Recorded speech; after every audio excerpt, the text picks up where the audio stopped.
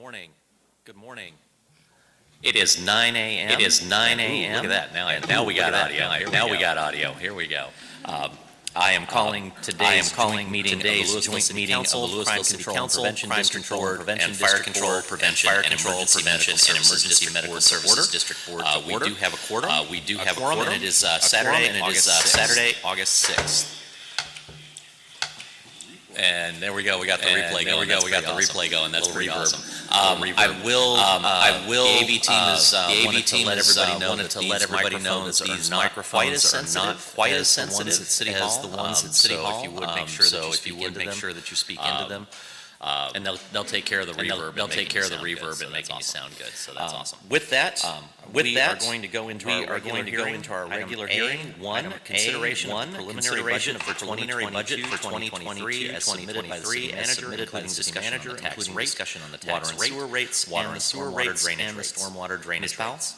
Ms. Powell? Mayor and Council, we are proud to submit to you our fiscal year 22-23 preliminary budget for your consideration. Before we get started, I did want to give some people that have gotten us here, staff-wise, for setting up this room, obviously Matt Martucci and Steve Gaddis, who's doing our audio visual, and then also Jennifer Ippolito, Caitlin Watts, and Julie Worcester for all the setup. This process starts long before today.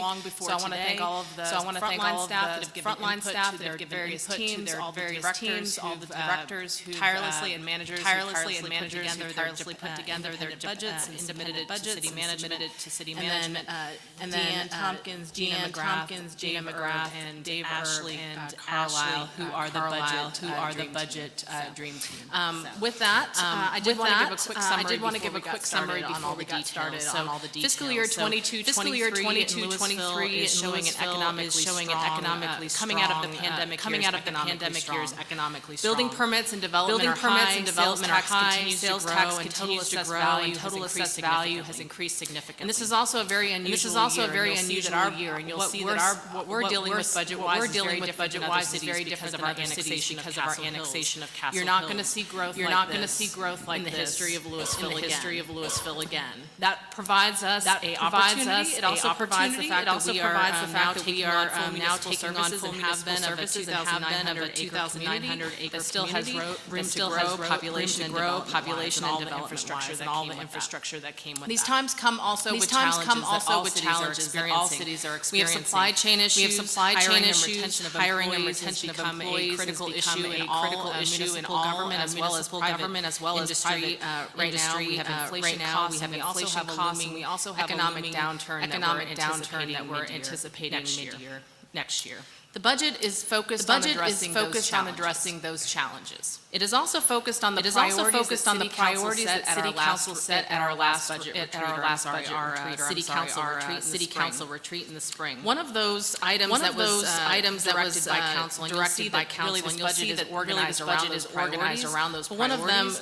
One of them spent a lot of time focused on in this budget is city infrastructure and facilities.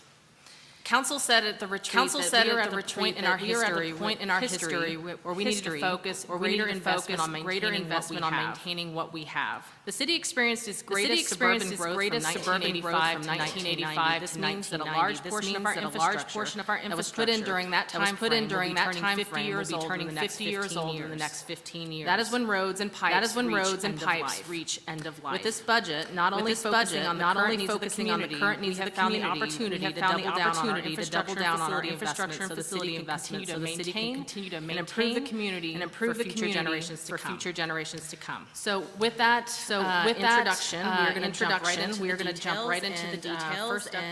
First up is going to be Gina McGrath. So I'm going to start talking about budget process a little bit. Wait, who's doing? Right here. Did you want to?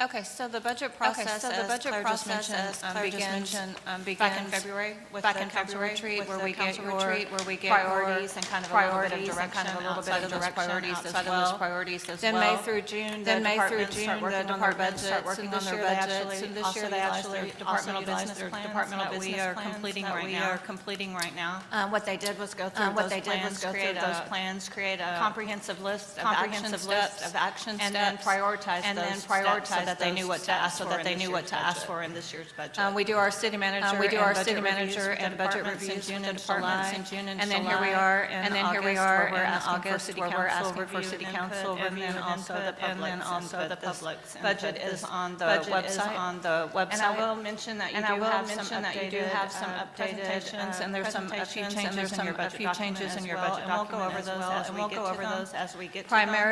Primarily, they are related to slides that we've added to kind of show you some more comparisons, or to better give you some background information on some of the packages.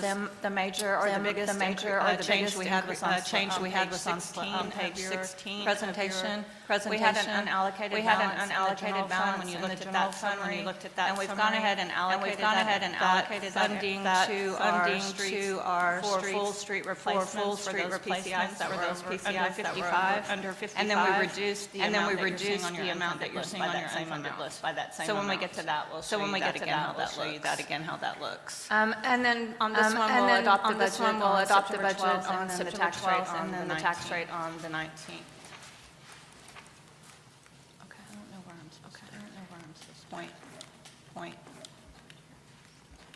Towards what? So these are a lot of the guidelines that we use every year to help develop the budget. We always look at council priorities. In February, we use those. So Lewisville 2025 you'll see kind of how we've broken out. We have in this budget by plan. In this document, we look at general fund reserves, your utility fund plan. Resident survey results, we always look at. And then again, this year we looked at the departmental business plans. So that was new this year. Some of the policies, directives and guidelines we always have a 20% to all of our fund balances to ensure that we are sustainable long-term. In the debt service, we use a fund balance of 15% of the outstanding general obligation debt. On sales tax, the way we budget sales tax is that we look at what we think we're going to get this fiscal year, and we leave that flat. So we don't assume growth. This year we have a little bit of a nuance to mitigate legislation. So DM will go into that a little bit more. And then in the general fund, we always have a fund balance there. A general fund that strives for a one-third split between property tax, sales tax, and all other revenue. Again, this year that's a little bit different. We're going to pause when we get to that and have some discussion on that, just so that you're aware that we're moving a little bit away from that. The operating fund should always be balanced with appropriations not exceeding ongoing revenues. We don't ever use one-time revenues for ongoing appropriations. Every year in the utility fund, we do a cost of service to make sure that we're incrementally looking at that fund every year to make sure if a rate increase is needed, that we budget more, and that mitigates the impact of an increase all in 1 year if we only did that rate study like every 5 years. We always budget the utility fund revenues on a normal year. So even though we've had more than 40, 100 so far this year, we aren't going to plan on that for next year. We go back and assume it's going to be somewhat more normal. And then we budget all of our expenditures and personal services, materials, services and charges, transfers and capital. Those are the 5 categories we've always used, and that makes it easy to establish trends kind of where differences are occurring in the budget. This year they're all increased. Debt versus cash funding. The city is working towards 50-50, especially on the utility capital side and capital. This is based on a best practice from our bond raters. We're currently about a 65-35. So we're not in a bad situation, but we certainly could be a lot better. So I wanted to pause for just a moment to talk about how we put together the budget, department-wise, because I think it's important for the public as well as realize that we are constantly forcing all of our departments to cut back and look at all of their programs to see if there's any before they submit their budget. And the way we do that is every department is expected to provide their budget for the city manager's office, budget to them, a target number. A target number is always less than what they have going in. It basically is a reduction in what their current budget is. So what that does is force the department to look at all of their line items and start cutting. If they can live with the cuts, they live with the cuts. But the only other alternative is you submit an additional funding request. We call it an add back. To be able to meet this target number, I had to cut this, and we were requesting that it be refunded, basically refunded. A good example is like for our finance department. To be able, this is what Dave Erb had put up. The quote unquote chopping block was. To be able to meet his target number, he put on the fact that we have a third-party auditor that comes in and does our internal audit function. We could absorb that in-house. We brought it to council and talked about the level of expertise from the third party is better, that it's more efficient this way, and that we can hit more audits in a given year. But we could technically absorb that workload if we needed to. At the end of the day, when we look at that, because it was council's direction to continue with that, wanting to fund that, we did fund that. That is kind of an example. You're putting the departments constantly in a state of relooking at their budgets. And I truly believe this function or this process is why Lewisville's budget has remained so lean and we continue to be one of the best values because of this process. Because of this process, constantly looking at our programs. So let me see how to work this. Okay. Go back.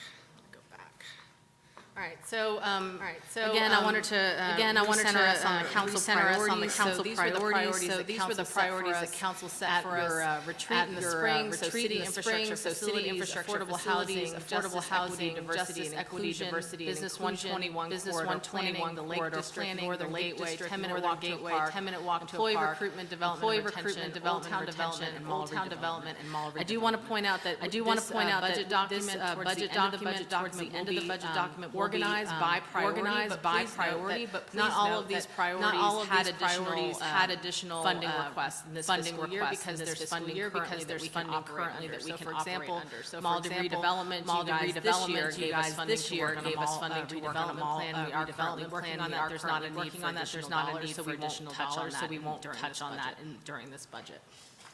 I also wanted to point out that of all the action steps that we're going to be talking about, we said there are a lot of action steps, and they are all found in tab number 26 of your budget binder. But we are really focusing on anything that's 50,000. The public does have access to see what all of the expenditures are, as well as council on that tab 26. Yes. Claire, if there's a question, should we speak up as we go?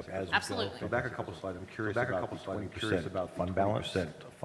Is that regulatory? Is that best practice? Is that something best practice? Is that a bond? Where does that 20% where does that 20% number It's come a best practice, and it's a policy that we've adopted. Have we gone below that? Have we gone below that? When was the last time we went below the 20%? We've never gone below the 20%. Okay, thank you. Gina, isn't some of that driven by the bond agencies, or the ratings agencies? The ratings agencies look to see a healthy fund balance. Yes, that's one of the criteria they use. They look at our fund balance. When they looked at that the last time, we had about a 50%, pretty close to it, and so that's why you're going to see a big drawdown this fiscal year utilization of that fund. Okay, thank you.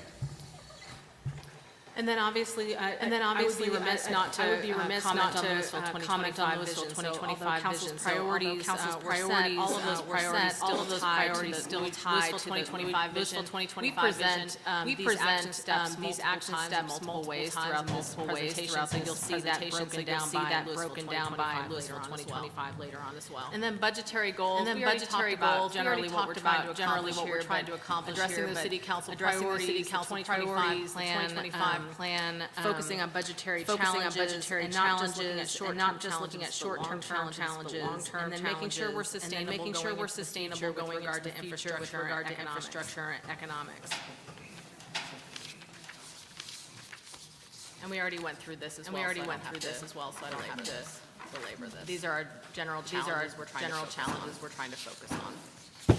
So with that, I'm going to hand it over to Deanne. She's going to go through the funds.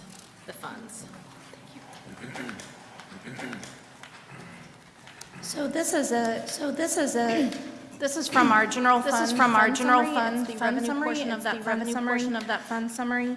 It is showing what we're focused on here, and you can see there are boxes around the columns. The first one is the adopted budget for fiscal year 2022. To the right of that one is a revised budget for 2022. And then over to the far right in the box, you're going to see our proposed budget for 2023. From the original budget of 2022's budget of 2023, we're showing a $17.7 million increase, which is 17.3%. If you look at the two columns, the original budget and the revised budget for FY 2022, you're going to see that there's a $9 million increase there, and that's related to building permits. It's also related to an increase in sales tax, and also Castle Hill's values that were not allocated to debt. For fiscal year 2022, about 75% of Castle Hill's values went to debt, and 25% remained in the operating fund. We refunded the debt, and so you'll notice that in fiscal year 23, 75% of that Castle Hill's value is now in operating, and only 25% going towards debt. And if you look at the bottom of the screen, that's where you'll see the increase, the 8.1 million, 7.2%, and that includes a lot of that Castle Hill's value. It's also important to note that throughout Lewisville, the property values increased by 11%, so that's also reflected in that total. Sorry.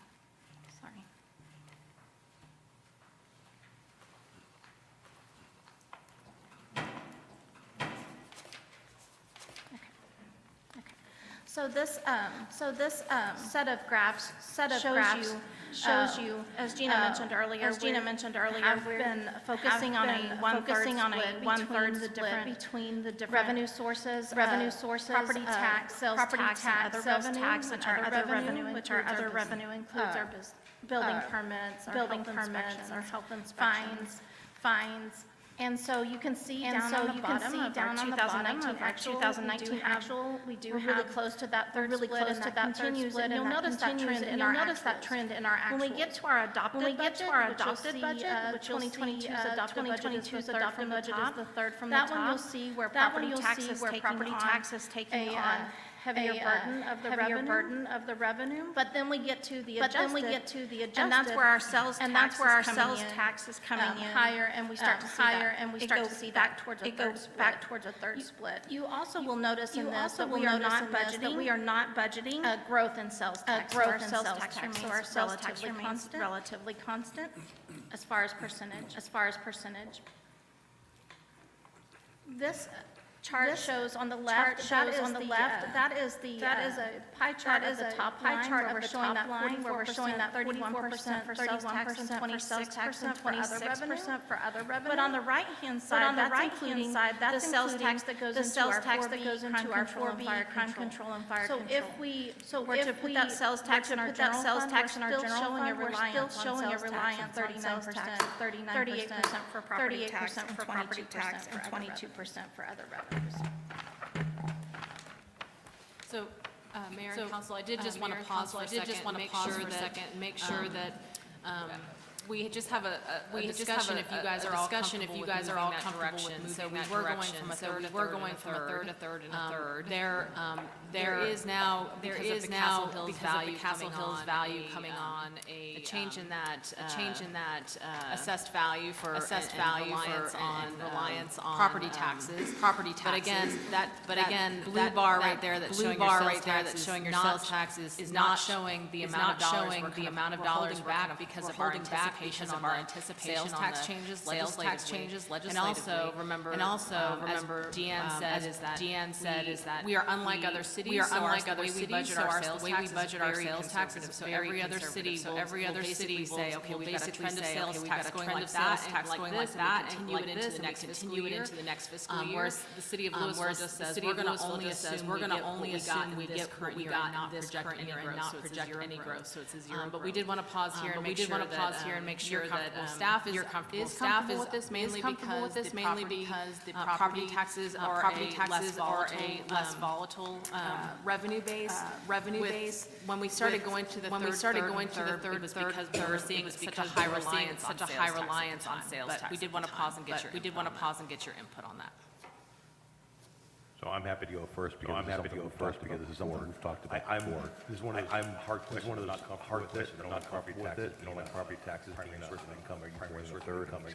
Third. But I don't have a better solution. But I don't have a solution in light of what's going on in Austin. In light of what's going on in the sales tax situation. The sales tax situation there. So I look forward to working with staff to try to see if there's other options we have available to us. Given the constraints we have, other options at this juncture. So, just to confirm, this sales tax number does not include what we dedicate to DCTA. So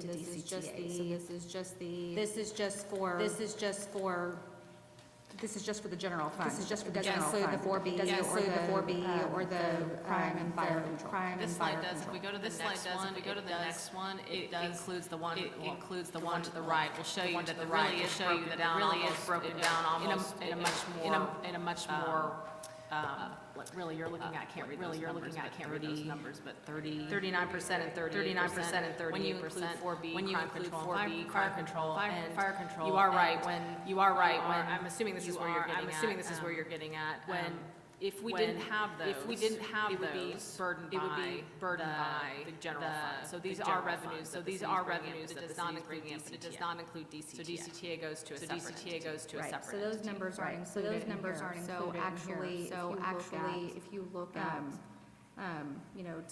to what Patrick is saying, the property taxes high here. If we added in what we dedicate to DCTA, it seems like we're closer to third. I think with the property taxes, because of the growth that we've had, and also bringing in Castle Hills, where we were already collecting sales tax on that, and also with what's going on with the sales tax. There's just a lot of moving parts on this. I'm completely comfortable where we are right now with this breakdown. But I think this is an off year. So I'm really curious to see how it plays out over the year.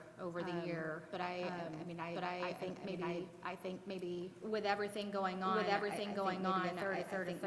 third is probably not possible. If we're going to have to start diverting sales tax is wanting to do.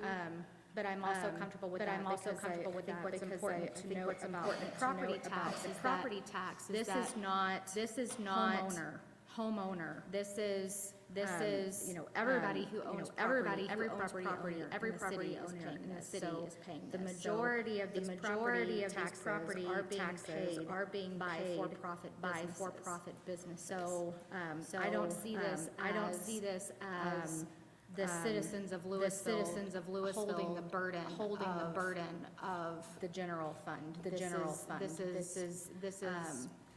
This is heavy on the business side, and I think it's all right if our property taxes are higher than a third. So, I mean, this is just a, classic accounting where you're looking at the worst case scenario, that's what you're budgeting. And that's what you're budgeting. The percentages, you get caught up in that, lead you down the wrong path, lead you down the wrong path. Revenue, increasing revenue may also lead taxes, may also lead you down the wrong path. We have to get to the expense side. So I want to tell residents to make sure you look at that, because make sure you look at that revenue. We also have an increase in service, which is an increase in expense. So think about the entire picture, not just one side. I think this is a good opportunity right now, very briefly, to explain to the residents, and I hope several of them are watching, about what Austin is trying to do. I mean, it's literally going to be legal thievery with us. So I think it's worth a 5-minute explanation. So the citizens know out there that we're fixing to have to write a check to the state for several million dollars, just like the school district. So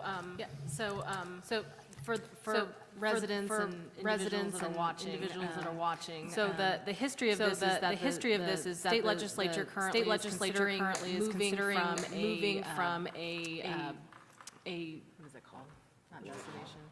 Thank you. An origin-based sales tax to destination-based. So what that means is for cities like Lewisville, which is largely built out, and we have a lot of industry in our city. For example, if we have a concrete batch plant in the city of Lewisville, every time they send out their materials throughout the Metroplex, someone's building a home in Highland Park, those sales tax dollars come to Lewisville. And to us, that makes sense because those trucks are on our street. The nuisance of dust and all the other issues that come along with having a batch plant affects our city. And so the sales tax that we receive help us to pay for those ongoing costs related to that. By going to destination-based, someone buys that concrete, they would receive the sales tax. And so that may not be as detrimental for some cities that are not largely built out because they can make decisions about strategy related to what kind of uses they want to have in their community. But for Louisville, that's largely built out, we don't have that luxury. And so our anticipation of what we would lose about $10 million every year once that gets adopted. And so it's pretty detrimental. What the city is doing in this budget and future budgets, basically not budgeting all of our sales tax. So basically, by the time that $10 million hits, if the legislation passes, which we think it will be in the next legislative session. When that does happen, we've weaned ourselves off of reliance on sales tax that we're able to just utilize. So those go to fund balance right now that back, and then we use that back, and then we use those for only one-time costs, but we're not relying on those because that would be the worst case scenario. If we have to rely on those sales tax ongoing costs, and then suddenly we don't have $10 million. We don't have $10 million, and we have to find that. So we're being conservative, planning for the worst. But I think that goes to what you were asking. It does, and I think it was a perfect opportunity to get that out there. But we need to realize that the cities that planned how their city's going to look, and carve out a certain area for great businesses like Mary Kay and stuff, and have a great distribution. We've done a lot of work. We've done a lot of work in the infrastructure and incentives, tax abatements to get those companies here. Whereas the cities that now want the sales tax, they did not want those businesses. But they see the amount of tax dollars all of a sudden going in. They want a piece of that pie. They want a piece of that pie without having to bear any burden. And we did that specifically to try to keep the burden off of the residents back. And your politician is in Austin is putting it right back on you, literally stealing our money. The rules are changing after. The rules are changing after the Yeah, fact. absolutely. After with the pandemic, when they saw all the orders that they weren't getting shopping in their towns. So now, and to me, it's just criminal. And to me, it's just Austin, you talk about local control, but yet every year you're taking it away from us. I'm done. I'm done. Put a bow on this. Put a bow on this. So a few things just that I'm hearing over there. Councilmember Kelly's point.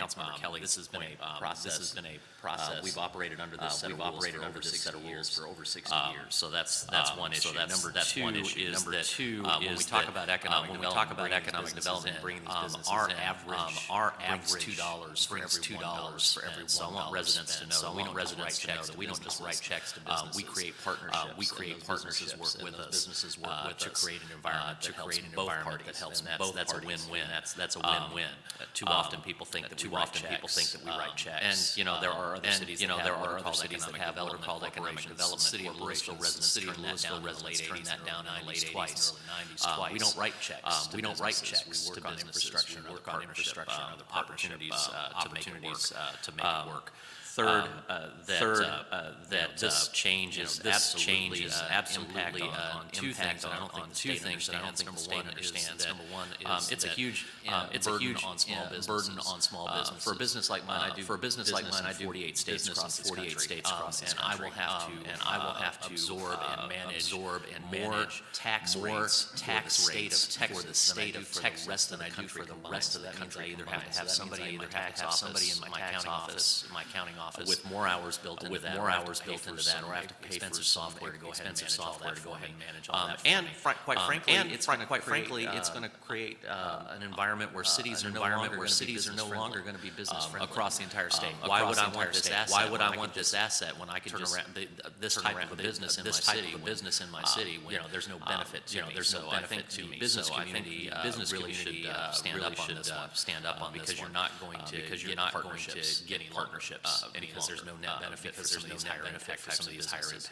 And finally, I did want to commend because I've done this for a long time. Y'all may not realize how important it is that we budget on a zero increase on sales tax. When you hear of cities doing big layoffs and other things when there's an economic downturn, one of the primary drivers of that is cities run off of an average projected average. So if we have a big run up of sales tax, it's increasing 5, 8, 10%. They'll take the last 3 years and say we're going to have a 5% sales tax increase in our sales tax. When that pendulum swings the other way, it is a hammer. I commend staff for not doing that. Now it does mean that we end up a little bit behind. We have to kind of add that money into a pool, and then we shift that. But I'd much rather be a little bit behind and not have to layoffs of police and fire and other important staff within the city and staff within the city, and we can manage through those. That's the bow. We can keep moving. Are there any more questions regarding sales tax or property tax? We're going to go ahead and move forward to some of our other major revenues. On the left-hand side, you'll see that we have around a $534,000 increase in franchise taxes for co-serve and These are franchise fees that these cities pay to the city. You will notice this increase, a portion of it is related to our annexation of Castle Hills. The second to the left is our landfill host fee for Allied. This is accounting for about a $324,000 increase in revenue. In the general fund. This landfill was previously closed. However, it has reopened for collections. So we are seeing an increase. In the middle, $755,000 increase related to ambulance fees. In fiscal year 2022, we started outsourcing collections for ambulance fees. And that has created a 6% increase in collection rates. In addition, we've had a 10% increase in service, so that's contributing to that $755,000 increase. Second from the right, our parkland dedication fees. These are based on projects that are known to date. And there is an offsetting expenditure in the same amount in the general fund. And to the right is our commercial refuse. You're seeing a $119,000, and that's just a normalization of the revenue in this fund. There was a one-time prior year payment in 2019 that increased the trend on this, so this is just a normalization of that revenue. Mr. Ferris, just go back, that landfill, that sometimes that might create some confusion. That landfill construction and demolition, not any of the other, that landfill. That's correct, Mayor. That's a type 4 landfill. That's a type 4 landfill. It's been there a number of years. This will be included in the October workshop, but this is for debris, construction debris, non-residential, type of things, but it's type 4. We'll go over that in the October. But again, as Ian said, this landfill did close, or did reduce their intake, really one load per quarter, about a year ago. They've ramped that back up, basically. They're over at Camelot. Thank you. I just didn't want the confusion. Is the DFW landfill open back again? No, that is not the case. Thank you. So we'll talk about the general fund operating budget overview. The fund summary that Deanne just went over on revenue, total $20 million in revenue. From that, we have a base budget of $105 million, and that goes back to what the department started their journey with at this budget process. To that, we've added $283,000 in the add-backs that Claire spoke with you a little bit earlier. We've added new programs and positions, including 14 that we'll go over in detail to the general fund. And then lastly, we have a $9.3 million expansions, improvements, and replacements to existing equipment. And those are all throughout these programs that we'll be spending the workshop talking with you about today. And that gives you a balance to expenditures, current revenue to expenditure balance.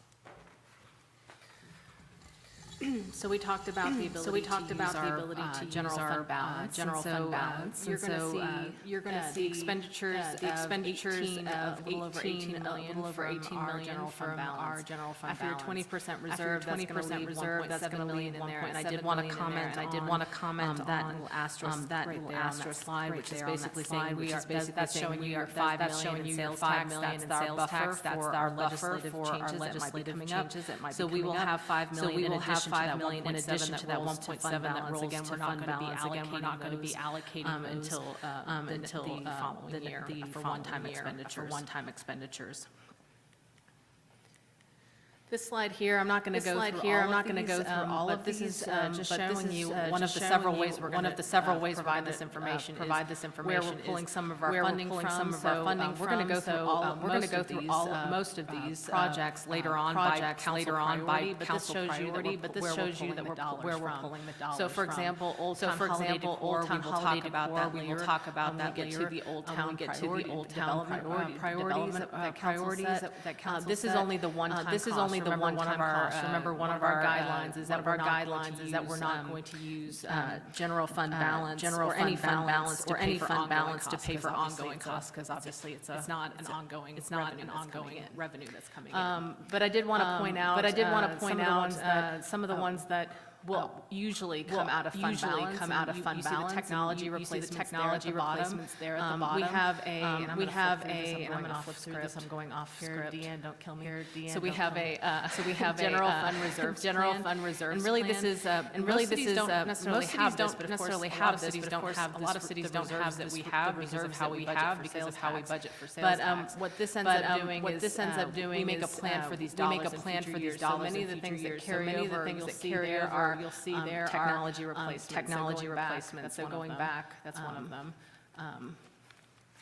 So going back to that, you'll see technology replacements right there. You'll also see on the next slide. This is just every year we'll do this. Economic development agreements. You guys, when you adopt agreements, and incentives, typically we don't provide cash. So you're usually dealing with reimbursements. So you complete construction of an office building, and we're going to give you a reimbursement of fees. And so we have to, and you'll see that in your tab number 7, I believe. Yeah, that's your economic development liabilities. Every year year our economic development department plots out, we know these are the agreements we have, we know when these incentives will hit by each year, and then we budget it. Now, that doesn't mean that all of those conditions are met necessarily, because there may be a time frame you have to complete if they don't complete it, if they don't complete it, that just continues on to next year's fund balance. But that's how we do the budgeting for that. And then the Lewisville Public Safety Complex, in your crime control and your fire control districts, they're each carrying $1 million of cost overruns on that Lewisville Public Safety Complex. This is $8 million. And we'll go through that later on. That relates to what we talked about with cost inflation issues. That's Deanne. So this slide really shows how budgeting our sales tax conservatively, the results of that, over to the left, the lighter blue on the bottom shows our operating reserves, our 20% operating reserves.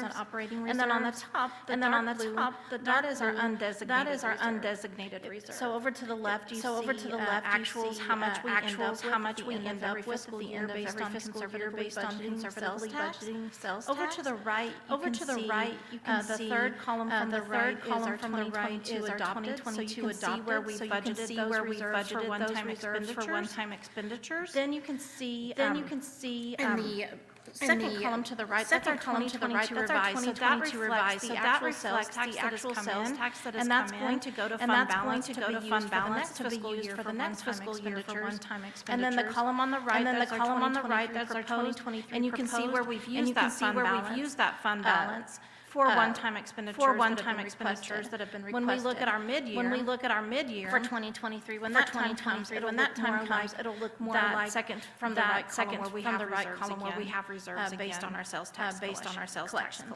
collections.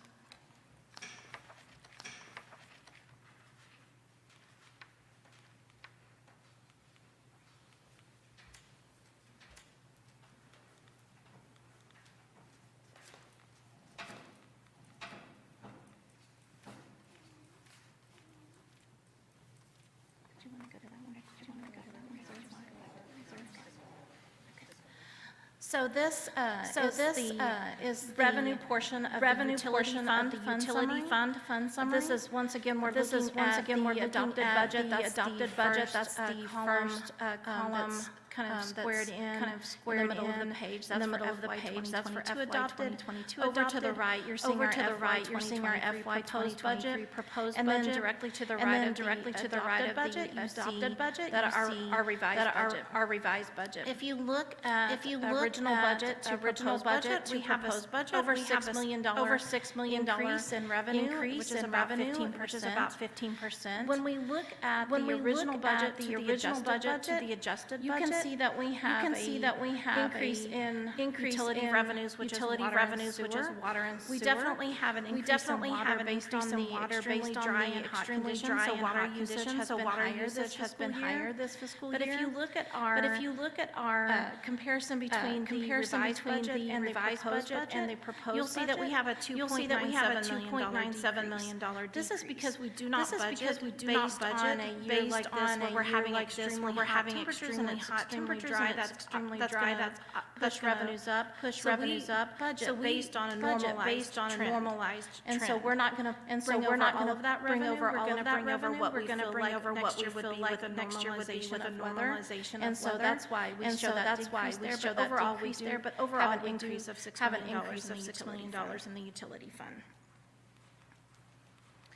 This chart is showing the revenues, revenue percentages in the general fund. Dark blue is sewer cells, and that turquoise color is from water cells. If you look at the right columns, you'll notice that 94% of that revenue is from water and sewer cells in the proposed budget. And in the revised budget, 96% of the revenue comes from water and sewer cells. Over to the left, you're going to see a revenue category called water cells and wholesale sewer cells.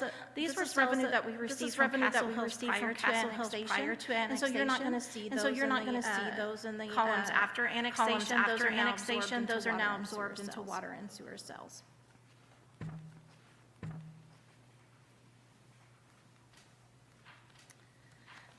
The major revenue in the utility fund, water sales are increasing 5.6 This is based on a normalized year, and this is in comparison to the adopted budget for 2022. Where it's based on a normalized trend, and it's also based on the addition of Castle Hills. This is the same way with sewer service. We're showing a $1.1 million increase. Once again, based on trend, a normalized trend, and addition of Castle Hills. Water and capital recovery, those are charges imposed by utilities upon new development, as they tie into those systems. And those are down $235,000 for water and $224,000 for sewer, and that's based on known projects that are in process. I also wanted to highlight that because you saw that on water, sewer recovery, but also you saw that recovery, but also you saw that dedication, reduction, and it's the same for our anticipation on building permits next year. We're anticipating a downturn, and also we know what projects are going to hit. We're anticipating those numbers to go down.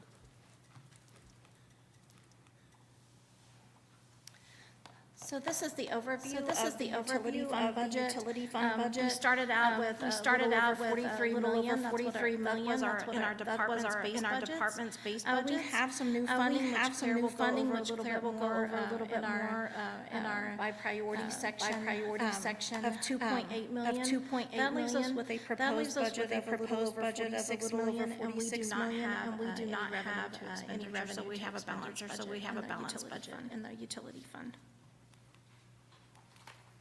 So with our expenditures, utility fund balance, we have $6.5 million. We're going to go through all of these projects later on.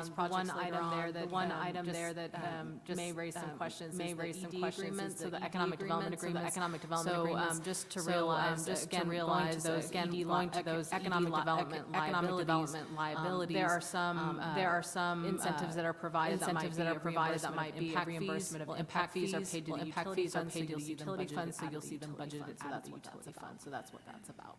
And then you'll see at the bottom, $8.6 is left after reserves, and there may be a question of why is there such a large reserve or balance at the end of the day on our utility funds and not utility funds, and the reason why our utility fund. Yeah, the reason why is because we have over $100 million wastewater and water treatment plant projects coming up in the near future, in the next 10 years. And with our bond rating agencies telling us they want us to do having more cash funding. That is the impetus behind that large reserve.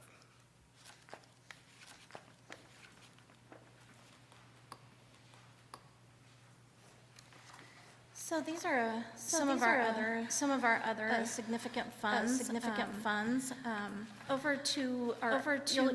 You'll see crime control, fire control, and those are all sales tax supported funds. For crime control, you'll notice a $222,000 This is related to sales tax projections. And similarly, in the 4B fund, there's a $60,000 increase related to sales tax projections. If you look at the fire control fund on the top, we're showing a decrease of $947,000. However, this is related to a one-time $1 million contribution from the town of Flower Mound. So when we reduce that, that's what's showing that $947,000 decrease. Over to the right, kind of the 1, 2 o'clock position, you're going to see an increase of $259,000 in the drainage fund. And this is related mostly to Castle Hills annexation. And over to the left, pretty excited about. This is our hotel motel. We're showing an increase of $462,000. Our occupancy rates are continuing to gradually increase, and we're actually starting to see pre-pandemic levels related to occupancy tax. So that's where we're getting that $462,000 increase.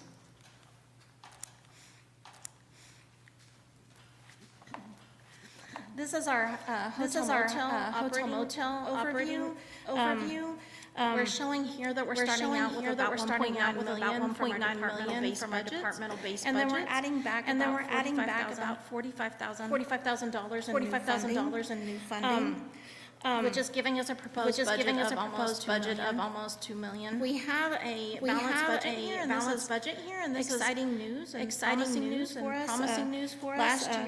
Last year, current revenue to current expense was negative, which meant that we were temporarily using fund balance to cover operating costs. Last year at the time, we knew that that was not sustainable. Mentioned that if we saw that same trend again this year, that we would have to start cutting operating costs. However, we did not have to do that because we were able to fit our operating budget within the revenue constraints. We're excited to see that balanced budget there.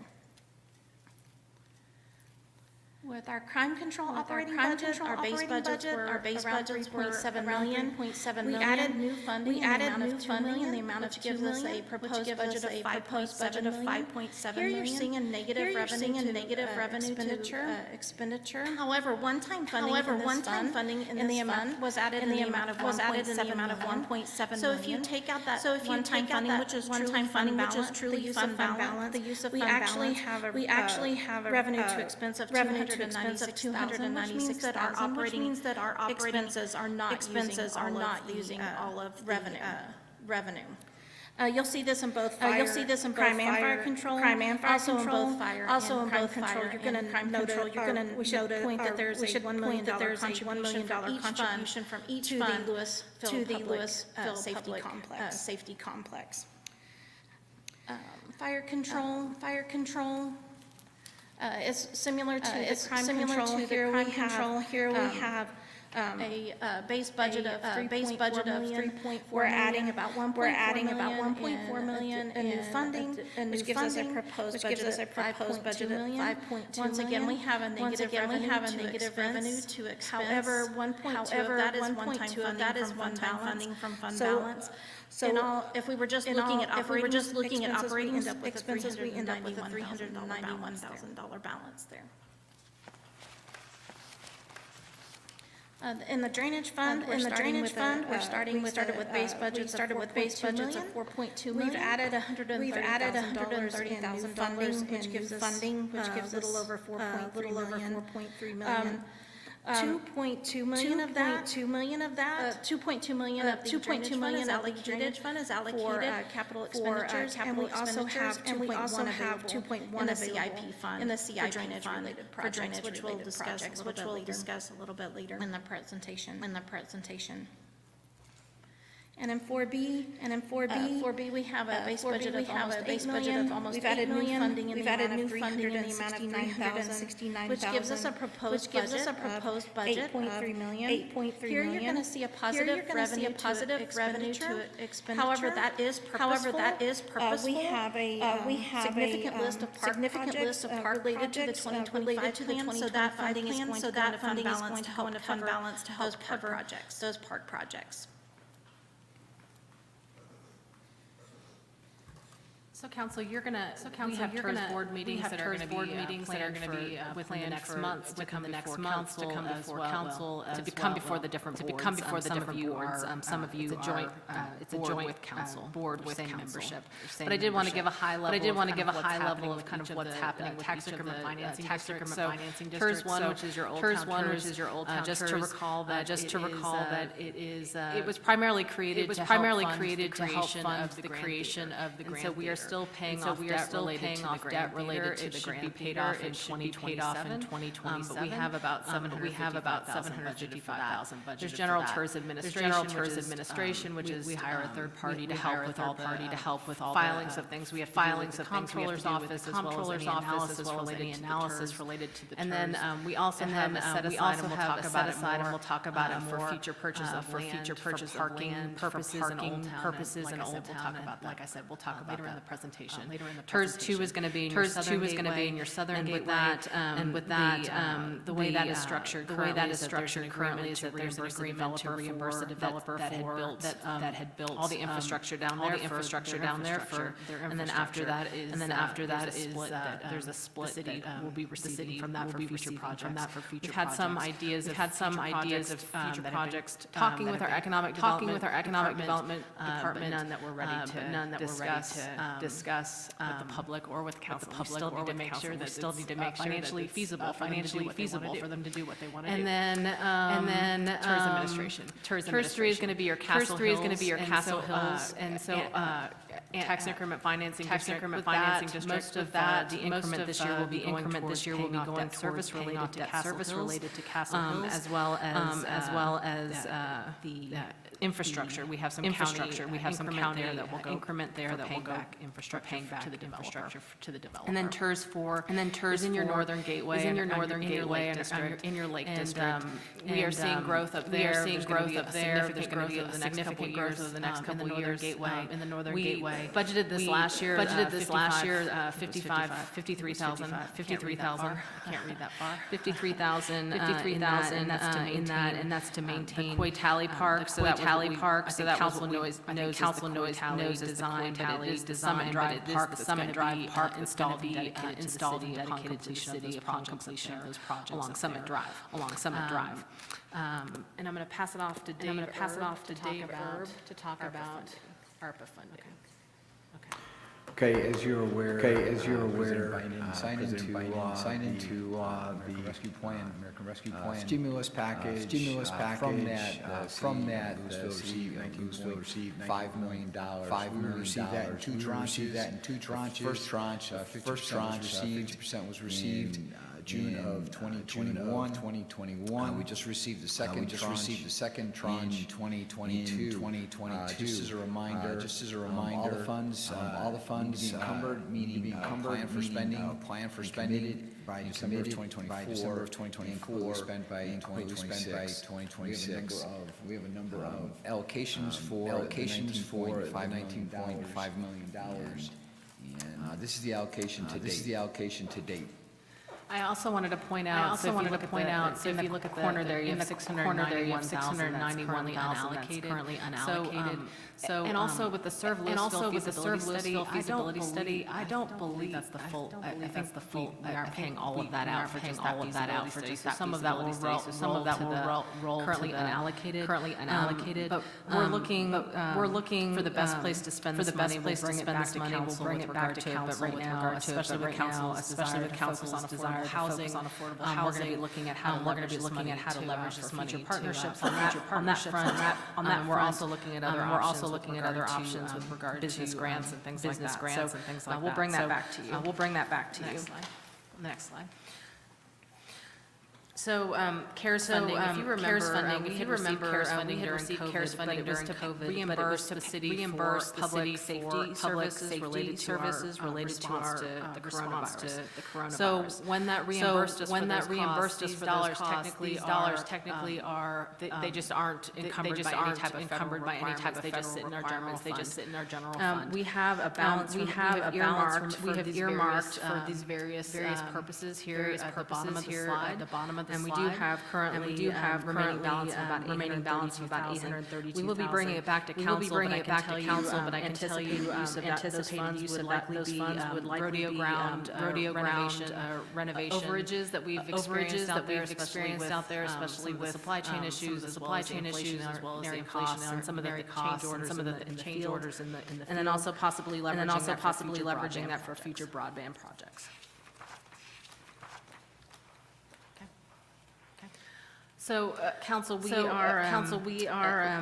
you we would present these action items in different ways. So we wanted to make sure, even though we were moving towards priorities, that we didn't lose sight of the fact that we are still guided by our 2025 plan. I'm not going to go through all of these, but I did want to give you the magnitude of how these are separated by big moves. So we'll just flip through them. So we'll just flip through thriving neighborhoods, value-driven organization, connected city, data-driven organizations, economic vitality, green centerpiece, extending the green, identity, place, and communications, Old Town, sustainability. I did want to mention though on sustainability, you will notice that both of these are dealing with financial sustainability rather than traditional sustainability, and that's because when we set this year for our sustainability plan implementation, they were all budget neutral. They were all budget neutral, so we could absorb all of those in our budget. I would not expect that because I think there's some bigger items on the horizon, but this year there's not a budget implication related to sustainability that we couldn't handle within our current operating budgets. Okay, this is where we get to the meat. So city infrastructure and facilities, priority number one. And we're going to go through the various projects. I wanted to make sure before we move on to this, are there any questions on what we've covered from council so far? Okay. All right, so I'm going to go through these. If you have any questions about these projects, the experts are in the audience right now. All of our directors are here. And also, I will call on a few of them as we go along some assistance if they're highly technical, or I think some of the background to the public or council. So the first is our library study space. This is a $58,000 cost. This is the second year of our installation on this. This would fund eight individual pod-style lighting on the first floor of the library. We already funded this for the second floor, and it's currently installed and loved by our community. So this is an expansion on that. Number two is the remodel wastewater and ECS building. That's our environmental building. That's our environmental admin building. For those of you who have been in that building, you know it's very dated, and if you've been in our lab, people are sitting on top of each other. So this is to provide cubicle space for those lab technicians, the small conference room, dedicated sample drop-off. Folks are trying to bring water samples and we test that for them. Keeley Tower data building replacement. So on Valley Ridge, we have tower, which is our Keeley Tower, which is our communications tower. And probably miss it. I didn't even know what this was until I was biking down the trail. And then I got to see it firsthand. It is in not great shape. It's a tiny little shed. It's a little building, but it looks like a shed. It holds all of the technical electrical equipment that communications tower. There is significant water damage, there's mold within there, leaks, it has led to unexpected outages. The continued sustainability of that tower, that's important to fund. And then we need to replace our jail control system. Currently our jail control system is nearing end of life. We've had multiple incidents related to functionality. Now, I want to assure the public that we don't have inmates that are, doors are suddenly opening and inmates are able to run free within our facility. That's not what's happening. What does happen is that the jailers have to use keys. They can't use intercoms, which increases potential risk for our employees because closer proximity, their hands are busy while they're having to deal with inmates. So that is our recommendation on that. Property appraisals. The city, last time we conducted a property appraisal was in 2005, which means all of our facilities are currently insured to the value of what they were in 2005. So just from a standpoint of if we had a natural disaster in our facilities, the ability to replace them and get insurance from that is important to be fully insured on that. The one thing to note though, council, is that this is going to be a one-two punch. With our property appraisals, we pay $100,000. But then next year we're going to have a cost increase related to insurance. Rightfully so, though. Number two is janitorial increases. That's just additional costs just to keep up with raising costs of these services. And then Wayne Ferguson Plaza stage truss gear maintenance. So basically we lost functionality of one of our hoist motors. You really need to have all hoist electronics on it, be able to work together. And then there's an ongoing cost relating to our annual inspection of the structure. So this is really to make sure that our main facility is safe for our performers as well as to residents. Next. And then finally, We also have our joint public safety complex. So we talked about this cost. So here is $10 million cost. I will tell you that with regard to the actual building itself, we are within budget. We are within budget. The problem is with cost inflation. And so you're seeing this throughout the Metroplex. And we are hopeful that perhaps prices are coming down on different materials. We may not get to that 10 million, but we have to plan for that. So our consultant Chris Squadra has advised that this is what we should be budgeting for. And so the good news is that when we brought this to you prior, we told you about this cost overrun with relation to inflation. You noticed how staff was not as concerned as maybe other cities might be with this because of our general fund. The fact that we budget the way we do, this was something we could handle. Park operations equipment, these are general equipment for our parks team, basically to do their job out there in the field, so mini excavators, trail blowers, just various pieces of equipment. I did want to have Kelly be able to talk about the next two items. Yeah, so the next item is trailer mounted hydro excavator. This is for our traffic division. Currently, they are hand digging holes to install and replace signs. And this piece of equipment really speed up the process to perform in many cases. In many cases, 3 weeks to actually install these signs, and this piece of equipment would speed up that process.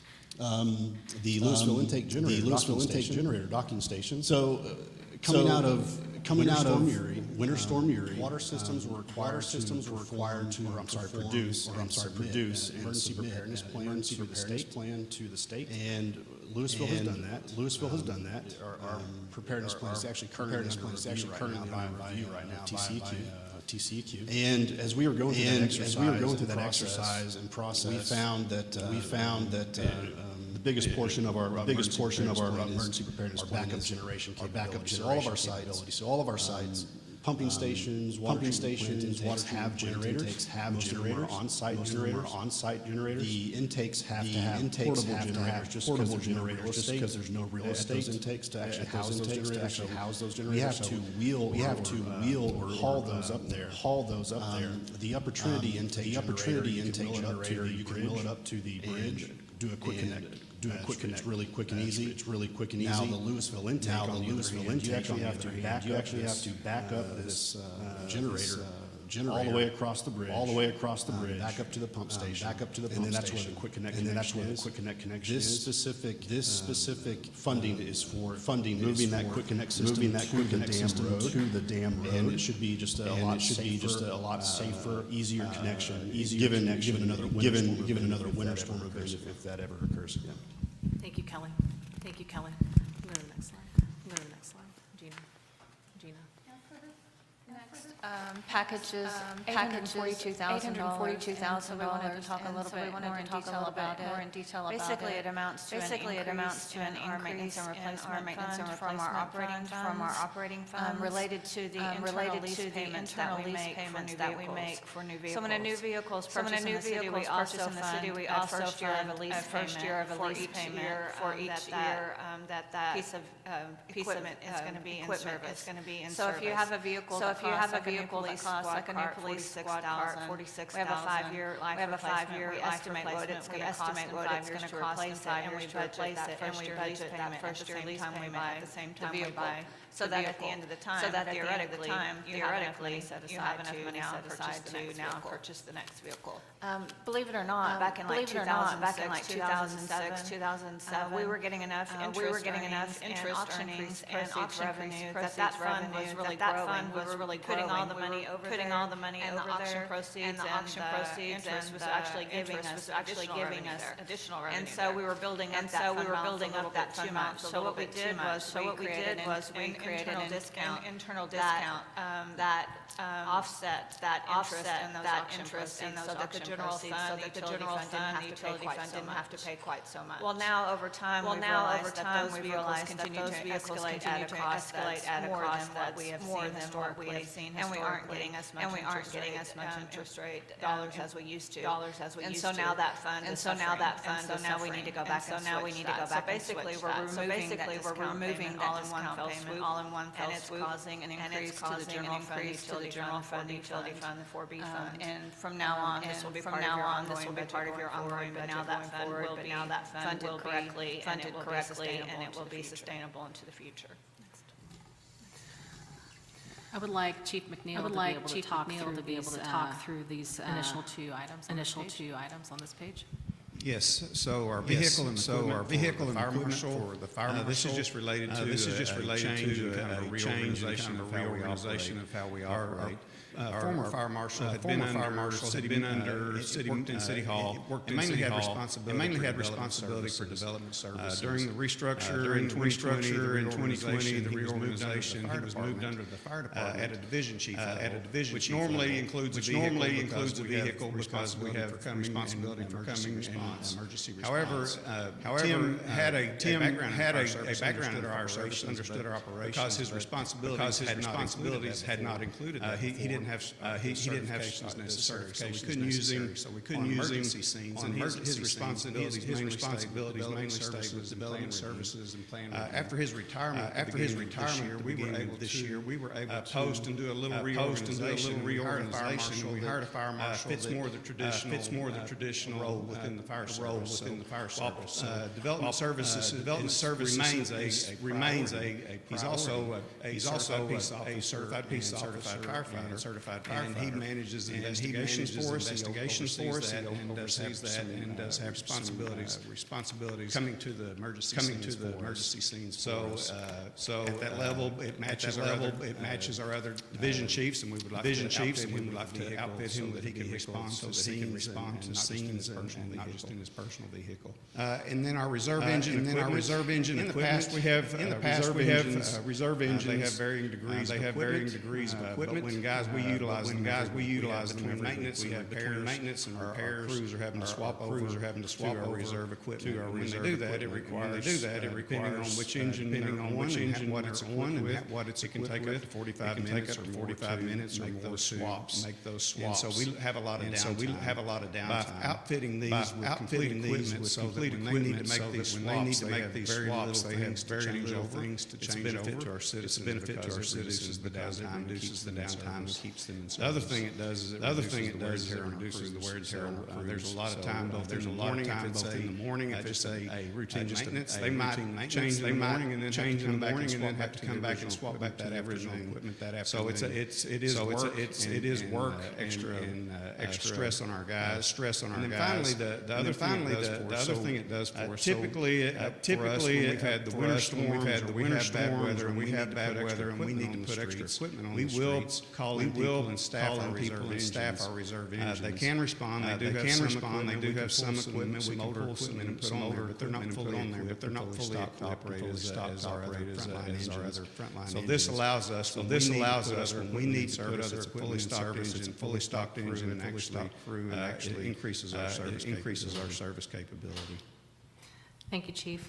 And while he's passing the mic over to Deaver, I'll talk about the outfit. So this is just a cost to outfit our police vehicles. So when we purchase our police vehicles, they don't look like police vehicles. The outfits are basically put the light bars on, and all the other equipment. Do you know that we decommission a car, as long as it fits onto the new car, we will reuse those. And then Chief Deaver, can you talk about the 7 marked emergency vehicles? Yeah, that's the next 7 vehicles for take-home program. This is year 2 of that, year 2 of 3. Right now we have 19 patrol officers that live in the city. We're hoping that this will be a recruiting tool. If an officer knows that within a year they will have a take-home vehicle if they live in the city. That's recruiting tool that's being used by many other cities, and I think we'll benefit from it. Other than that, it offers increased visibility and a quick response in an emergency situation. If these officers are to and from the store and a crash nearby, then these officers are to respond to that scene if there's not an on-duty unit at the scene. Thank you, Chief, and just to remind council, this is council previously approved this 3-year process. This is also going towards helping with our fleet, number of fleet vehicles for our police patrol officers. Right now, we continue to struggle as most cities do. I mean, I think there was an article about Dallas as well with regard to supply chain issues. So actually, the vehicles that we had budgeted for last year, we ordered them, and they still haven't come in. They still haven't come in. We're struggling with that, but as soon as funding gets approved, this funding gets approved, we'll be again ordering ASAP to make sure we get them as fast as possible. Thank you, Chief. Gina? This next CIP street maintenance funding is where you see one of the changes that we made from your original presentation. The first portion here is an increase in allocation to the CIP program for our street and traffic program. We increased that $1.1 million to a total now of just over $7.6 million. That's something we're super proud of. We've never been that high at the city before. And ongoing operating costs being used for CIP program, for repairs and improvements to streets. In addition to that, we're able to start a program for full street replacements out of cash, and that's $1.2 million we're able to set aside to be allocated to meet those. And then again, you'll see the rest of the request for those street replacements on your unfunded list. Kelly or Ron, I'm not sure who wants to handle these next two. I think Kelly's got the mic. I'll answer. Ron, interrupt me if I mess this up. So the Garden Ridge Railroad crossing. So this the timbers that are in place right now are pretty worn. They're deteriorating. And what this funding would do would be KCS to come in with a pull out those timbers, pull out those timbers with an asphalt base, cover that with a concrete contract system there, and then they would come in and adjust. And so it ultimately resulted in a smoother transition going over that crossing. And the goal here is not to use any sort of asphalt here, but if it may have to be, but we'll see what that looks like. We'll see what that looks like whenever construction goes through with this. The next one is the pavement survey that's done every 3 years. This is what ultimately gets our PCI condition index values. We're assigning or quantifying value to a street. Really good new street is looking at 80s to 90s if it's brand new, and 100 if it's brand new. Those roads that are in disrepair, we have a goal of trying to hit those roads that have a 55 and below score. We're looking for full R&R rehab of those low streets. So ultimately, this is the assessment that those scores to get those scores. And the last one was 2019. So this is 2019. This is the next 3-year go to help produce our 5-year plan. Thank you, Kelly. Okay. I'd just like to say, personally very glad to see that Garden Ridge Railroad crossing. Improvement. I cross there at least once a day, and my car really appreciate it. You know, if you went 10 miles per hour slower. He's a speed demon. There's a school zone there. Everyone's picking on Bob. All All right, the next item is Denton Tap Street Lighting. We've had over the years several complaints from residents, not only Capel, but also Lewisville. Also, the city of Capel has several times about trying to do some project with us.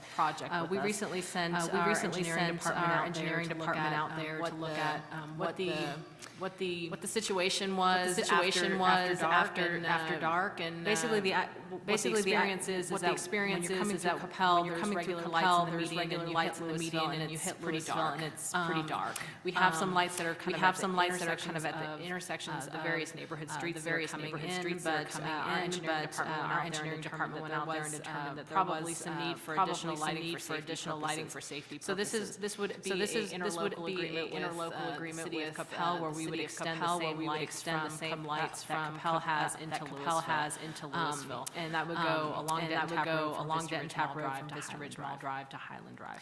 Next is floatable collection devices. Because of our annexation of Castle Hills, that's triggered a TCEQ mandate. And so we're going to need to install two floatable collection devices. You can picture right there. So basically, large nets that are storm drains will collect you might say, my gosh, $55,000 for those nets. I will say that picture doesn't do that justice. These nets can be 5 feet to 6 feet wide, 5 feet long, 6 feet wide. So they're very large nets. They're very large nets and very large structures. So, Where are they going to be located? Caitlin, do you have that information? Plan to be located, or Ron? We have a couple of areas. One of them's going to be at Mesquite Creek. There's a pipe that comes in. There's a bridge that comes in under the bridge. We've noticed a lot of debris coming in there. We're going to try that spot. We're going to try that spot. And then over on further down Mill, where Cowan is comes in. And there's another spot there. There's another spot there that appears to have a pretty good amount of debris coming in up there. Set one up there. Both areas are also kind of set up to where we can actually get to it. Once we put it in there, and we'll have to empty it out, put it back, empty it out, put it back. So the state mandates. So the state mandates we have to have X number, but we get to place them. Correct. Oh, great. Correct. Thanks. Oh, great. Thanks. Okay. Next is just street striping to just keep up with our level of service due to increased cost of materials. And the final one on that slide is sampling stations. So we're in year 2 of a 3-year program to reach a total of 300 water sampling stations throughout our city. So the intent on that is to make it easier to be able to do our sample testing for and make sure that we have healthy drinking water for our public. At the top of the page, this is just our we get rate increases from DWU and Upper Trinity. So this includes this year's water increases. This is not your DWU bump. Second on the page is a utility repair contract. So as our council knows, but also for the public's information, we are down significantly in our utility line maintenance crews. We hope that this doesn't remain an issue this coming year, but in case it does, to keep water in pipes. This is very important to make sure we're leveraging third-party services to help us add onto our staff. And then just to note that $800,000 is paid as we need them. So we end up being fully staffed and we don't need this contract. We don't have to expend those dollars. And then annual allocation, I think you were going to handle that. Sorry. This also goes back to what I was explaining about the vehicles where we do annual lease payments. So we also set aside an equipment fund in the utility fund for our water and wastewater plant equipment. We have a 10-year plan that amounts to $10 million. Under $10 million. So we try to set aside as much as we can every year to fund those on an ongoing basis. Historically, we've been able to put aside about $350,000 this year. We're going to increase that 570 to a total of 923,000 every year. So that fully funds that 10-year replacement for the utility equipment replacement. So here's your DW bump of 1 MGD, so we took that this year, just within the last month. But because of all the demand for water due to our drought conditions. But just to note to council that there was, even before that take of the extra 1 MGD, there was a budget request that was already in to take additional demand from DW as well. So that's here, with that additional cost. And then Gina's going to talk about the capital project transfer. So this capital project transfer is what we refer to when we talk about PAYGO and cash funding, our capital program. This is annually, we always try to do some amount out of the utility fund. This year we've put in 1.8 million out of your operating budget, with additional 3.9 million coming from the fund balance. When we do, get to the back of this presentation and we're talking about utilities, rate increases. When you fund, we hope that you will fund the 4.3% rate increase that's being proposed. That money will actually go to increase this 1.8 million in your operating budget. And then the amount coming from your utility fund balance. So that we're building in that cash funding into your ongoing operating budget. And just as a note, there's 16 million in bond funding. Just a definitional term, because I've seen PAYGO twice, and I've seen PAYGO twice here. When I see PAYGO, paying for things out of cash, paying for things out of cash, is that accurate? Our dollars, is that accurate? Thank you. Correct. Okay, thank you. So we are providing our public services department and our division with a brand new building, They have requested that they also get a brand new asset management system as well to go with their building done. Is almost done. This is a great benefit. Primarily because our fleet management software is 22 years old. This new system will be web-based and will also have live analytics, which our current one does not. On top of that, I wanted to give you an example of how this can be utilized, not just for our fleet team and the benefits there, because there will be efficiencies created there, but also for our end users, the people who are driving vehicles. For example, if our fleet maintenance folks end up fixing a vehicle, and the porter for the police department just left for the day, our police department will not know that their vehicle is ready for pickup until next Monday. So that's an entire weekend where could be out on the street. This would provide the ability for sergeants to have access to this, to know, okay, the vehicle's ready for pickup now. This will get cars out on the street faster. So I think there's a great benefit, not just for our public services department, but for really all the departments that have any fleet. Next. These are, again, we were talking about our technology, various technology requests. So this is a combination of all of those on one slide. I'm going to just highlight a few of them, and see if Chris has anything else he'd like to add to it, or if you guys have any questions on technology. So one, I wanted to make sure you were aware of that multi-factor authentication solution that we're moving towards. I think that's incredibly important in this day and age with regard to cybersecurity and making sure that dollars towards that. Although Gina's still complaining about having to do she hasn't even started, and she's complaining about multi-factor authentication. She finds it. The whole point of it is to be annoying. I'm making her the bad guy here. But also wanted to. Yes, I'm sorry. I had a quick question about that. So when you talk about the multi-factor, I actually sentiment because I hate it. But I understand that it's necessary. Does this apply to just the city employee going to their computer, or is this like if I log into the utility system to pay my bill? Does that apply to this as well? Chris, can you handle that question? Yes, I can. So this would be for city employees looking outward, if you will, for residents logging to pay a utility bill. Thank you. Okay, thank you.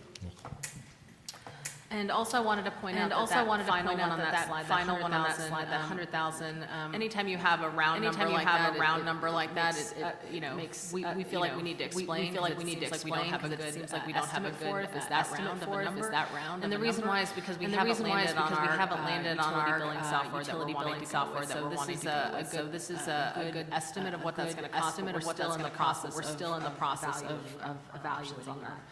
But there is a need to do that. Did you want to add anything about the need for the utility billing software or anything? Well, right now, we're in a transition period. Currently use STW for many years. Castle Hills.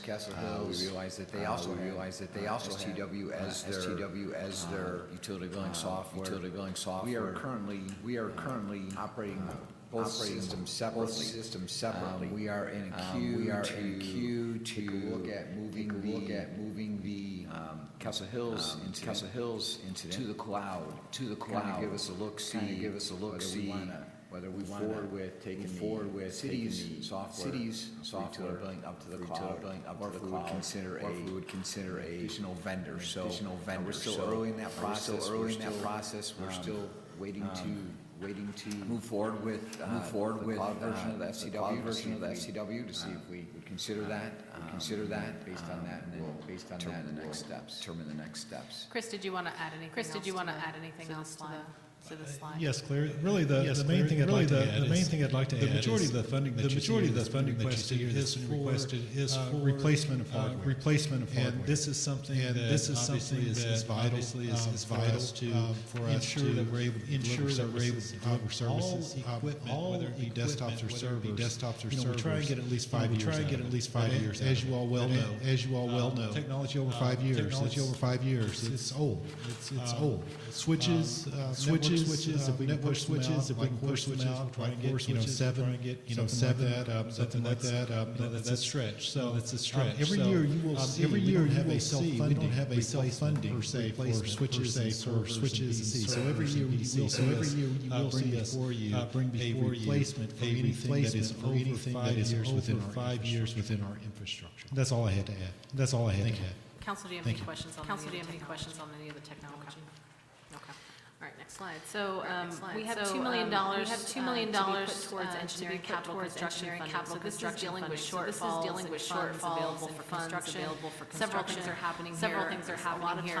A lot of times we are budgeting road projects, especially if they're related to bonds being sold much earlier. So they don't take into account all of the inflation we've seen, and then of course all of the exceptional amount of cost inflation that we're seeing right now, and just the short term. So that's affected. Now you might look at that and go, well, some of those projects are also on the county bond program that's for consideration. And I did want to point that out. The county will, even if the county were to adopt these, what would end up happening is they were going to sell debt in tranches. You could end up with a reimbursement agreement from the county. A lot of these projects we have here are ongoing. Like so for us not to budget for cost overages, we would be having to pull from other projects. So with that, we would be putting this money aside with the understanding that if the county does adopt their bond package, that will help reimburse that and free up future money. Traffic signal controllers and cabinets. The city owns 118 signalized intersections. 100 of them are 20 to 30 years old and near end of life. The department, engineering department had requested $2 million funding cost, $500,000 with the idea that they would purchase the cabinets and replace as they fail, or they would just do this in tranches, and we'll work with the engineering department with regard to what's the best method to approach that. And one quick question. What happens to the wraps that we did on these? How does that work? We'll have no more wraps. James, I think we would have to end up funding replacements, but I think I don't know what the schedule is. I don't know what the schedule is and how long those wraps last. We're aware that there's going to be some cabinet replacement. So as that project moves forward, we'll be sure not to wrap the ones that are about to be replaced. We'll probably lose some. We'll probably rewrap them and either rewrap them or wrap. It's going to be an ongoing process. It's going to be an ongoing process trying to coordinate with public services on that. Okay, next. $100,000 is transferred to the CIP fund, so that's going to increase from 315,000 a year to 415,000 a year to 415,000 a year. This is going towards, again, cost overages, or just ongoing increases in costs, but also maintenance, more dollars towards maintenance. That's 25,000 will go towards maintenance, replacement needs 75,000 will go towards playground restrooms and pavilions and other things throughout our system. Next. And then this one is an expansion of our parks mowing contract. So although this, it says mowing contract, the idea here is be more nuanced with regard to how we are utilizing these contractors. So obviously there's a need for mowing, but there's also areas within our city that need weeding. And there's also areas that need mulching, additional trash pickup. So to really focus efforts on maintenance and look of our community, especially from right-of-way standpoints, but also from trail standpoints as well.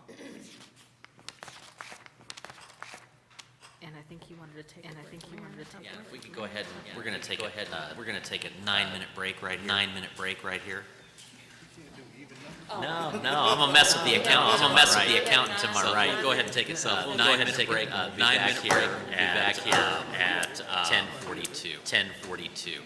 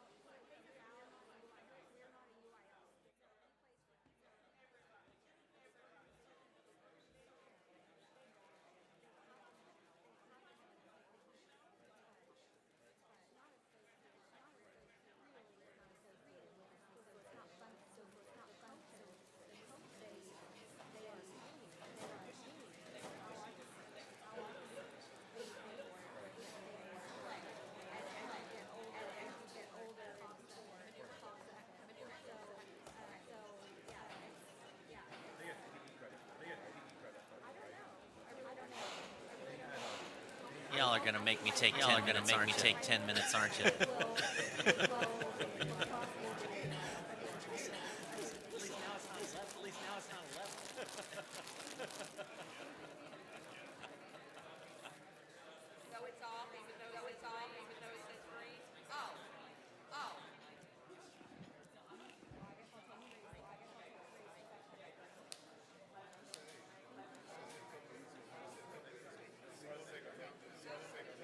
Hey Matt, Matt, can we do the opera house and toggle the lights?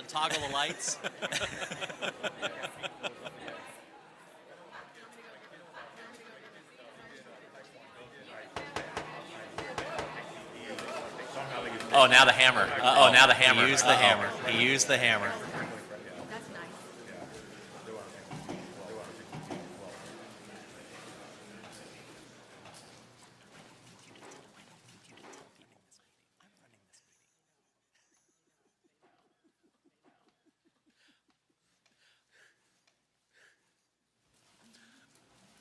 All right, we're done with break. All right, welcome back. Welcome back. Jump right into the 10-minute walk to a park overview. Mayor and Council, we're moving on to your second priority. And I think I already said this, but just to remind you, I did already say this. Just to remind you that we're not going to go through all the priorities you set, but the ones that have funding implications. So we're now on to 10-minute walk to a park, and I wanted Stacy and I to walk us through these projects. I know you guys have seen this in your 4B, but really the presentation will be for the public. So Mayor, City Council, Park fans, just a reminder, back in 2020, we hired an IES to help us remove and eradicate some of the invasive species that were overrunning the Prairie Creek urban forest area, and really help us identify how we modify the area to protect and provide quality habitat. And that project's been really successful. The removal is done. We'll probably doing a little bit of planting, and we need to now refocus our effort over to Central Park, where our urban forest in the area, just beyond the playground, overrun by invasive plants, and it's really threatening the quality of that forest, and it's also creating some safety issues back there. So this funding, along with some of the leftover funding from the project, will help us go in there and remove invasive species, and look at if we need to replant trees or some understory, but we'll be doing it in phases, working from the yellow area back to the orange, and then out to the pink areas. And then we have our annual allocation projects for improving, addressing some deficiencies in the park system. Once the master plan is done, once the healthy infrastructure is done, we'll really need to look at our master plan that's been sitting out there for the area known as East Hill Park. It's not East Hill Park, it's Spillway Park, you know.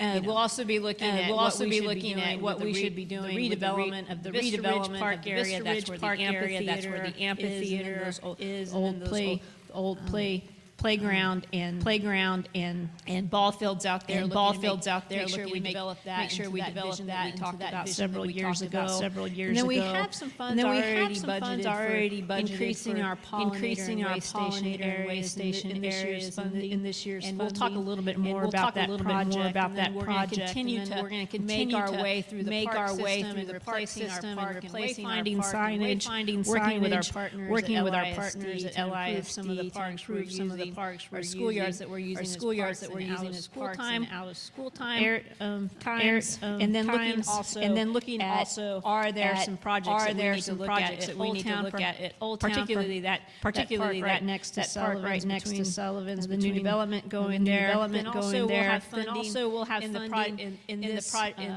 amount for our Gloria La Gloria Park. This is our match to that TPW fund grant, and then also looking at partnerships, any overages we have of small projects. I also wanted to point out on the 4B project, it's not related to the 4B, it's not related to the 4B, but it's just park projects in general. Is that if you look at this list, there's not something that's specific to Castle Hills. But we have, if you guys remember, all of the districts when they came over, we were auditing all of their accounts. There was a commitment that we would try to use some of the dollars that they had left over after we went through all the audits for Castle Hills projects. And so that is current funding that would be able to be used for a capital, basically put it aside as a capital CIP project for future projects in Castle Hills, but that frees up 4B for these Lewisville projects, Lewisville, what are we calling it? Legacy Lewisville projects. At the end of the day, it's all one Lewisville. I did want to point out that there is that funding out there. Can I weigh in here real quick on that? Not on that, but in particular. I will say that living over in Castle, we did three park revamp, 5 minutes of my house, 5 minutes of my house. I always thought, well, it'd be nice to have a nicer park. The difference that makes in a neighborhood is you see kids out there all the time, kids that I hadn't seen before. Always people really makes a big difference. So anyway, I just wanted to put that out. So anybody's question whether this money well spent, absolutely is great money spent. I did want to do a plug for, is it Daffodil Park? Is it Daffodil Park? Daffodil Park, so we've done some improvements to some of the parks recently because they had some projects that were already funded prior to annexation. We did just upgrade the park equipment, playground equipment up in Daffodil Park in Lewisville, and it's pretty exceptional. I don't know if it's open yet. Is it open yet or not? Next week it's going to be open, so y'all should check that out. So we're moving to employee recruitment, development, and retention, one of your other priorities. We're going to start off because I wanted you guys to get a picture of where the city of Lewisville stood per 1,000 citizens, how many FTEs, that basically employs, full-time equivalent employees we have before annexation and after annexation.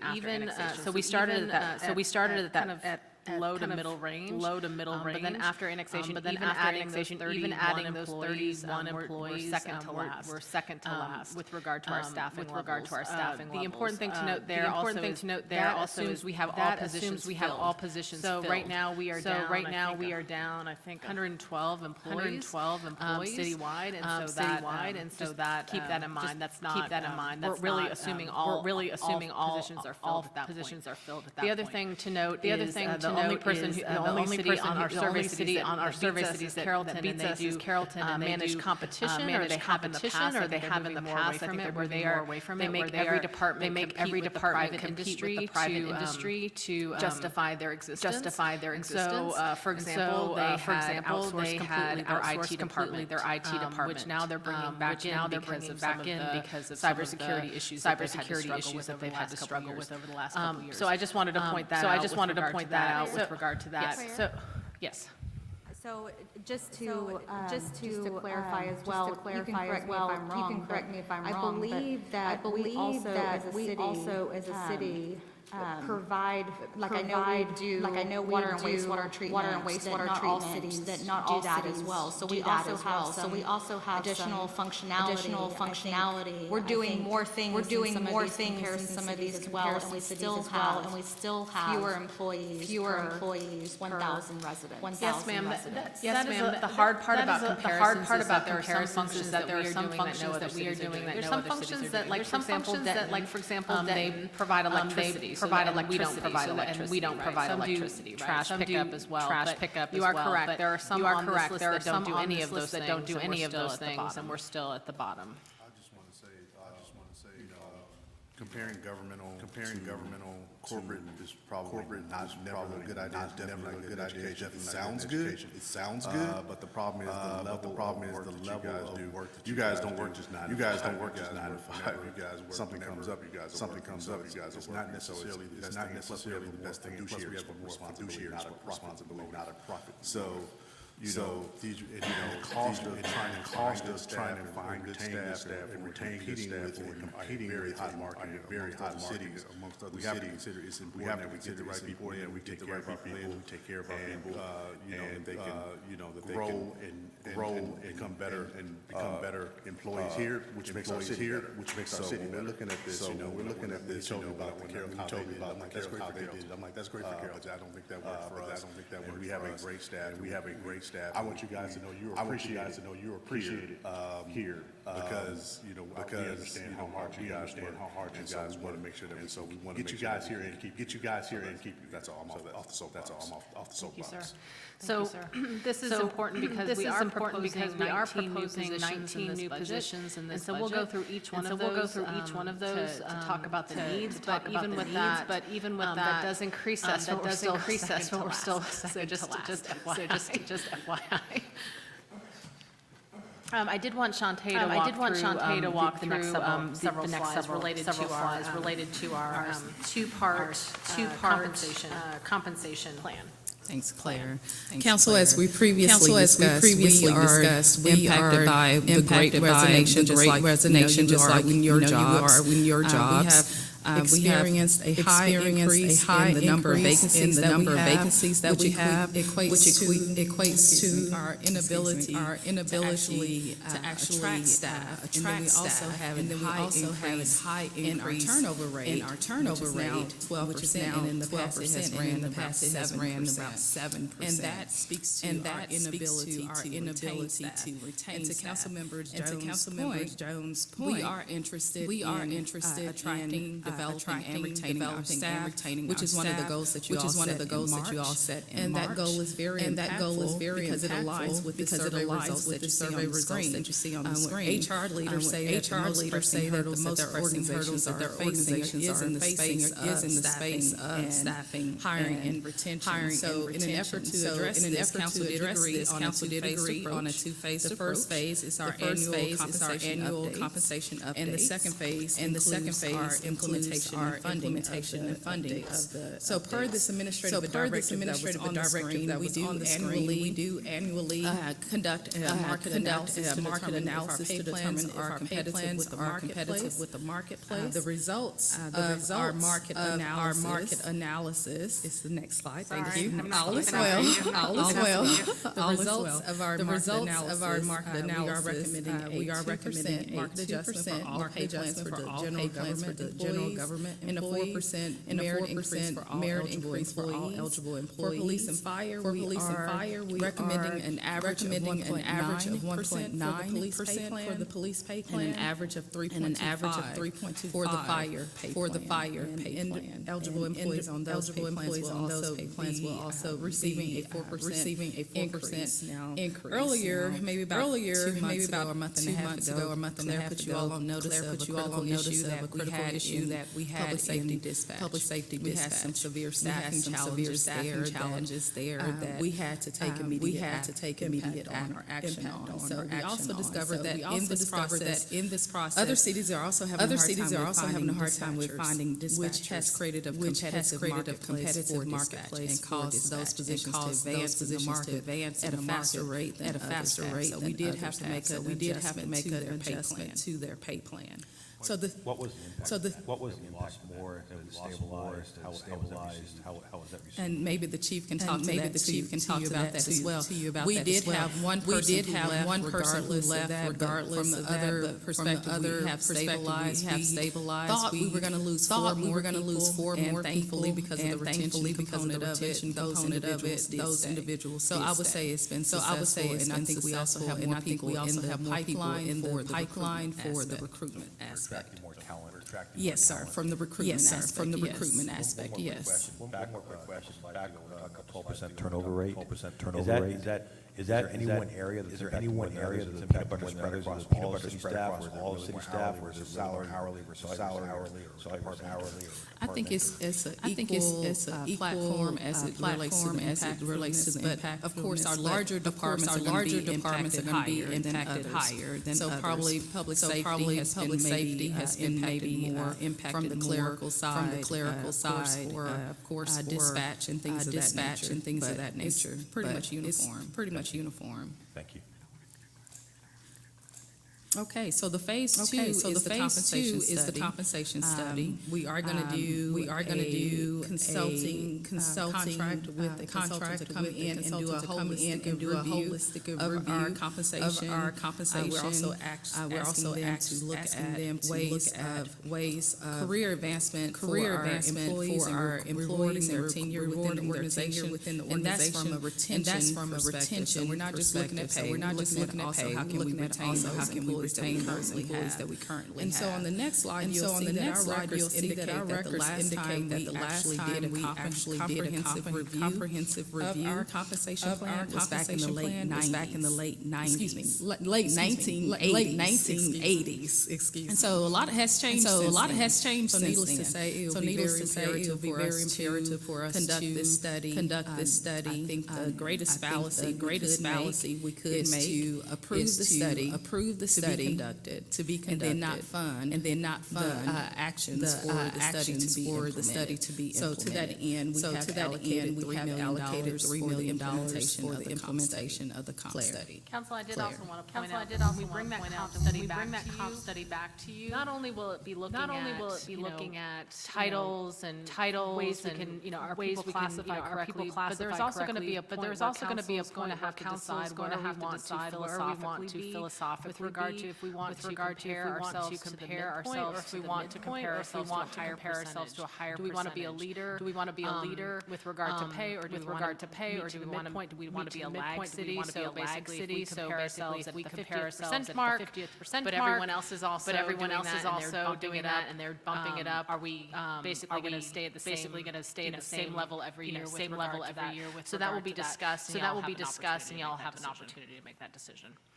So with that, I wanted to go through all the different positions, and then I'll let the directors, as we lump these with regard to directors, and departments, because I so that we can just have ease of communication on this. So the first thing, and I'll talk about two assistant director positions at the same time. So we don't have assistant directors, we have assistant chiefs, but we don't have assistant directors for our other departments. For our two largest departments, other than police and fire, as well as for public services, this is a normal type of organizational title to have in most cities, is to have an assistant director. And so really, especially from the parks standpoint, with regard to 2025 and all that is being desired for Lewisville to be has been, by the time we turn 100 years old, so much emphasis is put on our parks. And so there's a ton of projects, a ton of planning, and a ton of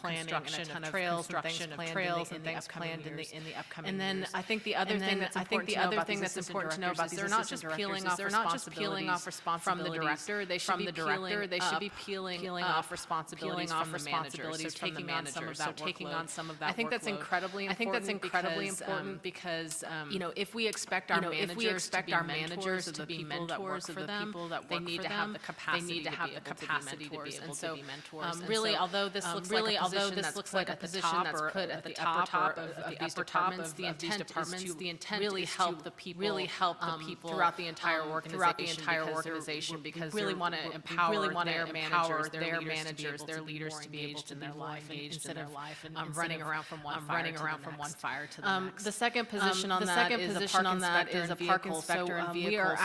We are actually a dollar amount, but it is going to be offset by the reduction of two vacant maintenance worker positions. So we have started using the Castle Hills model where we're contracting out for a lot of the day-to-day maintenance aspects, and then we had a park inspector that was overseeing that contract. That's really been a beneficial model that I think we can utilize throughout the entire city. It also provides opportunity for maintenance workers to move up to that park inspector position. And then also a park and rec admin analyst, because of 2025 direction, workload, but also making sure that we are a data-driven city. That administrative analyst is an important position, I think, for the parks to continue to be sustainable. Stacey, did you have anything else you wanted to add to that?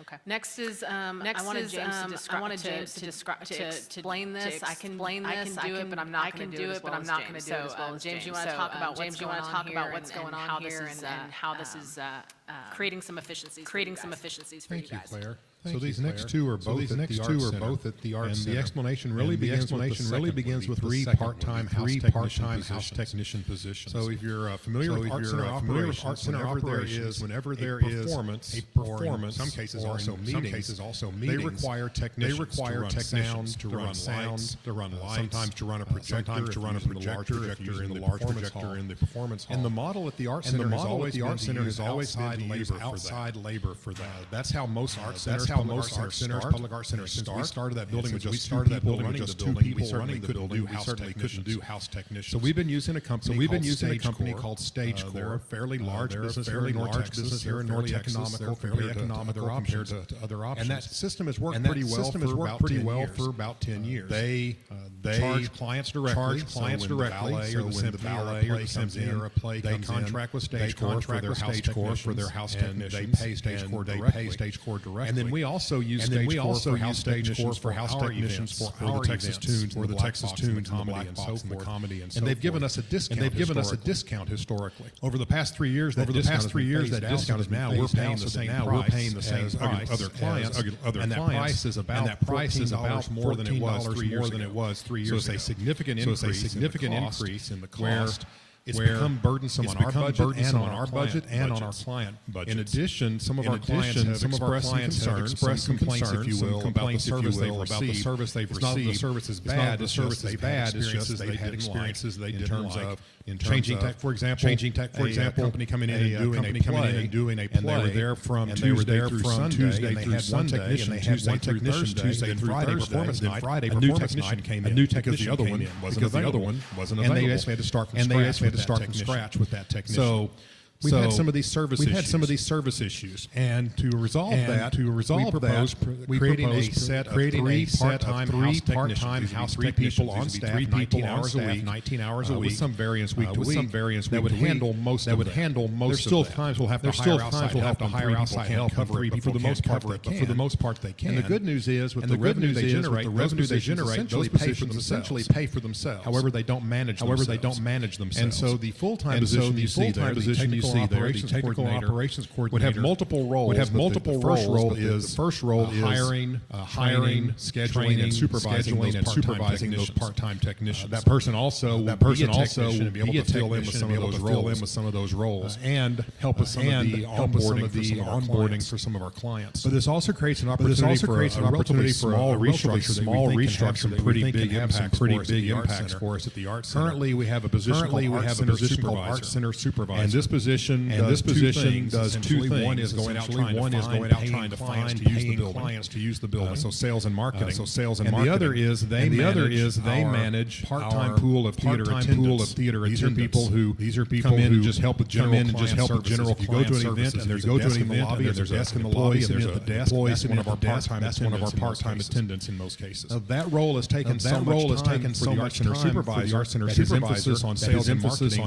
marketing has steadily decreased. Not where he'd like it to be, not where we'd like it to be, not where we would like it to be. We'll be able to shift those attendants, so they also report to the technical operations coordinator, which is good in a lot of ways. It allows that person to coordinate those two roles. There are times when in the evening we'll have an attendant there, so there's an employee in the building, babysitting the building. If we have a technician there already, you don't need to have that additional individual. They can do all the scheduling, training, employee recognition, and that frees up supervisor position will change title to an specialist, but they'll be able to focus much more of their time on marketing and sales of the building, which long term we believe will have a positive revenue impact.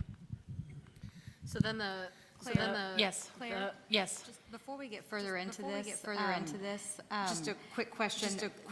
These are odd dollar amounts. So am I not going to get a job offer for $65,974. So I'm assuming that this includes all the benefits associated with that position. Yes, it does. Some of them include as well. Some of them are offset because there was another position that's removed. So when you look at them, they do look odd. related to a salary. Related to a salary. I mean, the salary's included in there, but it's not just the salary. Okay, thank you. So the next one is our electronic communications specialist. We have a employee named who currently works for James. When she first started this position, she was actually half of what she has to monitor electronic communications and newsletters and those types of things. She also does our website. So I think this is an opportunity to add an additional position, just like hers. The reason why this is important also is to assist some of the other departments with some of their social media endeavors. So, for example, we got input back from our police survey, which we're currently. James has just given me the report. I just haven't reviewed it yet to put on you guys.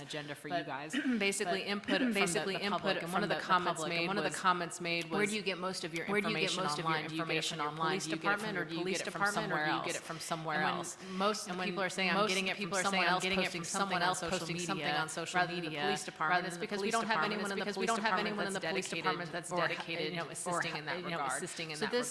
So this position is intended to also be benefit to all of our departments. I will say this one will be among others. Police and fire will both have access to this electronic communication specialist. There's your assistant director of public services. Again, this is for another one of the larger departments to have that assistant director position for all the same reasons I talked about before. But also realizing that we have the infrastructure dollars coming in, especially with wastewater water treatment plant improvements that have to be made over the next couple of years. There's a lot of projects down the pike. So. The next one on that list is our purchasing contract specialist. So this is in Dave Erb's finance, and it is dealing with procurement. Our procurement department has 3 employees currently. And normal city of our size has about 5. And so this purchasing contract specialist is an important job, mainly from a compliance standpoint, to ensure that we have someone that's really focused on when deadlines are on contracts, and making sure that we're doing renewals, but also making sure that the contracts are taking those contracts after we've negotiated them to the finish line and to getting to council for approval. Library manager. So you may not know this, but we are one of the only cities that has a library director without a manager. Carolyn Booker, our library director, basically has when she's not there in her 40 hours a week, there is no manager on duty at that point. But also, I think this is an opportunity for future expansion related to engagement outside the walls of the library. So this would provide the capacity to do additional engagement efforts, as well as provide a sustainable chain of command. Carolyn, did you want to add anything to that? Okay. The last page is to convert a part-time ITS into a full-time senior administrative assistant. This is something that was with COVID, and so this is returning it back to full-time status, making it a senior admin position. The next two are a lot's moving on these next two. So this is in neighborhood services, dealing with CDBG. So some of these numbers are strange. Councilwoman Green, because you're going from general funds to general funds. So again, those are some of the oddities to that. So during COVID, one of our grants coordinator was Jamie Kirby, and he decided he was going to take the early retirement options that we were offering, but that he was going to be brought back. We agreed to bring him back as a part-time grants coordinator during that time frame. Jamie was an expert at all things highly regulatory field. You've got to make sure you've got someone who's an expert on that. And so he was doing that. But then also we needed some more support for that department. Well, Mindy White, who was our sustainability manager at the time, really a department of one plus intern at the time. She moved over to this department to manage the department. But what that in effect did is because of COVID, reduce costs, you went from a full-time sustainability manager to a part-time sustainability manager. Now she was splitting her job between sustainability as well as neighborhood services. So this would be a reorganization where sustainability is brought back to the city manager's office. At that point, we are converting the neighborhood services coordinator, Ashley Farian, to a manager position. Jamie Kirby has decided he is retiring from the city, and he's taken another job elsewhere. Great for him. I think he's pursuing other passions, which is great. And then converting that part-time grants coordinator to a full-time. And I think that will get that in good shape, as well as prioritize sustainability the way I think council in 2025 to prioritize sustainability. Down below mid is two police officers and one vehicle for patrol. So some of the council members were not on the council when this was brought. Chief Deaver first became chief. He basically came to the city manager, Donna Barron, and said, I think we're understaffed, and I think we should have a study on our staffing. And so we brought in a company called Matrix to come and do a staffing study, and they came up with several recommendations. And we came up with a plan to put those increases of staffing in our police department over time. This is part of that. I think we're in. I don't even know what year we're in. I don't even know what year we're in on this. 3 or 4. It's how many more years?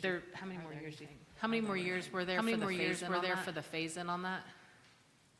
It was phased in through 2029. Okay. 2029. So this would add two police officers and one vehicle. The also benefit to this again with minimum staffing. The more staffing, the more police officers you're at with regard to your minimum staffing. That allows to free up other officers to be able to move up some of those specialty units, which have been of interest to some council members or all council members.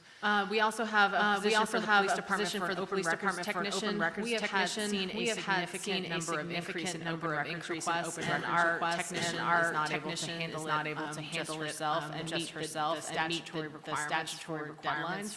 I will also say that this because of the workload, some of it falls on our legal department, whereas we should be able to handle it within our police department, but our legal department is having to shoulder some of the burden over the years.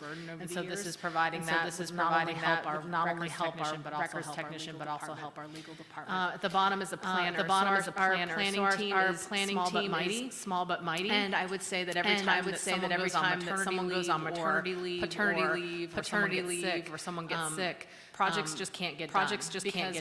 Because planning, and I don't say meeting deadlines. We are meeting deadlines. There's two parts of planning. I consider them like on a hamster wheel. When developers come in and submit a plan and review, you have to turn it around within a certain period of time. So you are constantly churning out those documents. But on the other side is they have large projects that, like for example, your code overhaul. That's a large planning project. Your Business 121 corridor project would be a large planning project. These types of things. I can tell you like your complete streets project, which meaning to get to council, and I know it's close to getting done. But because they're so small, we can't move those projects so they just kind of sit. So they just kind of while we get the rest of the hamster wheel. So I'm just that was Richard's request to make that more sustainable. I also think that there are some projects we just can't get to. Not projects that are honored us. We haven't even initiated projects that I think would be beneficial to the city. So for example, when I-35 for phase one first happened, we had a planner that was able to each one of the property owners that were giving property owners that were giving property text on, for your remnant parcels that you don't want anymore because there's nothing you can build on that. Why don't you dedicate that to the city?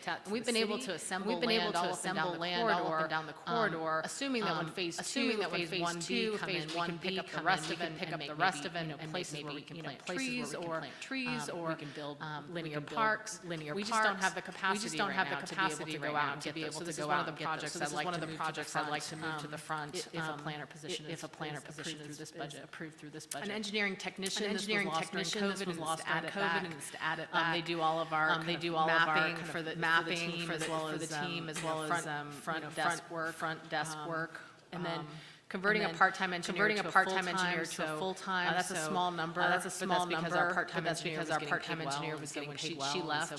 She left to India. And so that frees up this to hire a full-time position. And we also have here the fit captain and bat chief. So this is year 2 of a 3-year plan. And to remind council and to advise the public on this. So basically for each shift, we have a bat chief and a fit captain. But that's 8 stations, and that's a very large span of control with regard to their responsibilities. And so the idea is to help with regard to that and 2 per shift. So this is year 2 of a 3-year plan.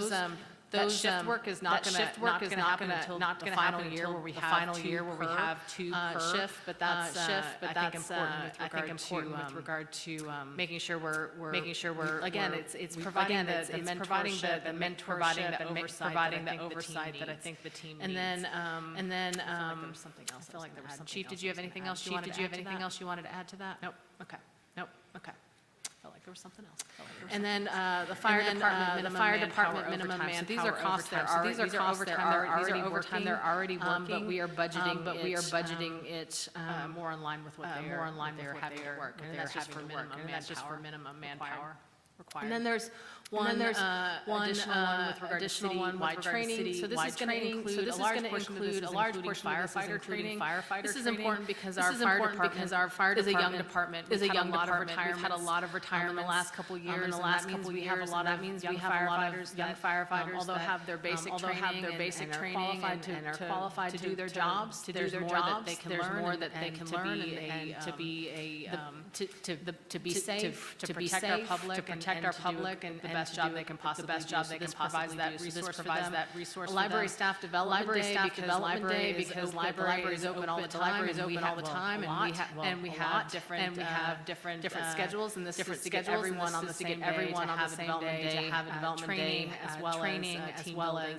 And then CDL training. There's been some changes in the law that has required us to hire people to come in and do training with regard to our folks that have CDL licenses. Are there any questions on any of those positions? Okay. So justice, equity, diversity, and so we have a lot that's going on already. And honestly, we're so much of what this is whether or not our systems have changed, whether or not we are, it's just kind of like an ongoing process.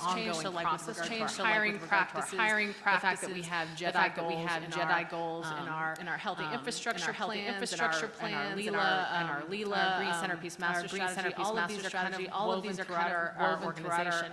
But there are a few additions to that. So we do have a multifamily outreach plan. So 53% of Lewisville residents live in multifamily complexes. And this would basically provide funding to create and implement a plan, finding out the best ways to engage with our multifamily community, and then following through. And then there's various miscellaneous ones. Juneteenth concert, increase there.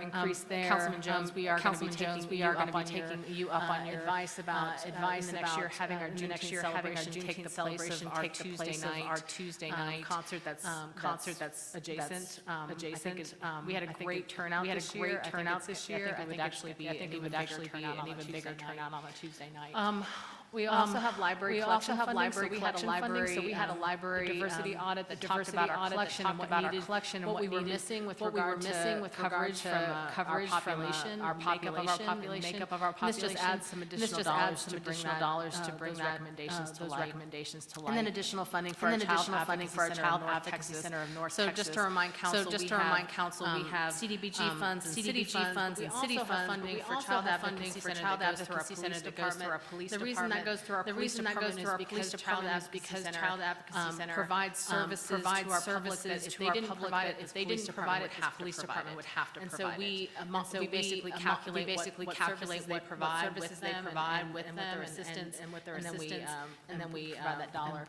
I can't remember the total amount. Do you remember that? Okay, so now it's over 53 now for it's this over year, 53 based for on this those year, services based provided. on those services provided. And then membership to the North Texas Regional Certification Agency. And this is something that came out of Listen, Learn, Lead. Not this exactly, but it's one of the steps to determine whether or not we could do, to assess whether it was a value to the city to do an availability and disparity study.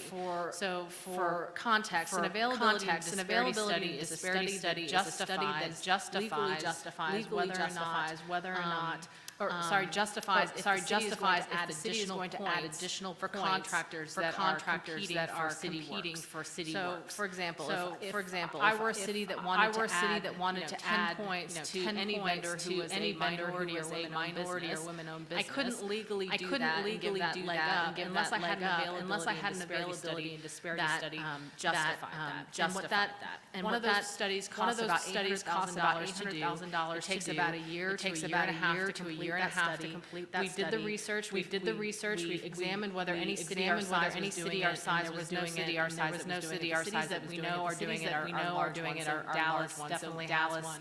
We also have North Texas Tollway Authority, and we've been working with North Texas Tollway Authority to understand kind of what the process looks like. See if we could do something with regard to if someone else did a study, could we glom onto that and use that and use the problem is an A&D study, which is the short for that, because I'm going to stop saying that. So an A&D study has to be tailored to your data in your system. And so what they look at is not just they ask for first as a data dump. They don't just look at what you have with regard to your prime contractors and what the makeup is of those. They want data on all of the subs for all those. And so that is not. And so we do not collect that data. We just started collecting the data on our primes, and they need historical data. So we are not even in the position to be able to do an A&D study. And so what we were trying to do is figure out a better way to achieve the same goals. And so we looked into this membership at North Texas Central Certification Agency. And I wanted Dave Erb to talk about that because at the end of the day, especially talking with some of our cities that are doing A&D studies, they recommended membership in here. So as she had mentioned, this is Listen, Learn, Lead, and after research for an A&D study, feel now that with this membership, a real good alternative to that, it gives us access to a database of minority-owned businesses, and I think this is a good first step. This is a good step. This is a good step in the spirit of what was coming out of which was to provide opportunities for those types of businesses to become business partners with the city. So the database currently has in excess of 4,500 minority and women-owned certified businesses. As we go out for bids for work with the city, we can reach out to those to get them, see if they're interested, and provide information so they can participate. So we just think, in the spirit of what they want to lead and what coming out of it. This is a great opportunity to become partners with this group. Allow purchasing then to pursue business with businesses through the course of a regular business. And the other thing I think is also interesting about this, because when I got the cost associated with this, I was like, wow, that's a membership. Like I was thinking it wasn't going to be that expensive. But at the end of the day, the way that this group works is they charge the cities and governmental entities this then they pass savings on to the minority and women-owned businesses.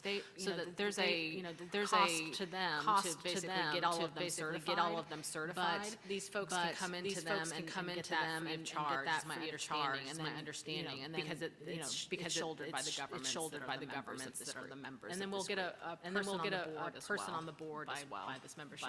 There are several cities. I don't have the list, but if you're interested, I can provide you a list of cities that are also members of this group. In addition to that, we're increasing funding for our PEP programs. Currently, we have $41,000 in our CIP account for this, and this would add additional money for that. So if you remember, this is programs where we provide additional dollars to help repair homes or code issues in the wood streets, generally speaking, which is our neighborhood empowerment zone we created. Any questions on any of those? Yes. What type of, do we specifically target marketing the PEP program to the homeowners that reside within that district? Yes, we do. Chris McGinn, do you want to talk about that? We've actually done a mail out to those particular areas about 2-3 months ago.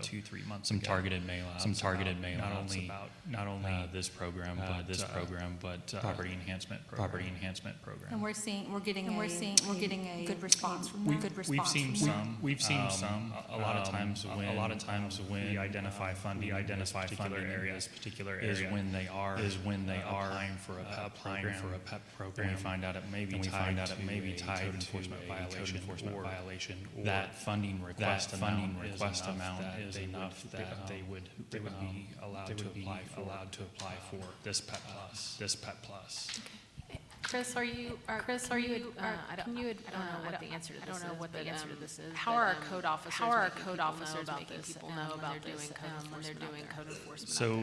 So neighborhood services has applied, has met with staff, make them aware what information available to them, provided code enforcement handouts, and in addition to that, we've updated our website reflect some of those programs. I would like to also expand that a little bit more. When we are doing violations, we're providing linked information to some of our grants, and that should be something that's fairly easy to do. Thank you.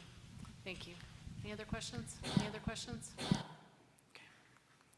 All right, Old Town Development. So obviously with Old Town Development, we have a lot of things going on, and it really relies on developers to partner with us. But these are some additions to that. So we have Old Town Marketing Campaign, providing funding for two focus, 1 month campaigns to target Old Town visitors as well as potential new residents. Our logo, but that's different than coming up with a marketing campaign and getting all the collateral for those campaigns to go out. Second is Old Town Holiday Decor.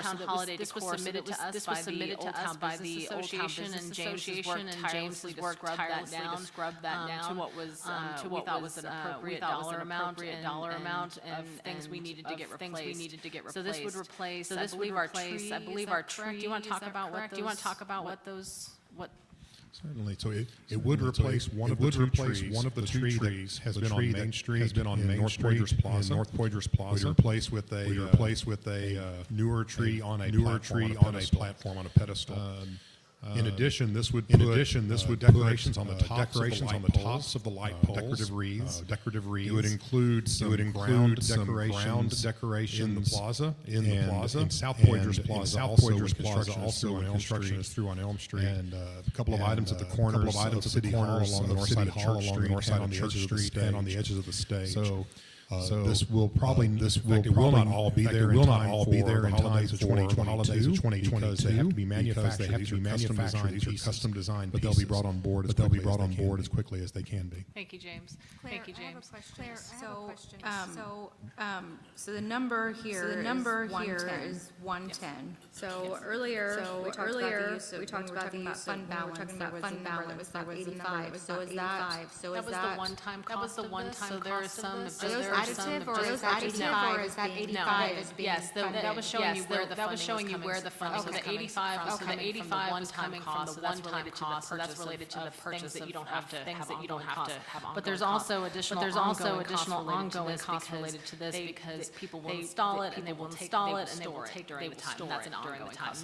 The total amount is 110. Okay, thank you. So the 86,000 for two focus 1 month campaigns. Can we talk about that a little bit? What are those? those a little bit? What are those? When are they going Sure, out? James, well, we don't, James, we haven't created them yet. We haven't created them yet, so James, you want to talk about that? That's correct, Councilman. We have not yet developed the RFQ documents that will go out. This will be two. We say 30 days. We say 30 days. As long as 6 weeks. Could be as long as 6 weeks. 30-day focused marketing campaigns. One directed at bringing visitors to Old Town, and the other directed at bringing prospective residents in the next 18 months. There will be another 18 months. There will be another 1,000 units available, or at least help the developers, and operators. So we find a company to put these campaigns together. They would come back and say, here's the tools we believe you should use. Here's the outlets you should use. They'll do the design work. They'll do the design strategy and design. And then we have money in our existing budget to pay for some ad placement. So we would just redirect those dollars to this. So $40,000 for each campaign. Don't yet know what time of year. Probably would be in the spring. Probably would be in the spring. Probably in the late summer, early fall. We just don't know yet. So that 86,000 study or 86,000 inclusive of ad spot. The 80,000, that's for the $40,000 campaign strategy and design. We'll have to spend some money out of our existing Old Town marketing budget ad placement and printing. The 6,000 is to host the Old Town website and Old Town mobile app. Thank you. Thank you. I did also want to tell council about a cool feature we have on Zen City, which is software platform.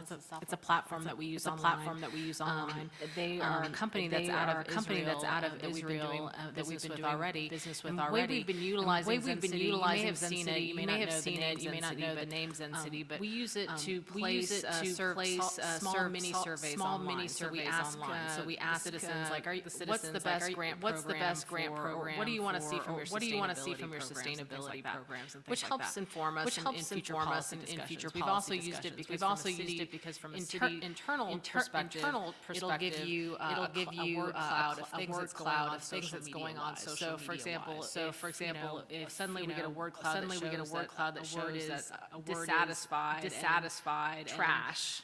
We know there's something going on. Online, and we need to dig into it more. So it's good for analytics. But the next generation of that is going to be also to use it to monitor how well marketing campaigns are utilized.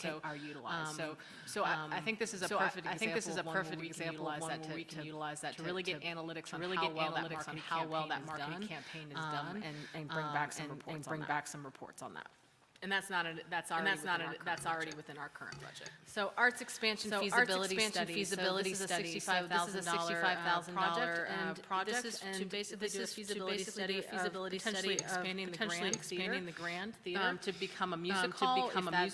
If feasible. And feasibility really looks at is there too much competition or a market saturation? What the cost might be.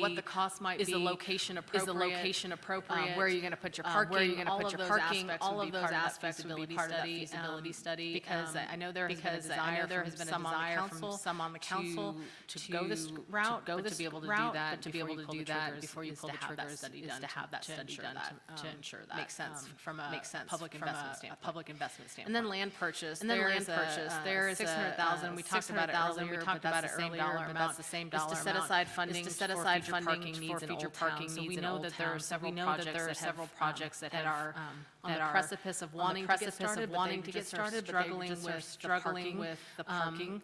This may not be. We don't have a plan right now for this, but this may be tearing down what's on that property and putting a surface parking lot until there's a developer that wants to develop a property, and leveraging that in the future. Or it could be a developer comes in and wants to AMAC project, and they have a parking garage, and this is additional part of that incentive that helps, but the city would get public parking out of it. So, but I think out of our discussion and retreat, there was some concern from council that there is a need to at least have a strategy with regard to parking and acquiring property before it gets further disjointed ownership in Old Town. Any questions on that? So I know we have talked about. We've talked about and doing some planning efforts around maybe not a full-blown parking study, but certainly looking at, looking forward, where is the development going to be, where would be, I think the funding is great. The funding is great, but the question is where and where requires some planning. Is that something that's we're doing? Are we doing a parking study, or is that part of some other plan we're doing? So we still have not finished our Old Town master plan. Brought you kind of a checkpoint to council at the retreat. We're still planning to bring that back. There's that component of it. Certainly, I would, if we're purchasing property for parking, we would suggest that unless we had a justification. So part of it is going to be knowing what development is coming online.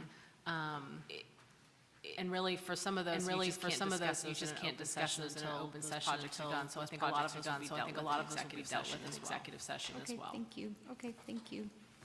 Any other questions on that? All right, so these are miscellaneous.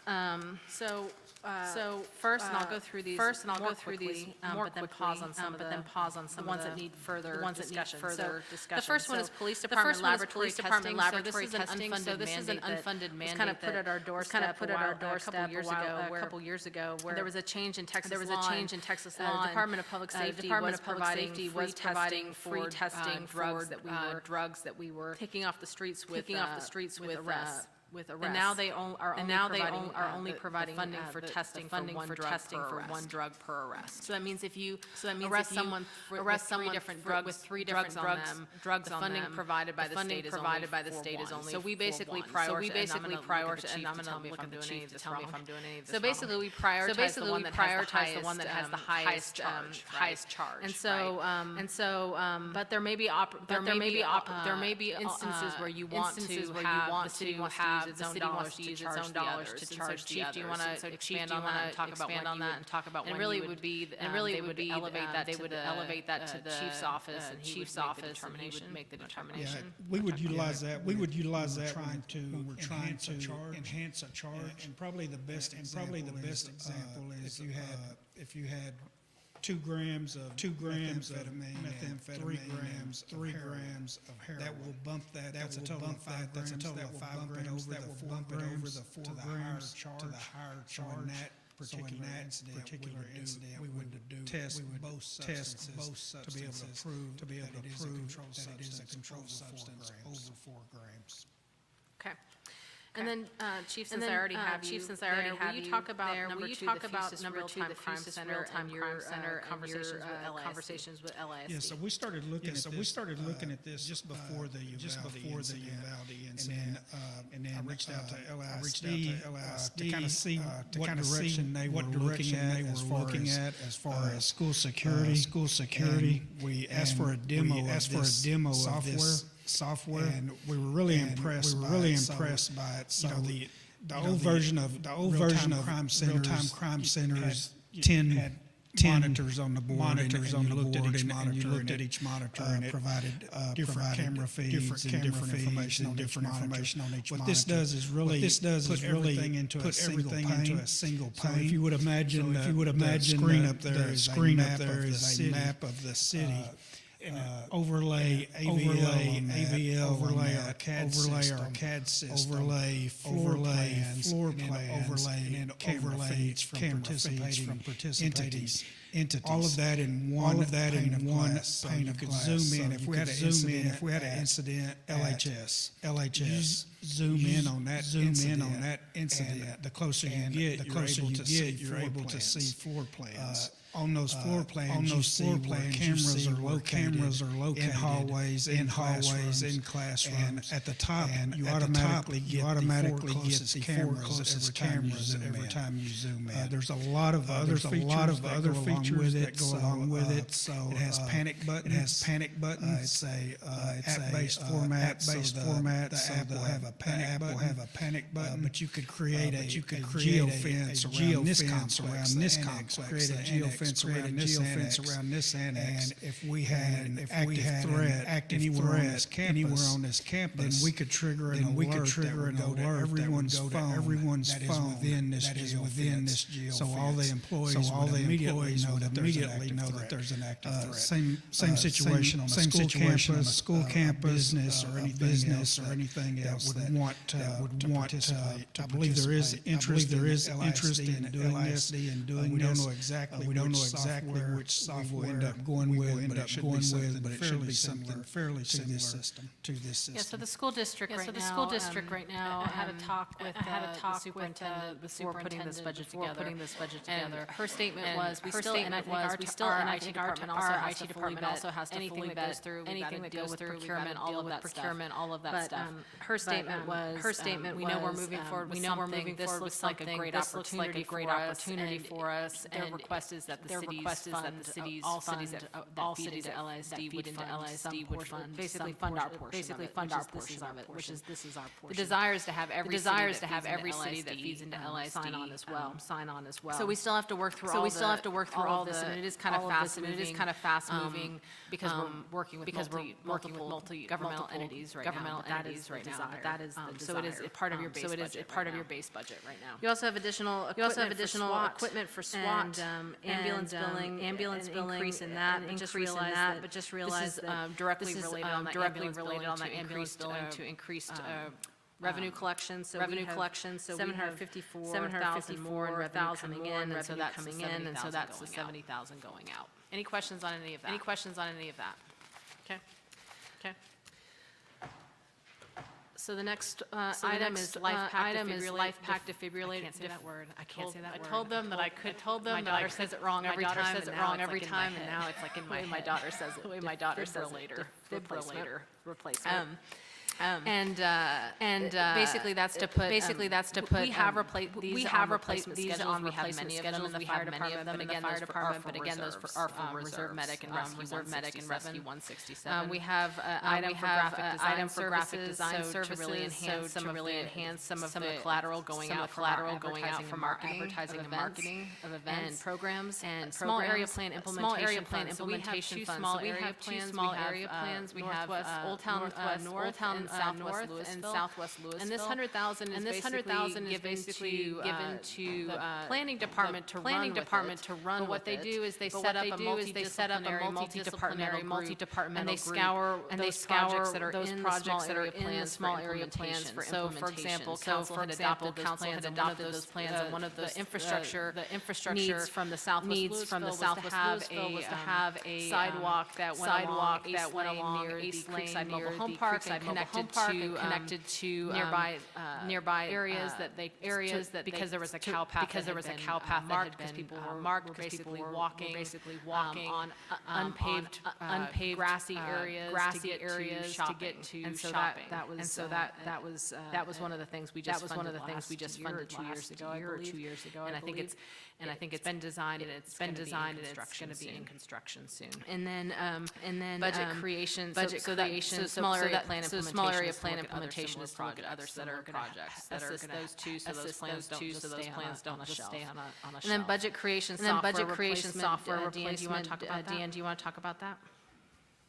So our budget software that we use to create the budget was tailored. It was created in-house, and it was tailored specifically for the city of Lewisville and our budget process. It is aging, and we're having some maintenance issues with it, and also it lacks some beneficial enhancements such as file formats, and some workflows that we would love to see that are currently available in newer software. And I'll do the last three, and then James, do you want to do the top? We'll come back to you. We have fuel increases, chemical and laboratory increases, material increases, and those are all just related to cost of all of these items. And then finally, community relations, production truck activation. James, you want to talk about that? Thank you, Claire.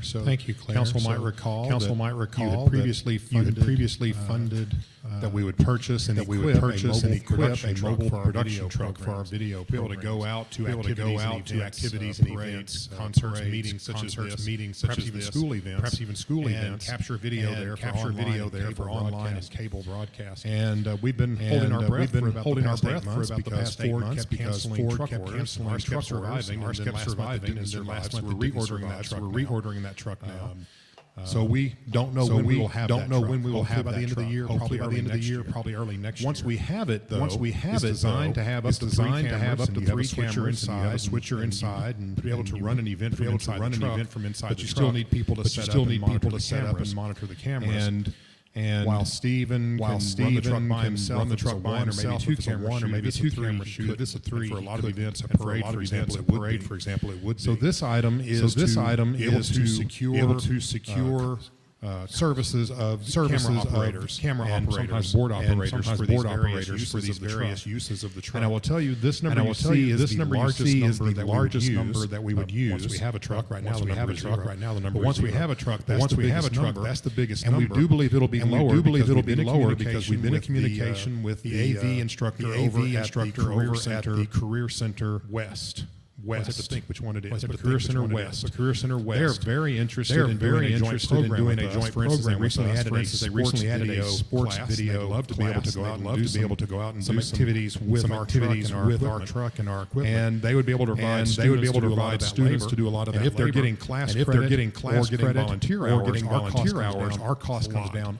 And so this is what it would cost to bring in professional camera operators and board operators for the roughly 23 events I believe we would do the first year. Again, it's a cap number. We believe it'll let us use that truck.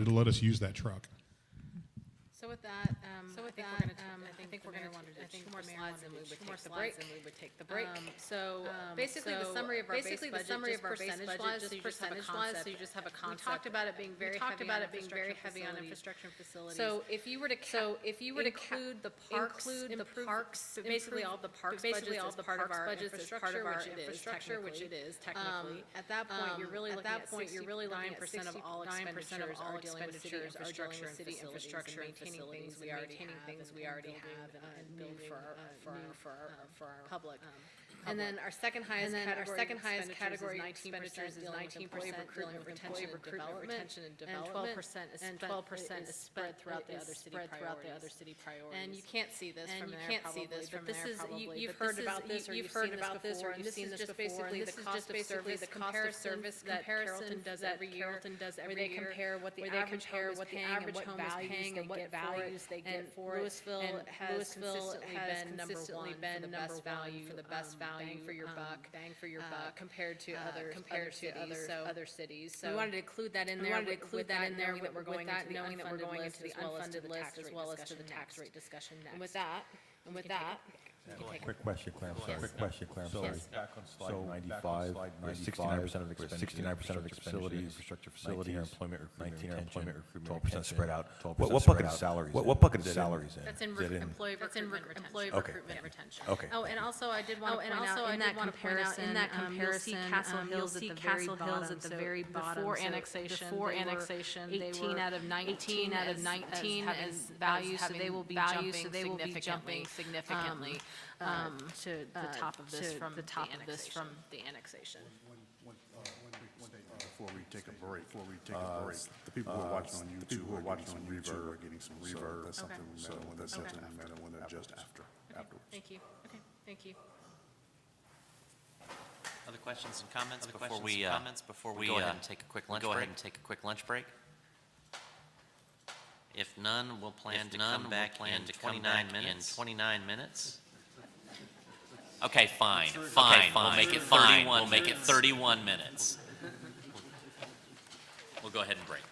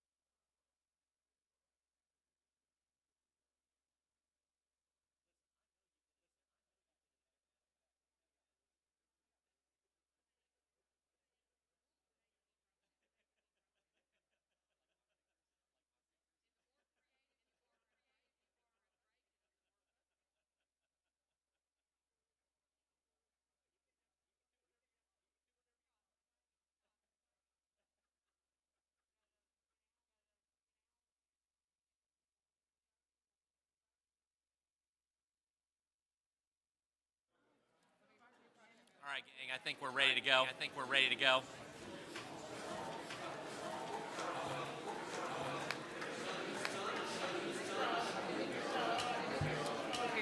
We're going to call this meeting back into session.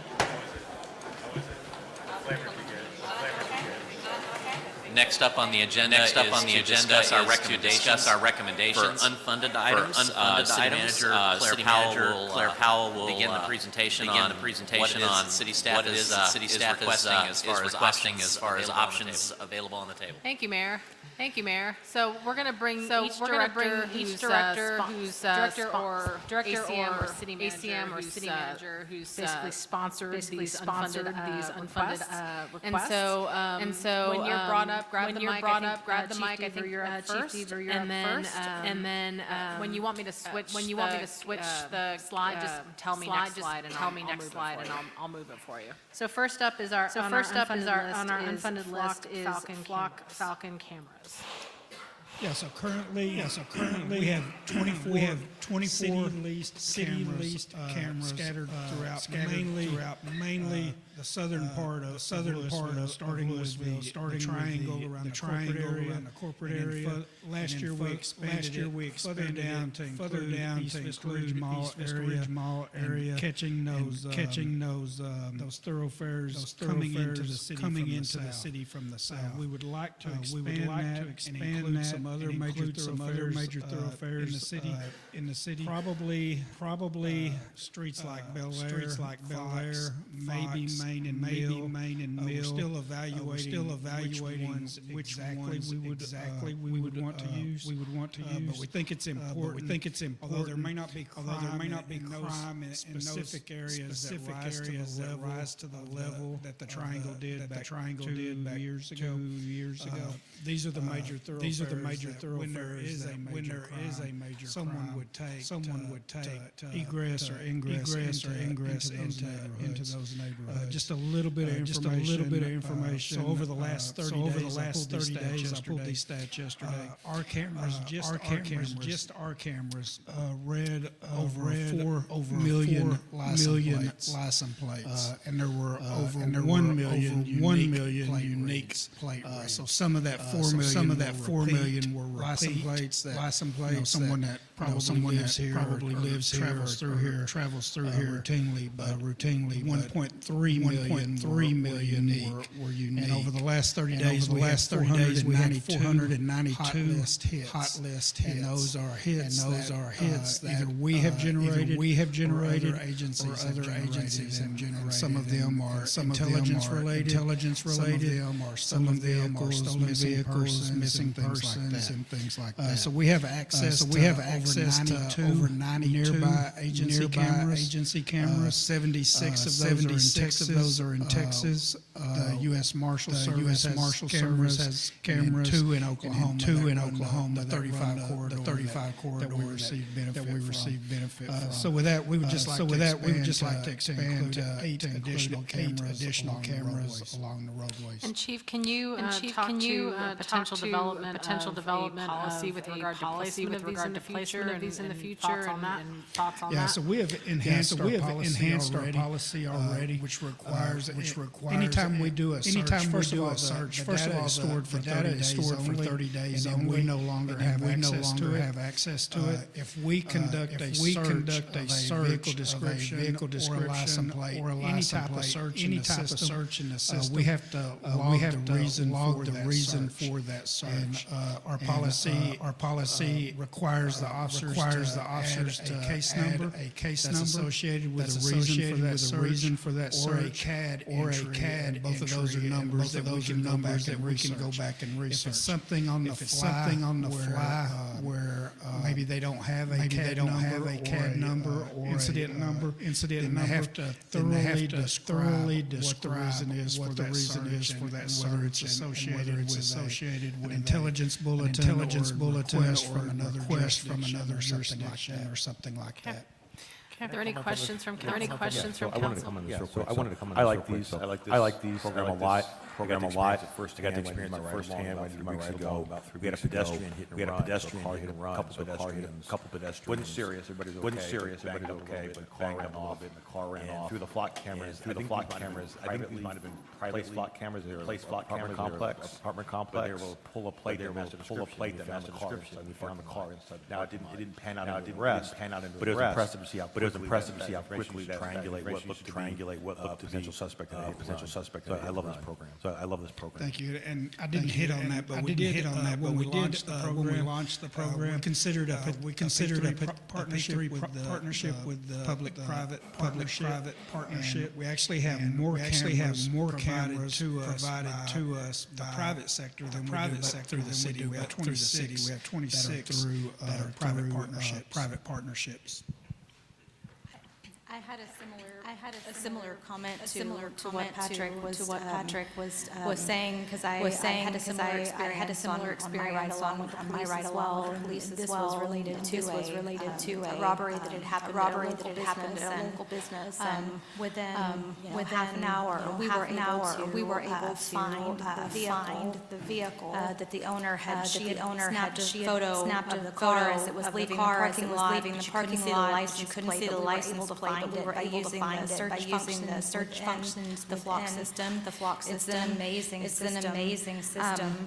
Having said that, I know that there will always be concerns about the being quote unquote surveilled or privacy issues. I personally am not concerned with that. We all have cell phones. We all have cell phones everywhere we go. We all use credit cards. That information is being tracked. Anytime we do a web search, that's being tracked.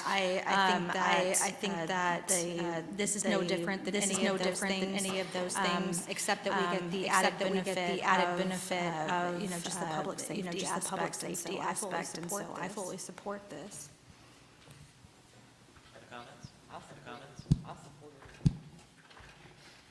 Chief, I want to thank you because I know you and I have spent some time with my concerns. I believe that we live in a surveillance state, and I totally agree with Councilmember Green's comments, which is why I believe federal regulation on these businesses buying and selling our information. With that said, I'm way ahead as far as policies go, and thank you for continuing to look at develop strong policies on data retention, and on making sure that we are not stepping over that privacy boundary. I think with San Diego being in the news here recently, as far as some of the things that they've been doing to rein in privacy overreach on their surveillance systems, we're far ahead. As far as how we approach this, and how we deal with these types of technologies. So I thank you for that. So I appreciate you keeping the thumb on it. Thank you, Mayor. We do have an audit that we performed every 6 months by internal affairs, and they prepare a report and send it to me on how the system is being utilized. Okay. All right, next up, we have Chief Deaver as well for an unfunded item for the elementary school rover program. I will tell you, council, that for this program in our base budget, but things are kind of fluid with regard to how fast the school district wanted to move on this. And so we got this right after we had already created our base budget. Otherwise, we would have put it in there. But anyway, I wanted Chief Deaver to talk about that as well. Yeah, so this stems back to the meetings that all the police chiefs had with LISD, and we all came up with the same what we believe is the appropriate solution for safety in elementary schools, and that would be a rover program where we have in Lewisville, for example, we have 13 elementary schools. We would have two officers between those 13 schools. One would have 6 and one would have 7 schools, and they try to get to as many of those schools on a daily basis. The school district is funding everything except the 2 vehicles associated with this. They are funding an officer on step 7 salary and benefits, also paying for all of the insurance, deferred comp and things like that would hit the city's budget, from that overtime rate. We have calculated that in, and they have signed an agreement for that. You should have the agreement in your backups. What we are asking the city to fund is two additional vehicles because of the supply demand as mentioned already. We're still waiting on vehicles. So if we can get ahead of the curve with these two vehicles, then that will help us. If the program ever goes away, those vehicles will be utilized by the patrol officers. Chief, I had a question about this. So, as it relates to the real-time crime center that we talked about before, it says that would be at various campuses. Would that include elementary schools as well, or is this Rover program kind of the elementary schools are kind of doing something completely separate? No, that would be part of all campuses. So we would have all of the campuses, LSD that are in our city. We would even have access to those that are outside of our city. What we've learned from all of the situations, many jurisdictions respond, and that was something that we talked about. And the reason the school district would want everyone to go to this one platform, and that way we would have access. Rolling into Flower Mound to one of their schools.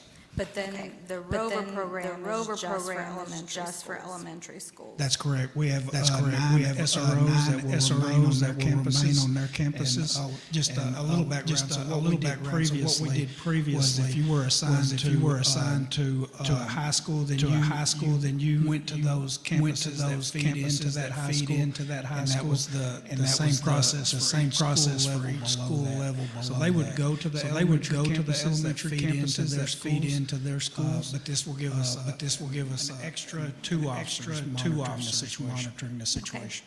Well, I have a child in an elementary school in Lewisville, so this is a great program. Gives me a lot of comfort.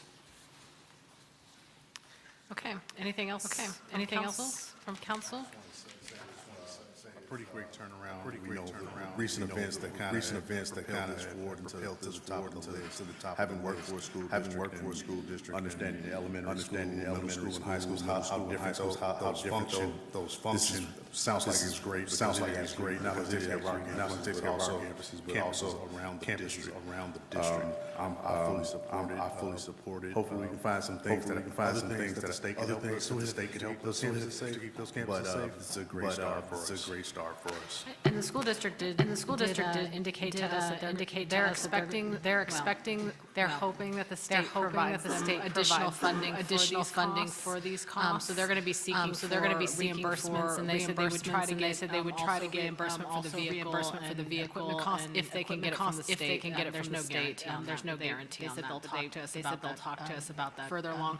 And just to remind you,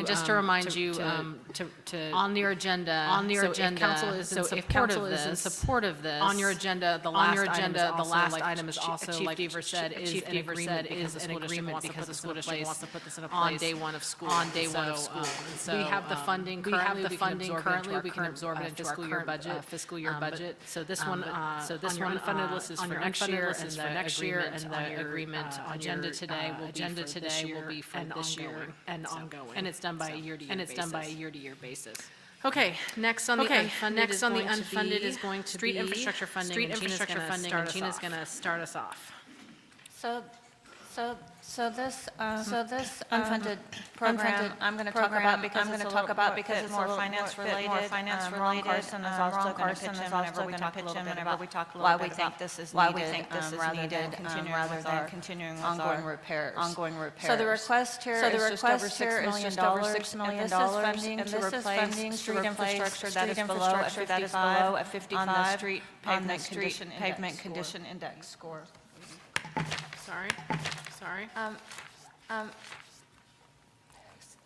Here you go. Okay, so this one shows, in 2015, we were at just over $3.4 million in our annual street and CIP funding. And this again goes to the normal repairs to the streets that we annually fund through cash. In 2021, we had a little over $5 million. We bumped that up during the year when we annexed Castle Hills to incorporate those streets into our ongoing funding. And then in this year's budget, the proposed budget, we're increasing that again to 7.6 million, which is again the highest we've been able to do for our annual street repairs. When we were meeting with Councilman Kelly, he said that there were a couple of other ways we could look at this. I thought it was interesting. Y'all might like it. From 2015, that amount accounted 4.8% of general fund operating budget. For the proposed budget, we're at 6.5%. So we are increasing that percentage of the overall budget that's going towards infrastructure maintenance. The other thing to note here is in 2015 to 2022, our general fund budget grew 68%. The CIP funding during that time grew 123%. So I think that's something that's notable and great to reference when you're looking at this chart. On this, Thing to add to that would be, with that increase in funding for maintenance on the streets out there, we was able to take the PCI, the average PCI value up from a 74 up to a 78. You know, that does include a lot of David's operation, the new streets they went in rehab, and things like that. But that's a pretty big deal whenever you're able to raise that number. That is. Ron, you can keep going on this one. Yeah, you know, we have about 781 streets miles. Currently, we got about 53 of them that are 55 score. Basically, what it boils down to is the reason they use that number is because the amount of money you're going to be spending and your preventative maintenance is really not going to get a return. If you think about it, you're doing small type repairs, therefore the cost is more than if you was to really go into a so you get a lower cost, and you get the entire street repaired instead of just portions. So that's kind of the recommended number from the software we use to kind of follow the maintenance and stuff on our streets. And it makes sense. Okay, so if we look at replacing all of the asphalt and the concrete streets that are below the 55, we would be looking at asking for $76 million to get those replaced right now. What we know we aren't going to do is ask for that all in one time. What we currently issue is about $8 million on average in geo bonds for street replacements every year. In addition, we did add $1.2 million already to cash a portion of these street replacements. So at the rate we're funding, it's going to take us about 8 years to get through that backlog of streets. If we wanted to try to get through those quicker, because the longer it takes us, the more we're going to have additional streets falling into that, and we're really not going to get ahead of the process. The quicker we can get through that backlog, the better. If we wanted to try to bump that up to 5 years, $15 million annually to get there. $15 million minus the 8 we currently issue in debt, minus the 1.2 in cash funding, leaves $6 million to be funded. So our request is to fund an annual contribution for street replacements out of the general fund. Any level of increase could be utilized here. Just whatever we can get will knock that length of time it's going to take us to get through that backlog down. So that's kind of the request. I don't know, Ron, if you had anything else to add to that. I have a question. The values that we're using for the estimates, the repair or the replacement. I assume those are fairly recent. What we've seen clearly is just a rapid escalation. So as much as I love seeing the trend of our funding going up, I'm worried that the cost of inflation is going up at a faster rate, even though we're increasing enough, and so we're falling further behind. Are these values, I assume that those are recent, based on the cost that we're seeing right now? And was there any inflation baked into that? These numbers are current. With engineering to get the latest numbers they had. Was no escalations. Any numbers added to it. And the numbers are only for the removal of the sidewalks and the sidewalks. It doesn't include any utilities or anything of that effect. Okay. So hopefully we'll see some of those costs start to come back down. Because my concern is I think it's a great plan to get these knocked out within the next 8 years. But if the inflation continues, we're not going to get there. Yeah, we recognize that as well. Especially with increasing costs. And not to diminish that, because I absolutely think you're right. We have to consider inflation as well. I do think we're in a great. We have a funding that's available right now, not just through this budget, with the ARPA funds that are coming in, as well as with the county bond program if it gets passed. So I'm not saying, I'm not trying to discredit, say that that's not true. We need to constantly be looking at what the cost and what the cost and more into infrastructure. I know that's your giant banner that you always fly. But we are going to have some significant funding hopefully with those additional dollars, we're going to be making an impact on that. As aggressive as we can be on this, because not only inflation is an issue, but also as we fix the things that we can repair, this list is never and always be something that we have. Hopefully we can catch a sweet spot in the economy where things slow down, prices start going down.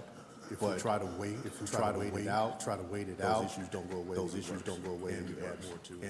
So we need to try to address it as soon as we can, and as aggressively as we can. Those PCI ratings are just going to keep dropping if we don't do so. Maybe we can't do everything that we want to do with the funding, but at least we can start chipping away. That's what I think is going to, that's the way we're going to do it. It's the way we're going to have to do it. Next is an unfunded item for additional street lighting.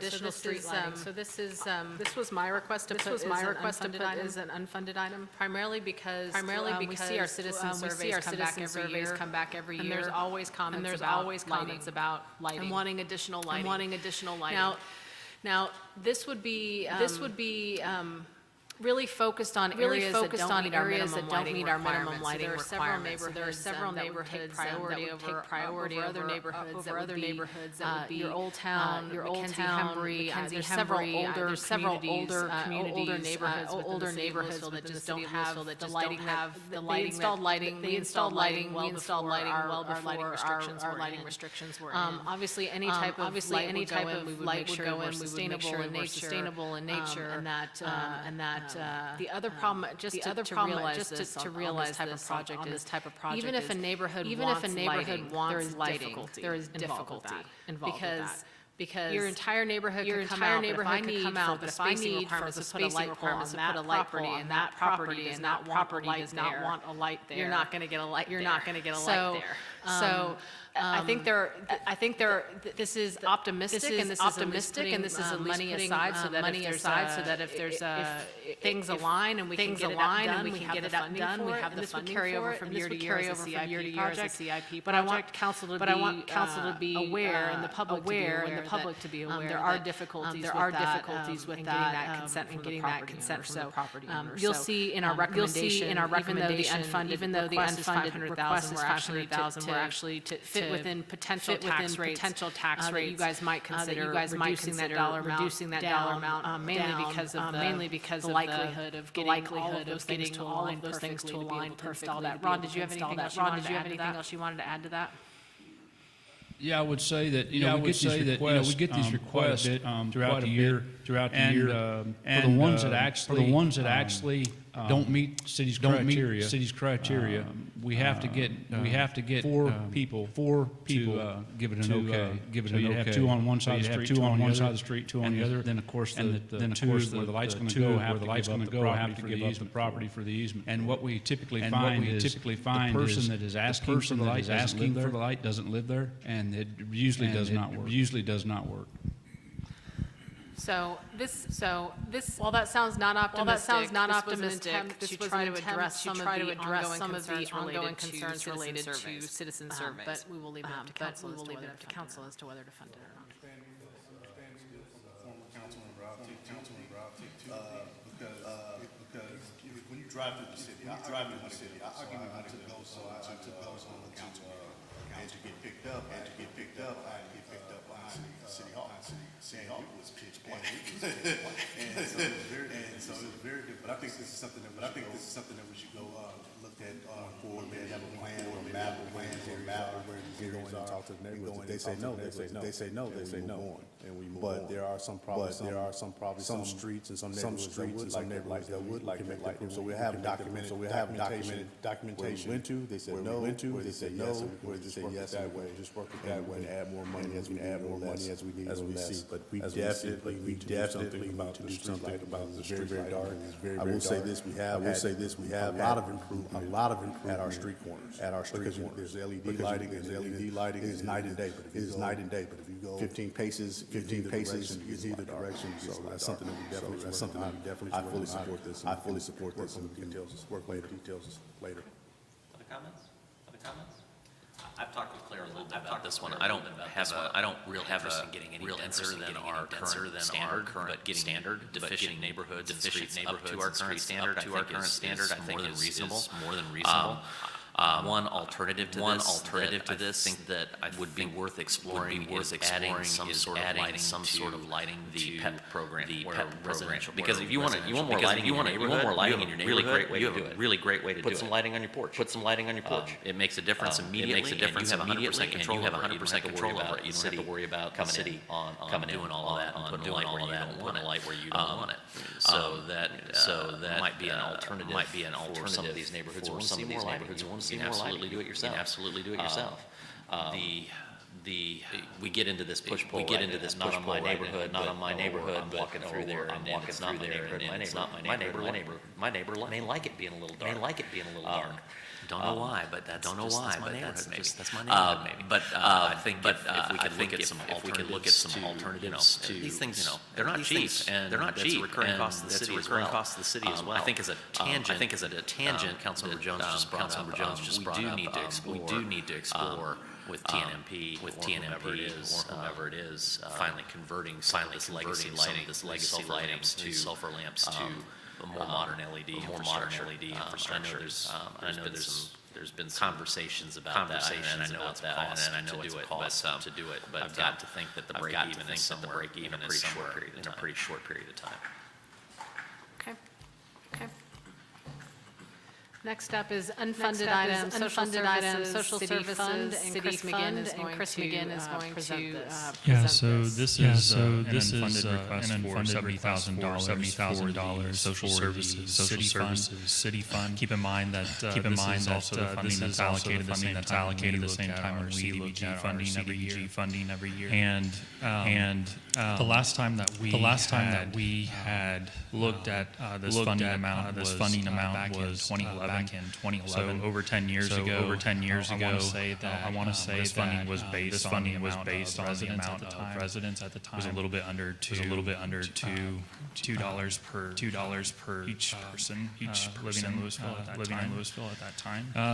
The other thing that we're seeing right now, we're coming to the end of our funding. So you have these agencies that were allocating funding use of these COVID funds. But that funding is going away. We're back to our normal CDBG allocation. So this request of additional $70,000 on top of 170 would bring it to 240,000. Next slide, Claire.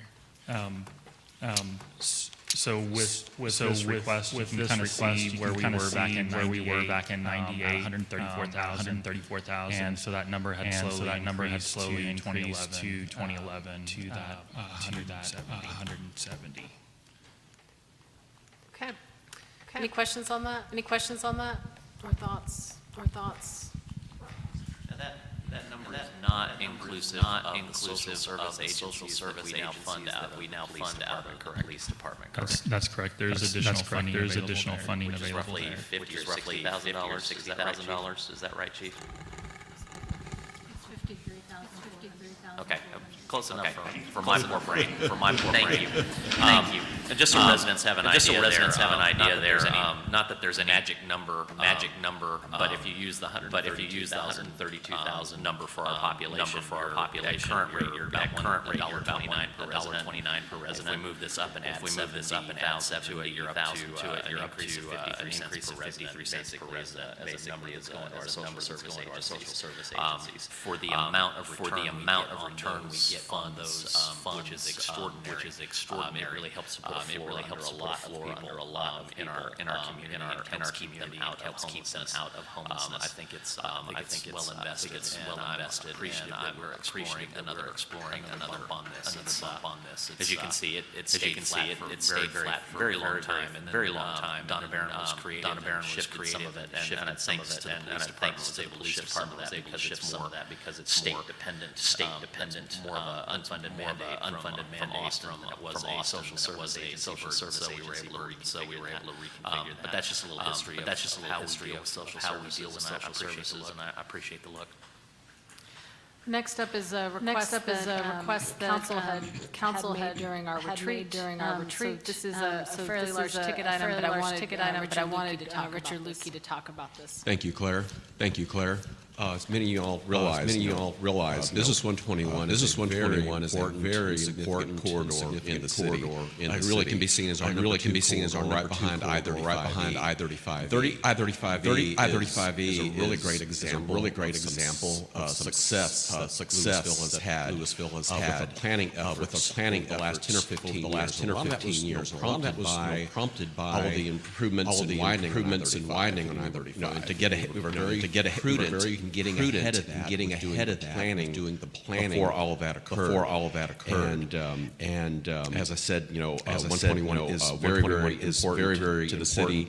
It has very high traffic volume. Not only carries our own residents, but from a lot of visitors come to the city, get their impression of traveling on that corridor. We really feel that the time is right now to undertake very large-scale planning effort. Now that the overpass at I-35E, Business 121 is about to go under construction. We know there's kind of our opportunity. You can just look at the example up the freeway at FM 407. How once that bridge was completed, it really activated redevelopment in that area. And so we know that is coming. Business 121 intersection. We'd be very wise to have the plans in place to guide when it does come.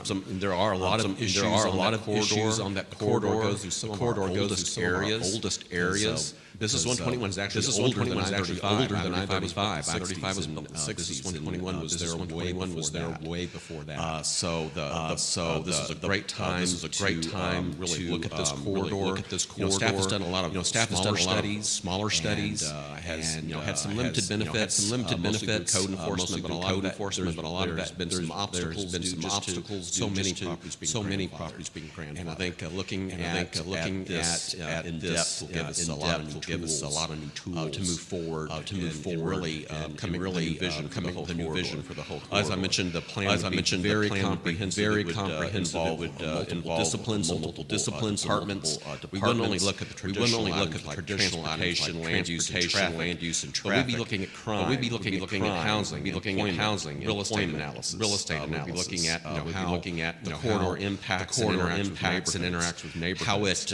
How it connects with parks parks and trails. We'd be looking, at the pedestrian complete street opportunities. And then again, just over the overall character and design of the corridor. So we'd be making a really large impact on the city because this corridor occupies a lot of area. It is an 8-mile corridor, only 1 mile shorter than the I-35 corridor. So I think the time is really ripe now to move forward with this study. There's a lot of opportunities. Coming our way, and we need to be prepared to have all of those tools in the toolbox as we move forward. We can see how successful we were on I-35. Just as successful on Business 121.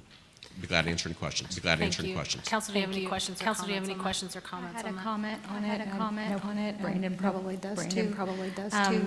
I agree, this is a very important corridor. I'm actually going to venture to say that it's a little bit more important than I-35 because it is a close interaction with the people that live and work. There's just a lot more interaction with the users. And I can tell you, I've had many experiences on 121, particularly on between 35 and yes. There are people walking across that street, and every time it terrifies me. I know we have safety issues out there. I'm surprised it's not more than it already is because I see it all the time, and it's very scary. I think that this is well overdue. I think we need to do it. When I came onto council, there were two things that were like pressing for me. Castle Hills Annex done. And 121. Because at that time, when I got on, we were still trying to get things built. We thought we were about 7 years away from a parking garage. We saw how that sped up. Now we're talking about parking as an issue. This is a long-term business. 121 is a very long piece of road. At different times of the day, different things. This is a major component of the city. It connects us to the airport, it connects us to Grapevine, and on one section, it connects us to Castle Hills, it connects us to the colony, Frisco, and the other. A lot of people see this coming through there. And if you go through there through rush hour right now, it's stop and go. But people see, it connects us to Leela and to Lisdola. It connects us to our parks. We need to have a full blown out plan. Not an overnight thing. Long time coming, just like old time. We need to put ourselves in the best, as most prepared as we can, so that developers, so that we can build with the owners who are already there, so to make sure that when people drive past there, they don't just see the litter that gathers on figure out plans for that. There's a lot of things going to that. So I think this is the first step to make this major thoroughfare through the city as beautiful as we can make it into I-35, because this is what people see when they come through our city. This happened to be one of my personal top priorities. The 121 business corridor from 35 to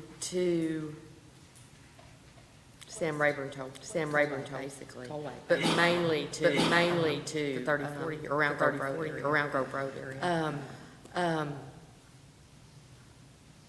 It's become a congregate area for all things when the sun goes down, to the extent of ridiculousness. And it's like it has exponentially gotten out of control. It could be a jewel. In our crown. But we've got to get it there. I'm not opposed to taking a bulldozer and going through some of those areas, but I know you can't do that. But if you can, let me know. Because I want to drive. I think that this is the start of a lot of dollars that's going to have to go into that.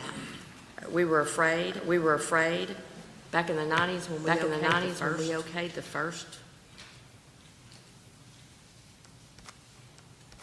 short-term type of hotel, motel. Wasn't listened to then. They multiplied like chicken pox. And we've got what we have.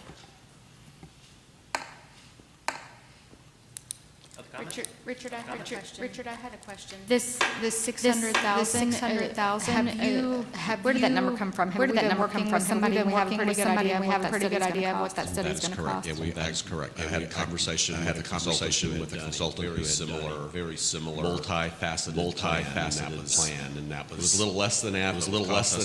Cost escalation, we felt that 600,000 would be about right. So as part of that plan, do they look into this non-system road? Is that baked into the plan and looking at some of the solutions that we have? I know that those are going to, whether it's on system or off system, that some of what we can do or what we can't do or what we can't do. Is that all part of the plan as well? Or is that additional? That would be part of it. Fortunately, TxDOT has gotten a little bit more lenient, or more innovative solutions in other corridors without turn back. There's pros and cons for turning it over to the city and taking it off system. Don't know if I would recommend that. I need a lot more data. There's a lot that we can do and keep it. I know there's a lot of benefits to keeping it on system. That road will eventually need to be rebuilt. That'll be a huge. I think the state of Texas should pay for it. But I think now we can do a lot more to what we used to as far as what TxDOT will allow. Really innovative strategies in intermeshing with the neighborhoods that it connects. Perfect. Thank you. Comments? I think the timing's perfect on this one. Is we've got developers pushing in from the grandscape side of things. We've got redevelopment opportunities on the other side. I think if we wait too long, we run the risk like we talked about when we talked about 35 overlay plan. If we get too far behind the redevelopment, it becomes as suggested as requested. So it's a good timing on this. It's a good timing on this one. And finally, Mayor and Council, we have unfunded item, native pollinator prairies, and Stacy and I, our Parks and Rec Director, is going to explain this project.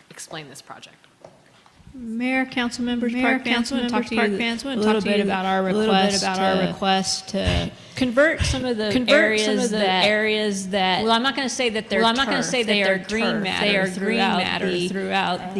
the community, mainly some of our green belts, to convert those from areas that need to be mowed 29 to 35 times a year to look decent, to changing them over to some prairie plants and native plants, and really make an effort to extend the green. We've been doing a good job of focusing on our green centerpiece. We really need to take some of those elements that we see within our native areas out into the rest of so that we can meet some of our sustainability goals. So overall, the project looks at about 66 acres, and we want to look at areas like the Garden Ridge Boulevard median from 407 all the way down to College. It's where we had installed our Garden Ridge Trail. We also want to look at some of the medians on Valley Ridge, west of I-35, what makes this an interesting place. You'll remember that the Valley Ridge and I-35 intersection is where we are in the midst of the Green Ribbon project. The Green Ribbon is going to look a lot like this. It's going to be heavily forested with native prairie plants and grasses spread throughout those places of the immediate intersection. So to really pull from that idea back out west into the Looking at South Valley Parkway medians, as well as large medians on Edmonds Lane that where the transformer lines are, and then some of our larger areas of parks and Greenbelt, Highlands, so that's just off that large easement that we have, the power lines that run northwest of Garden Ridge out towards Highland Village, areas along our creek and Belt and Old Orchard, Greenbelt, Hedrick Estates area where we have a large that's not really playable. It's a large hill. But we mow it all the time. Some extra areas over at Lake Park that aren't used as playable space right now, but we're mowing and trying to keep other invasive species out. And then we have some large swaths in Ralden City's that would be good for that. And what we'll be doing is also looking at boosting some of those older beds on Valley Ridge Parkway, College Parkway that are older landscaping. They've got hawthorns and some grasses and bushes that aren't necessarily in our native that are starting to look a little worn, especially after the freezes, and then followed up by these droughts. So we can also break this in phases if we'd like, starting with that big Garden Ridge. In fact, I think some of our team members would be happy if we broke it into phases, such a large undertaking, and then focus on that Valley Ridge and South Valley Parkway area, and then run through the rest of the medians and Greenbelt. Really, in addition to just achieving what the goal itself is extending the green, looking at these benefits for why extending the green, we'd be able to reduce our mowing cycles and going from 29 to 35 number of cycles to maybe looking at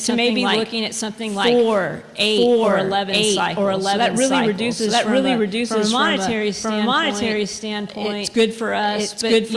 In this time frame where of 43 frontline staff members in our park operations division, we have 19 right now. So our capacity to get stuff done is compromised. When you add that with our contractors are supposed to be carrying a 4-team complement throughout the community. They can only keep about 2.5 crews on board right now, just with what everybody's going with in terms of the hiring market. So you've got that. And then of course we would be increasing our pollinator habitat. And we're into the marriage monarch pledge, and we're on the forefront of that, and making sure that we're providing those places so our bees and butterflies have a place to land and eat. And then really one of the big things that we're looking at, with the healthy infrastructure, we're doing these ambient heat surveys in several areas to determine where we need to improve our landscaping, maybe reduce the impact of our hardscaping. It's just not so difficult out in the community, specifically when it's hot, like right now. When you walk from here to your car, the difference from walking in an area that's just on concrete with no shade, by no grass, you can physically feel the temperature drop as you walk under shade by the grass. So really looking at how we can do that, especially out there on that Garden Ridge Greenbelt, Garden Ridge Trail. We're not going to be able to put significant shade trees there because power lines. So one of the ways that we can make it a little bit easier to be on that trail in the middle of the day after work is going to be to add that grass. Of course, we'll mow it a good 72-inch deck away from the trail, so it's not right there. You don't have to worry about nature touching you. But Shantae, that's for you. All right. But it will significantly help. It's also a way for us to engage volunteers. Some of the next slides, we have volunteers who are helping us some of these places that already exist in the park system. If you go over to Thrive Nature Park, over off Corporate Drive, or if you're at Thrive Nature Center, we've got master naturalists that are helping us take care of not only the prairie plantings, but also some of the native plants that we've got in our bioswales over there as well. Really helping us make sure they actually helped us get some milkweed and introduce those into our bioswales. So that's one good thing. Now I will say there are times when these are not going to look as they are in the spring and early summer. And that's because that's when these places are going to seed. And if you mow too early, then you've ruined the efforts of trying to get that into a lush prairie land that would help choke out any invasive species or weeds. Sometimes we have to live with a little bit of I'm not going to say unsightliness because I think brown is very beautiful. It's very beautiful. As beautiful as green. Especially when you think about our ecosystem. But we need to also if you'll go to the next, is do a better job of informing and educating residents about what they're seeing. Right now we've got some signage out about why it's good for butterfly and pollinator habitat. But I really think that after time, if the sign has been there for a year, it just becomes blank noise, right? And we need to look at ways that we can update that signage, maybe make it a little bit more flexible and exactly having all the information on the sign. We can have QR codes leading them to our website. Right now we're working with the neighborhood services and sustainability group to come up with a residential program that'll make it easier for residents to introduce the same types of plantings and grasses to their own. And how can we co-brand those two programs? And then of course working alongside with James on putting information on the website so people can read more about it and maybe put some pictures on there. Here's what the phases of a year should look like. Don't be alarmed when it's all brown or we've mowed it down, why we've mowed it when we do. But then also linking to our partners with Keep Lewisville Beautiful, or the Elm Fork Master Naturalists who are going to help us with this, so we can really get that engagement. And then, so if we went ahead and did it in phases, this is kind of like difficult to start with that garden ridge. As I said earlier, when we looked at that, we have a little bit of funding where we were going to start. If you travel Garden Ridge south of 407, there's a median that's kind of a hill there, and nobody plays there. Putting the pollinator plants and prairie grasses up there won't impede any use or line of sight. So we're going to start there. So we're going to start there. Just give us an opportunity to go ahead and bring that garden ridge to college. And then we would look at updating those median intersections at College and Kirkpatrick, and Valley Ridge, where we already have some plantings that we need to replace and upgrade. Council, I did want to point out that each one of those phases would be about 150,000. If you didn't want to fund all of it at once, just do phase one, just do phase 150,000, or if you wanted to multiply, you guys can decide. I had a question about the phases. So I understand that they're each about 150,000. What would be the timing for how long a phase would last, or how much time would be between phase one and phase two?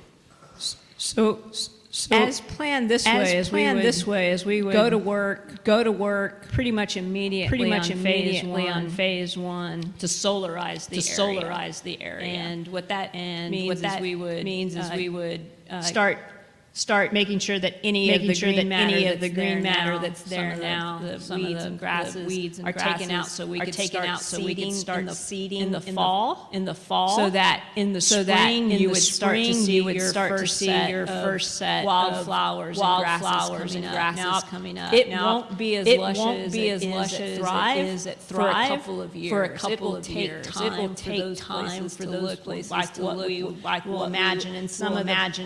So it'll take us about a year to do the first phase, and then we'd start next summer if we knew the money was coming for phase 2. We'd start solarizing and moving forward for those areas. Okay, so each phase is really a year. Okay. I assume now would probably be a pretty good time to get started on pulling the grass out. Most of it's probably dead. Well, it's what it is. It's what it is. Necessarily, it's not quite dead yet. It's very dormant. It's very dormant. But the minute you get slightly alive. If you sprinkled some water on it, I'm sure we would pop up pretty quickly. So solarization. One of the techniques that we would use instead of spraying, because solarization allows us to not use Roundup as much as we would have to. So we would go out there, solarize. What you would put tarps large areas of the ground for a week, and the sun would essentially do what kind of sort of happening now. It would just accelerate the killing of the weeds beneath the ground. And then we would till it up, and get the ground ready, and have a couple of some nutrients put in, and then we would seed over the fall, and get ready for wildflowers in the spring. I'm definitely in favor of this. I think my first initial gut reaction was that potentially phasing this might be a better way to do this. I think there is some education involved. I would probably like to see the garden ridge. Maybe phase 1, phase 2. See how the garden ridge turns out. The community responds to it, kind of do the other phases. I think it's a great idea. Mowing, all that, but I think there is definitely education involved. I think you'll see 50% of people like this. 50%. Why do we have brown grass there? I'm like you. I like the brown grass. I like the brown grass too. But some people don't like the brown grass. So.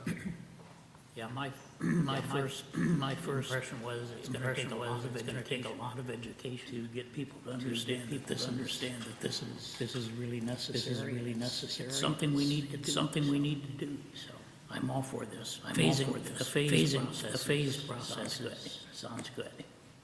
Well, my first gut reaction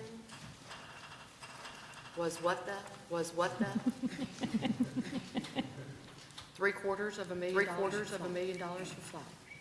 And I'm going to tell you that's going to be a large reaction from our citizens.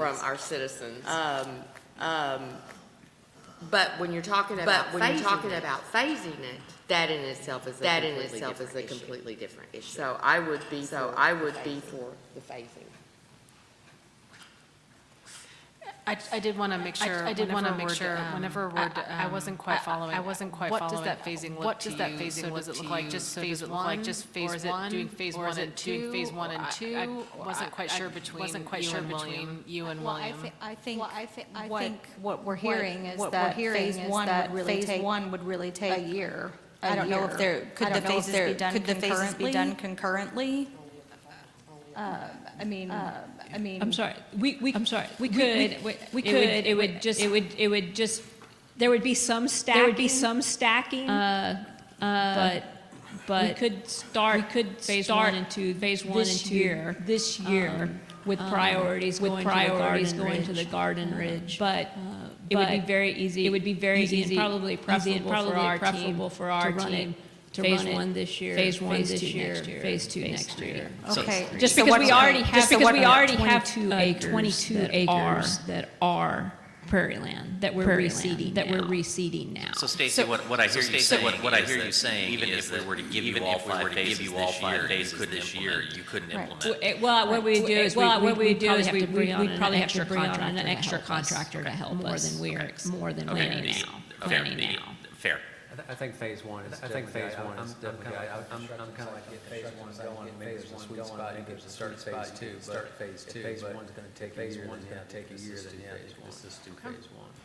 So I think from a budgeting standpoint, because I saw that, I saw that the first dollar, had my zonk out. But if we're gonna plan it, a budget for it, at a minimum for the first two phases, and then, or maybe then 2.5, like TxDOT does it to make sure they can start phase three. But the biggest thing with education to our residents, because they're gonna look at this stuff, all the time, my worst constituents, about the prayer. And I think we look at this not so much as a challenge, but as an opportunity to educate people. There's a different way. You don't have to water. You do some grass. You can do some drought tolerant. And maybe that will help them. Change what they see as beautiful. And and what's more natural to Texas. So I think that's an opportunity that we have. Words are less effective than pictures. Videos are more effective than words. So we need to figure out so we need to figure out the best way to get information out to folks. Videos and documenting what we do, looks like and what it looks like in years. So like this is normal. This is normal that it's brown. In the spring, this is what it's going to look like. And so to normalize this new behavior. Because this has actually impacted when we're dealing with water usage and things like that. So we can tile that in, and make this effective and cost reductive in the future. I think it's a win-win. It's just how we budget. It's the only question. I think it would be great too. And you're talking about education, and mainly getting the education across to the adults in the household. Is incorporating science, elementary science curriculum that has to do with this and the kids. Because when they go home, they talk. And they get excited. And that's one way. Pardon the pun, but to get education into the household from the back door. It's a great idea. Just a couple of quick things. Of course, I grew up in a place that didn't have anything. So the green matter comment is appreciated. We could get out there with a rattle can. And people want to have green. We could do plastic turf. People want to have green, and people want to have green. And we need to normalize it. We need to normalize it, as Councilmember Jones says. I think 66 acres is aggressive and meets with what TJ would love to do. But I don't think that's right or fair to our residents. I do think that our master naturalists are excited by the opportunity. And I will let folks know that we are being considered for an award, City Steward Award, by the Texas Association of People for Prairies. It is being seen what we're doing as native water reduction and getting rid of the chemicals that we need keep these things artificially green. So I like the idea, I like the process. I do think we'll phase it, and I do think there needs to be education, and I don't think any of that is out of the bounds of what our staff can do. All right, with that concludes our unfunded list. These are them all combined for you up there. And Mayor, I didn't know if you wanted to take a break. I think now is probably a good time to take a quick break since Councilmember Cade, I think, is wanting some ice cream. But we will take a 15-minute break here. We'll come back and need to make some decisions on this, and then move into the utility funds.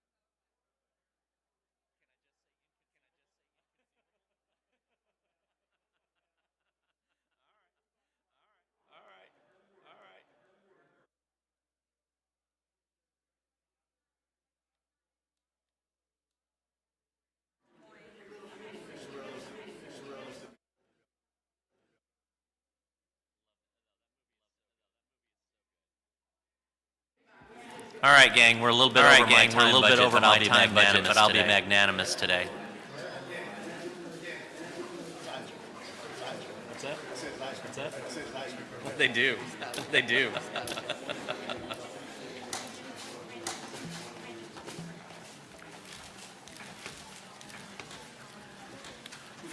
For those of you who don't know, we have a interesting little tradition here at the city of Lewisville retreats, and that we have some of our newer folks, usually new executive staff, are responsible for bringing the sweets. And I think Councilmember Kelly would like to at least give some recognition to local companies that are represented here today. So did everyone enjoy their desserts? Did everyone enjoy their desserts? Yes. You're good? And yeah, they did great job. Yeah, they did great job. So first of all, there are three of us. So Shantae, Marichelle, and myself, we were responsible for the desserts this time. I think you went to Sullivan's Old Town, right? If you haven't been there for barbecue, it's fantastic. It is downtown barbecue. Downtown barbecue is some of the best barbecue around. I love that place. Really good. Let's see, that was the pecan pie and the cobbler, right? Both those. And then Marichelle went to London Baker, from my stop in Castle Hills on the Realm, right? We come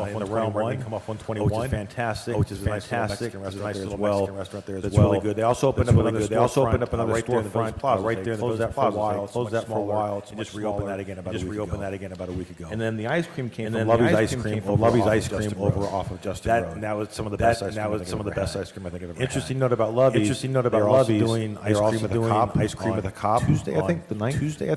I think it's. That's right. Tuesday the 9th. Right. Yeah, Tuesday the 9th. Thank you. So it's 4 to 8. They get it right, Eric? They get it right, Eric? Okay.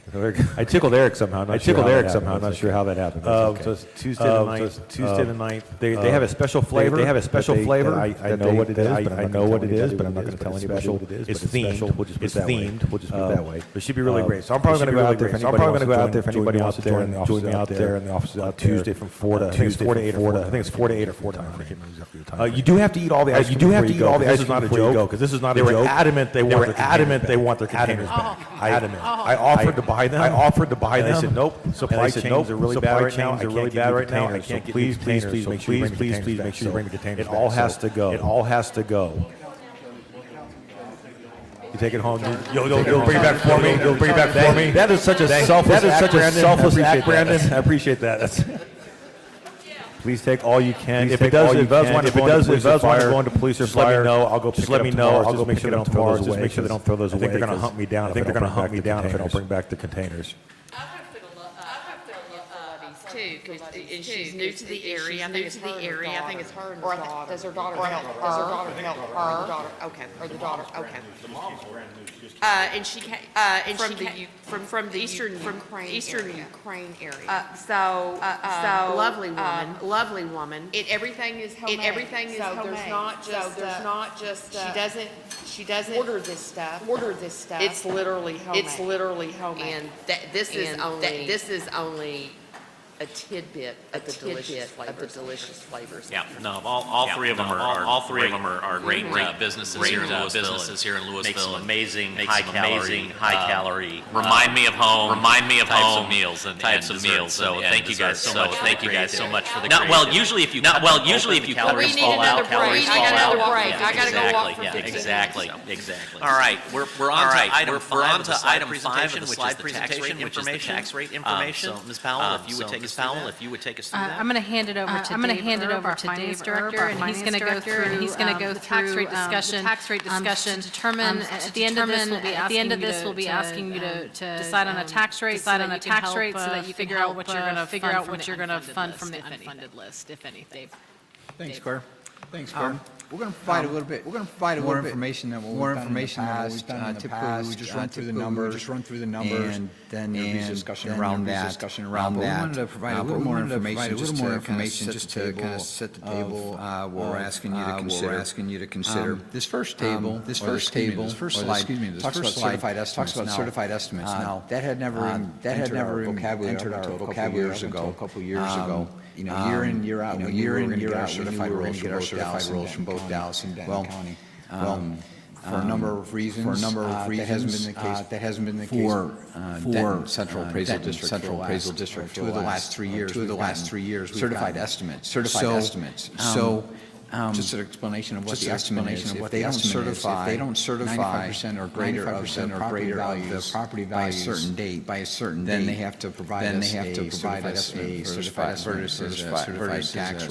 tax roll. What that does is introduces some uncertainty into our projections. If there's anything that Gina does not like is uncertainty with our most dependable revenue source. So that's caused us a little bit concern over the last couple of years. But I just want to let you know that that uncertainty is manageable. You know, we're talking about a subset of a roll.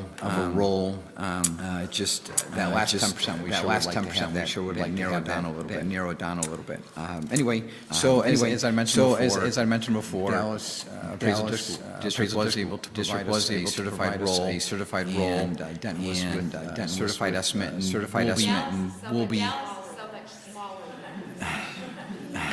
Maybe that's why they were able to do it and didn't could.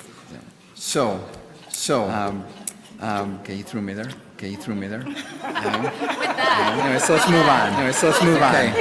Okay. Dave, I'll give you 2 minutes. Because I'm still grinning over here. Okay. We also want to talk a little bit about callable debt in every bond issue. Typically about halfway through the payback period, there's an opportunity then to call those bonds, to do a refunding. And it's an opportunity for us to save money if market rates are lower than what we originally issued the debt at. So that's something that we do regularly. We have some callable debt now that's available for either refunding or paying early. And with our current rate, what that allows us to do is to take some of those callable maturities from the 2012 series bonds and pay them off early. So that's going to do a couple things for us. It's going to help us reduce the interest that we're paying on that. It also provides some capacity for us when we consider the Blue Ribbon Panel and moving forward with our debt program. We think it's a great opportunity to maintain that rate at the 12 cents and then utilize that to take advantage of paying off some debt early and seeing some savings there.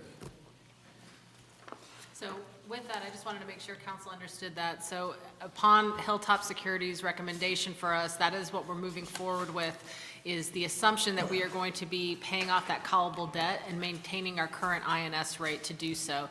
So every iteration of your tax rate discussion will be on the O&M side this year, and just wanted to make sure you understood that going into that discussion. So item 4, where you'll be considering later, is a acceptance of the calculated tax rates. Each year we're required to do a calculation of the no new revenue and voter approval rates. So that's what we have here on this slide.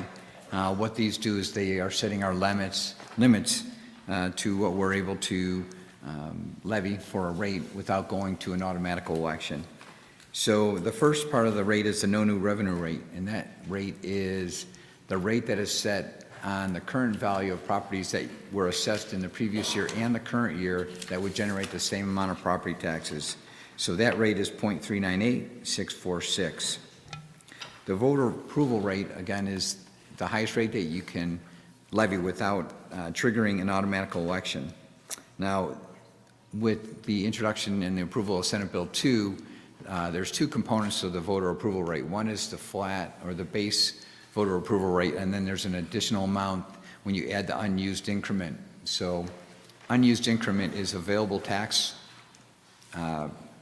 rate that is available because you didn't levy the max rate the previous years. So with Senate Bill 2, you're allowed to carry over a 3-year rolling amount of unused increment. So the base voter approval rate total is 0.421774.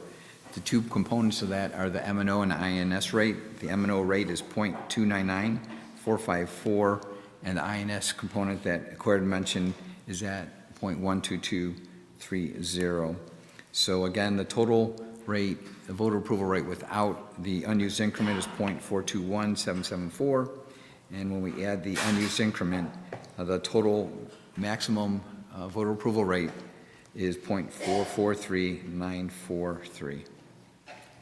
So I think it's important to realize that legally speaking, the voter approval rate with that unused increment is the way we're listing it there is the voter approval rate.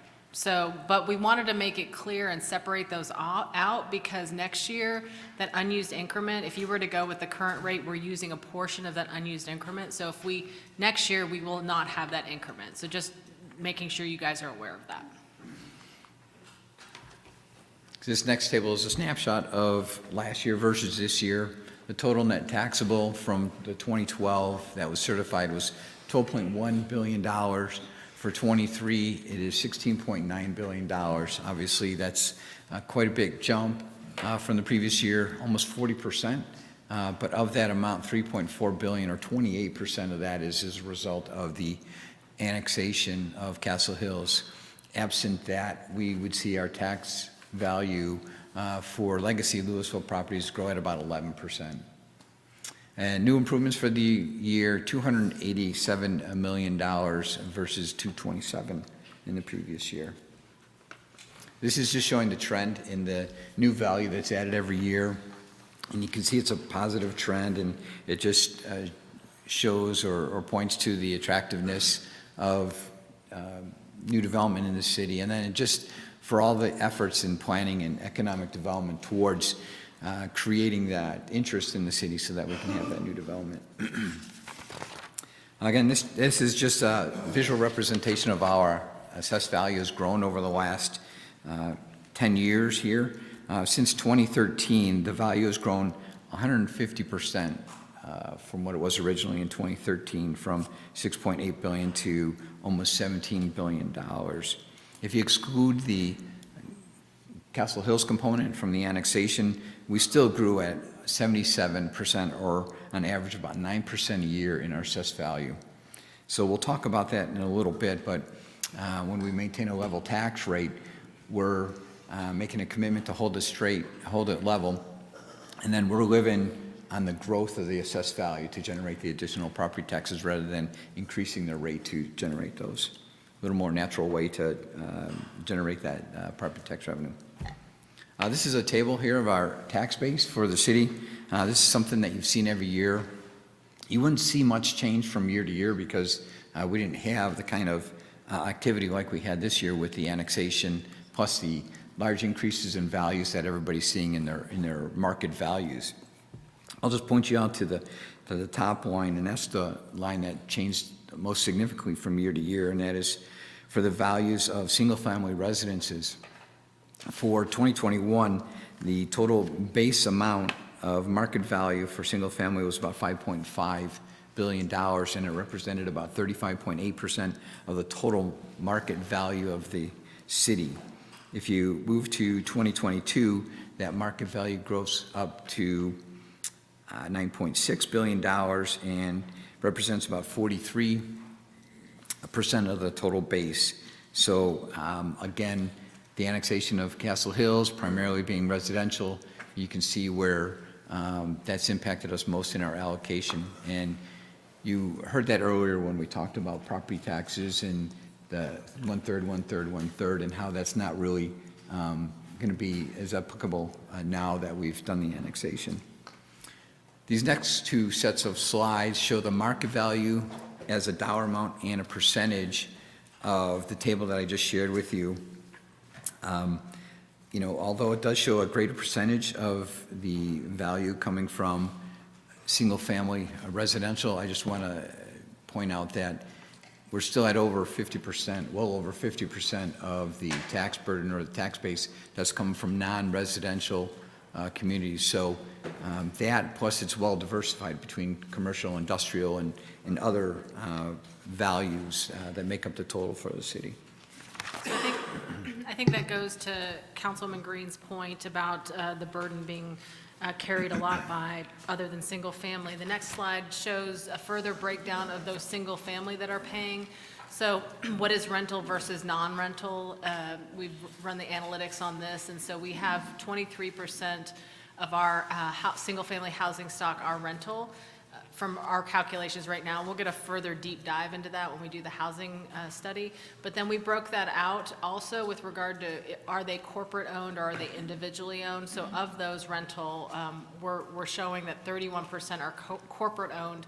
Please note that does not include any homes that are owned by a trust, because that's a little bit, trusts might be corporate, or they might be, a family owns it and things like that. So we just didn't count that in that calculation.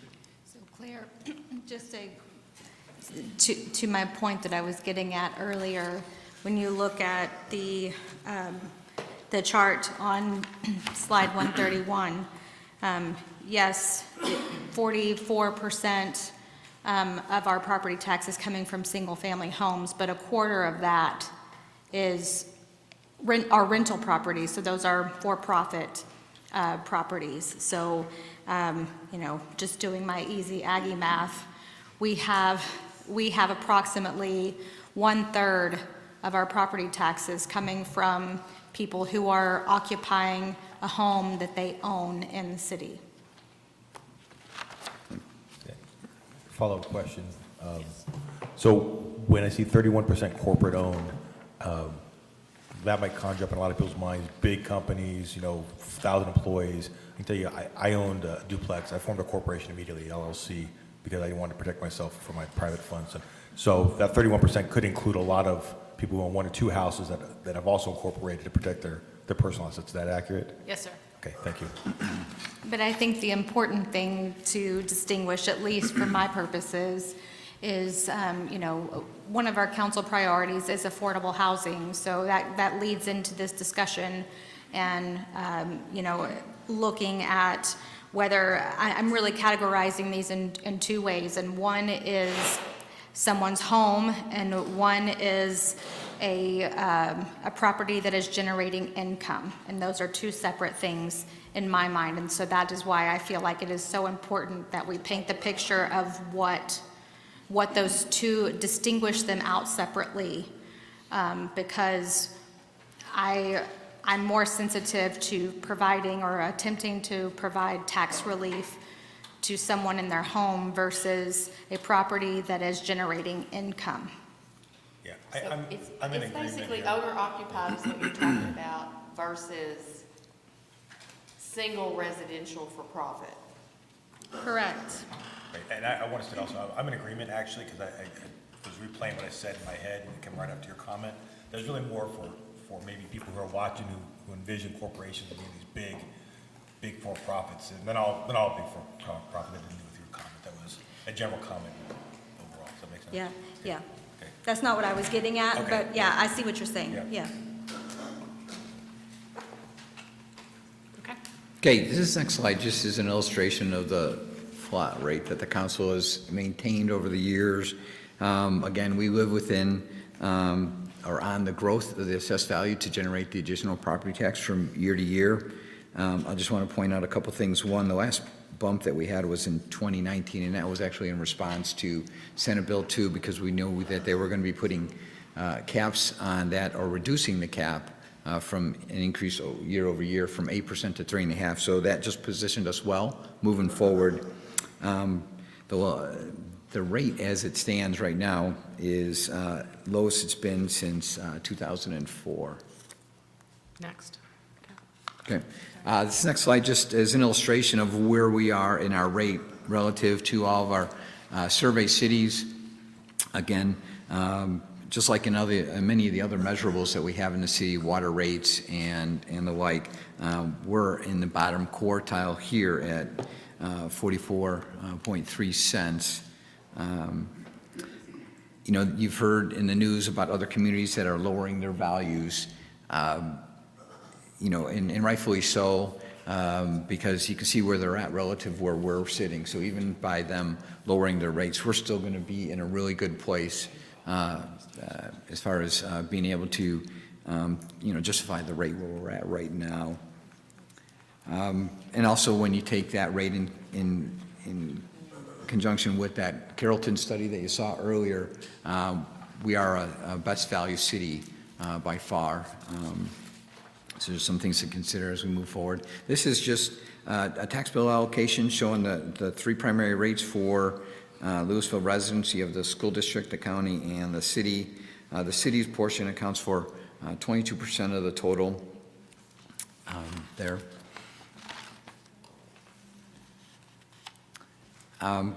So in calculating the annual tax values and the anticipated revenue that gets generated from year to year, we, for illustration purposes, put out what does 1 cent in the tax levy mean to the city revenue.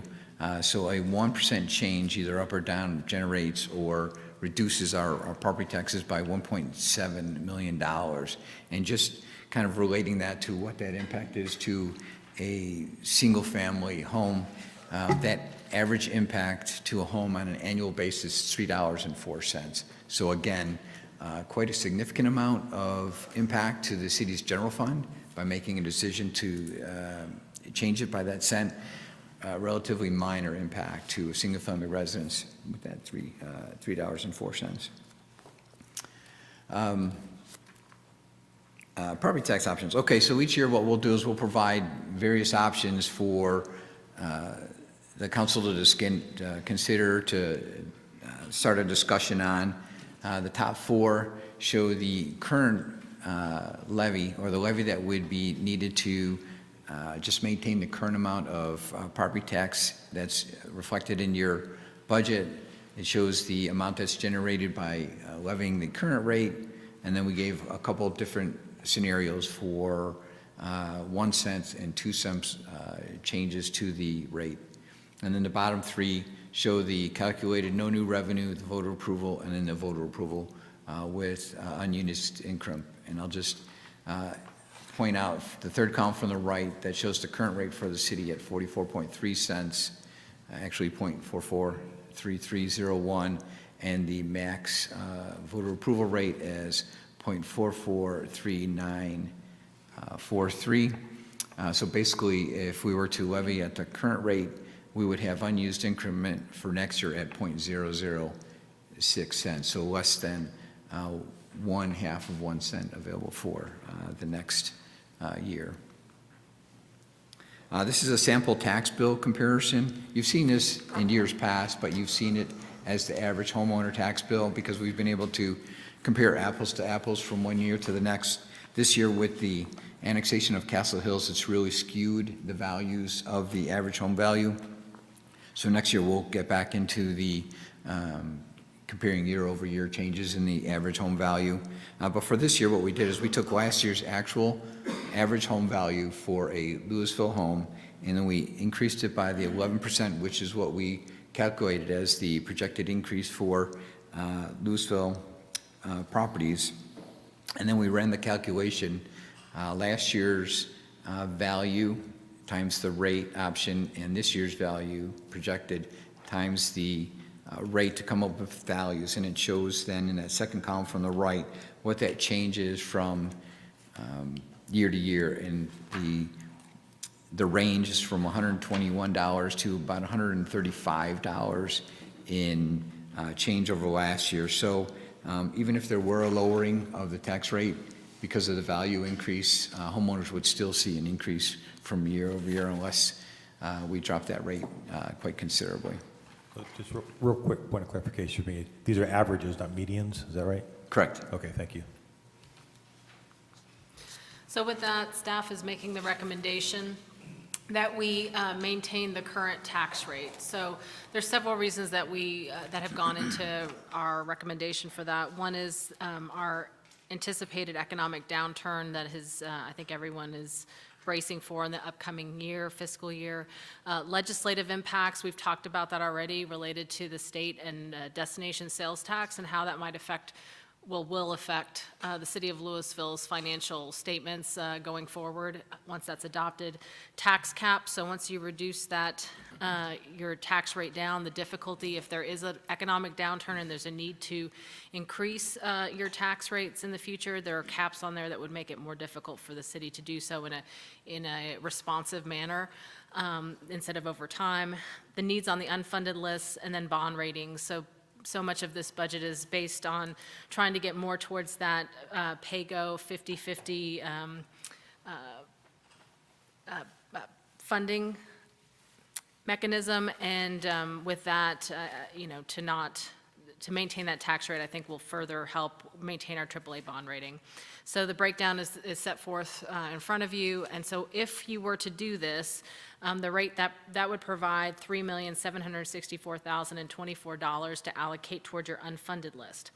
Now, that doesn't mean you have to go, obviously, council could decide they want to reduce the tax rate, and we've given you several options there, but if you did want to maintain that current tax rate, still, our unfunded list has far more dollars associated with it than what that $3,000,007 can provide, and this is staff's recommendation for how to break that down. So basically, if you see this, this is all of the unfunded items that were on the list, but we balanced off of the CIP as well as the street lights.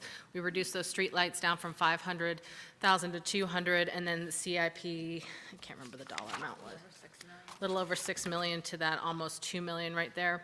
But that does having heard your comments earlier, that does, our recommendation does have that full funding for the native plants. So if you wanted to reduce that down to one phase, our recommendation would be to bank that dollars into the street CIP, because as we discussed, there is that need, ongoing need. So, with that, we're going to move into the discussion of the utility rates. Unless you wanted to pause there will be a time to discuss all of these things at the end. But if you wanted to pause and discuss now, it's at your purview. I'm not seeing anybody step up to. I'd like to discuss this part now, Okay. just while the information is fresh in everybody's mind. And I guess since I said that, I'll start. Yeah. So, this is a very touchy topic. We have seen growth in our home values, property values, like I've never seen it before. And so I know that talking about holding our current tax rate appears to be increasing taxes when the outcry is give us property tax relief. So I'm looking at this from the perspective of the math, and what would it take to, given the growth in property values, what would it take to get us to where your tax bill that you receive is the exact same as it was the year before? And I believe that's roughly about 4.5 cents, correct? So if you look at 4.5 cents, if we were to not increase, and for the record, everyone was complaining about their tax bill last year. So, that's not, holding it the same is not what I would consider to be tax relief. That would, if we just did that, that means that we have to take out $7.88 million out of our budget, which we've got 3.7 in unfunded items. So that means that now we're starting to cut into the meat of the base budget just to make it so that everybody's tax bill is the same for the city tax, not their tax bill total, just for the city tax portion. So, I look at the what are we giving versus what are we taking? And that's a cut in service we would have to do in order to just keep your tax bill what it was last year. So, in my mind, I'm not seeing a justification for doing that. The city's costs have gone up to provide the same services. Our costs are going up. I know we're talking about giving, we're talking about adding pay raises to some of our staff. And, there could certainly be some arguments made against that, and that, that is something that we can save some money there. And I'm telling you, we cannot. Because when you call 911, you want someone to answer the phone. When you flush your toilet, you want it to flush. When you turn on your faucet, you want water to come out, and you want the water to be something you can drink. So, these things do not come free. We have to pay for them, and the cost to pay for those things has gone up and up and up. We have a very long list of infrastructure that needs to be addressed. The list could go on and on of things that we absolutely need to do with those tax dollars. The next thing I'm looking at is, okay, well, if we can't get the same tax bill, what other cuts, what could we cut it back? And yeah, we could cut it back a cent, we could cut it back 2 cents. But again, we're giving up more than what we're giving you back for $3 in a year. It's the service cuts that we're gonna have to look at don't justify saving folks $3 a year. A year or month? That's a year. $3 a year. So I just don't, that is not meaningful tax relief. And if we can't provide meaningful tax relief, then I don't see how we can justify cutting the rate. That's my comments. I'll let somebody else go now. I think Councilmember Green's comments were very appropriate, and I fully concur with everything she said. So I don't see any, I could not vote to lower the rate. Well, I'll just speak really quickly. When we started earlier, I kind of was thinking about, people look at the revenue side and say, oh, we have all this revenue and we have this additional funding. But we also have additional needs, and they're going to be ongoing. And we also have additional responsibilities. So when we talk about taxes, it can be, you can look at it in 2 different ways. You can look at it in the classic way where, oh my goodness, nobody likes to pay taxes, but it's an investment into the city. And you can see all of the things that we're investing in this city, and none of them are fancy. A lot of them are things that we need to do as far as street infrastructure. A lot of them are helping keep our kids safe. They're things that are planning for the future, that with that $3 to $6 per penny that you're going to get back for your on your tax bill doesn't really do much for any resident, any homeowner. So people may want to, I would hope they would change their perspective and looking at this into an investment into Lewisville to make Lewisville a better place to work, play, and stay. So, I'm for the I'm sorry, go ahead. I'm sorry. Nope. So I concur, and I'm not going to make any suggestions for this year's tax rate. I think all the reasons already stated are all the viable reasons to keep this tax rate where it is today. However, there is a more surgical tool that we have yet to use in Lewisville, and we just talked about the small percentage of actual homeowners that live in their house. We could go to a homestead exemption. I know we've never done that in the past. We have an over 65, but we haven't done a homestead exemption. If we feel that only 20% of our homeowners actually live in the homes and are paying a big burden of the overall tax, we could get surgical with tax relief with some sort of homestead exemption for the next year. And I'd like to talk about that more and explore that more as city staff, because I don't know what I don't know about that, other than as a surgical tool rather than a sledgehammer tool like a tax rate reduction. And I think that's probably a more appropriate conversation once we have the housing study completed, so I'd agree with that. Yeah, thank you. Yep. And that, I was going to say that also could be a potential retreat topic for us to discuss. Other comments?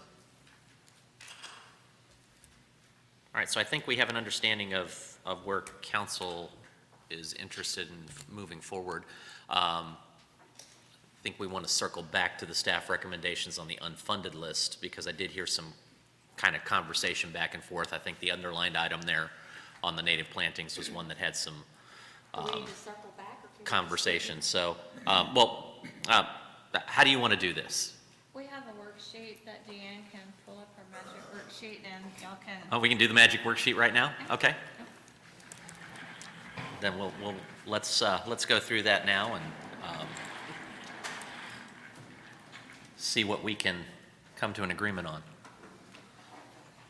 And while we're waiting for that, I might throw this on the table.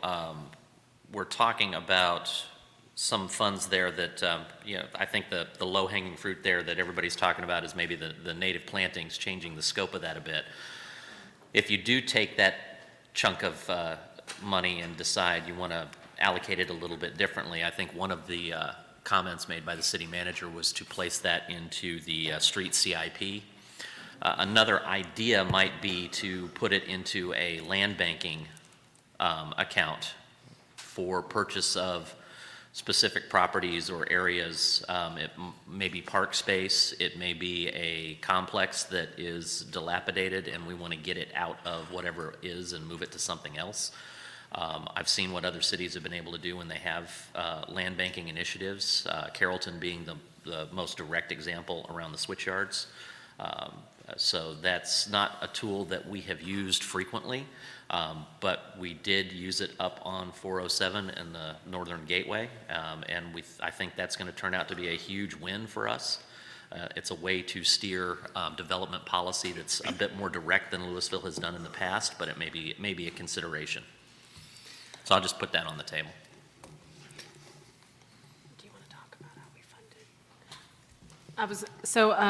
With that, I just wanted to make sure council knew. So Gina's already told you this at the beginning of the presentation, but and I didn't tell her what I was about to tell her and say, but we had some additional dollars that were originally left as a balance on your general fund, and we did reallocate it to our street CIP. So if you could talk about that, just to remind you, if that is something that council's interested in, we have put, since the time you guys saw this budget originally, placed those dollars into streets as well. So do you want to talk about that a little bit? Yeah. Whenever we talked about that increase in CIP funding, we talked about the 1.1 million going to our ongoing regular street maintenance. And then there was 1.2 that we allocated for the street replacements. And so originally on your unfunded list, you had over $7 million for that, and we reduced that down to $6 million. So now you've got $6 million left on that unfunded request as 1.2 is funded. So with banking money for future land purchases, but that doesn't change anything in, programmatically, that we could easily pivot on that if you wanted to, but CIP needs it. If you're interested in the mayor's, that's also a benefit to us as well. So maybe if you know things that you want to fund fully, she could go ahead and check those off, and then you could see what you have left to kind of rearrange. Yeah, so why don't we just start at the top of the list there, since I think this one is not going to have a whole lot of drama. Flock cameras, do I get consensus that we want to move forward with that program? Yes. The partnership there with LISD for the school rover program for the elementary schools? Yes. Let's come back to, let's go down to social services city fund. Comments? Yes. We have consensus on that one? Yes. Councilman Troyer, I've got your head nodding. I said yes. Is that yes? Okay. You Yes. were giving me the no, so I don't know if that's like an Upper Peninsula thing where you nod your head no, but it means yes. But okay, we're good. We'll take that one. Business corridor plan for business corridor 121. Yes. Got consensus on that. All right. So then let's go back to the ones where I heard a little bit of conversation. Street lighting, I think, is the next one. Consensus? Conversation? Yes. I mean, I think what I heard on that one is that there's a possibility that we may not be able to do a whole lot with that, depending on, what the individual property owners will allow us to do, correct? I think there's a possibility that we could do that. I think there's also a possibility if it doesn't work with regard to neighborhoods agreeing to it, we can always broaden it with regard to trying to find other opportunities for that funding for increasing lighting in those neighborhoods. It may not be a street light, but perhaps it's, you know, we figure a way to work where it's a private light or something like that. We would bring that back to council for whatever program that would look like. I mean, so, but if we said yes to this, how would that work? Is this more of a, we're initiating it, or is it that we are waiting until someone comes to us and says, we want more lighting in our neighborhood? We already know what neighborhoods have these ongoing complaints, and we already know what neighborhoods are deficient. So we would use our neighborhood engagement team. So Chris McGinn's group with neighborhood services would start reaching out with our engineering team to start having community meetings on that and see if they're interested. And these are specifically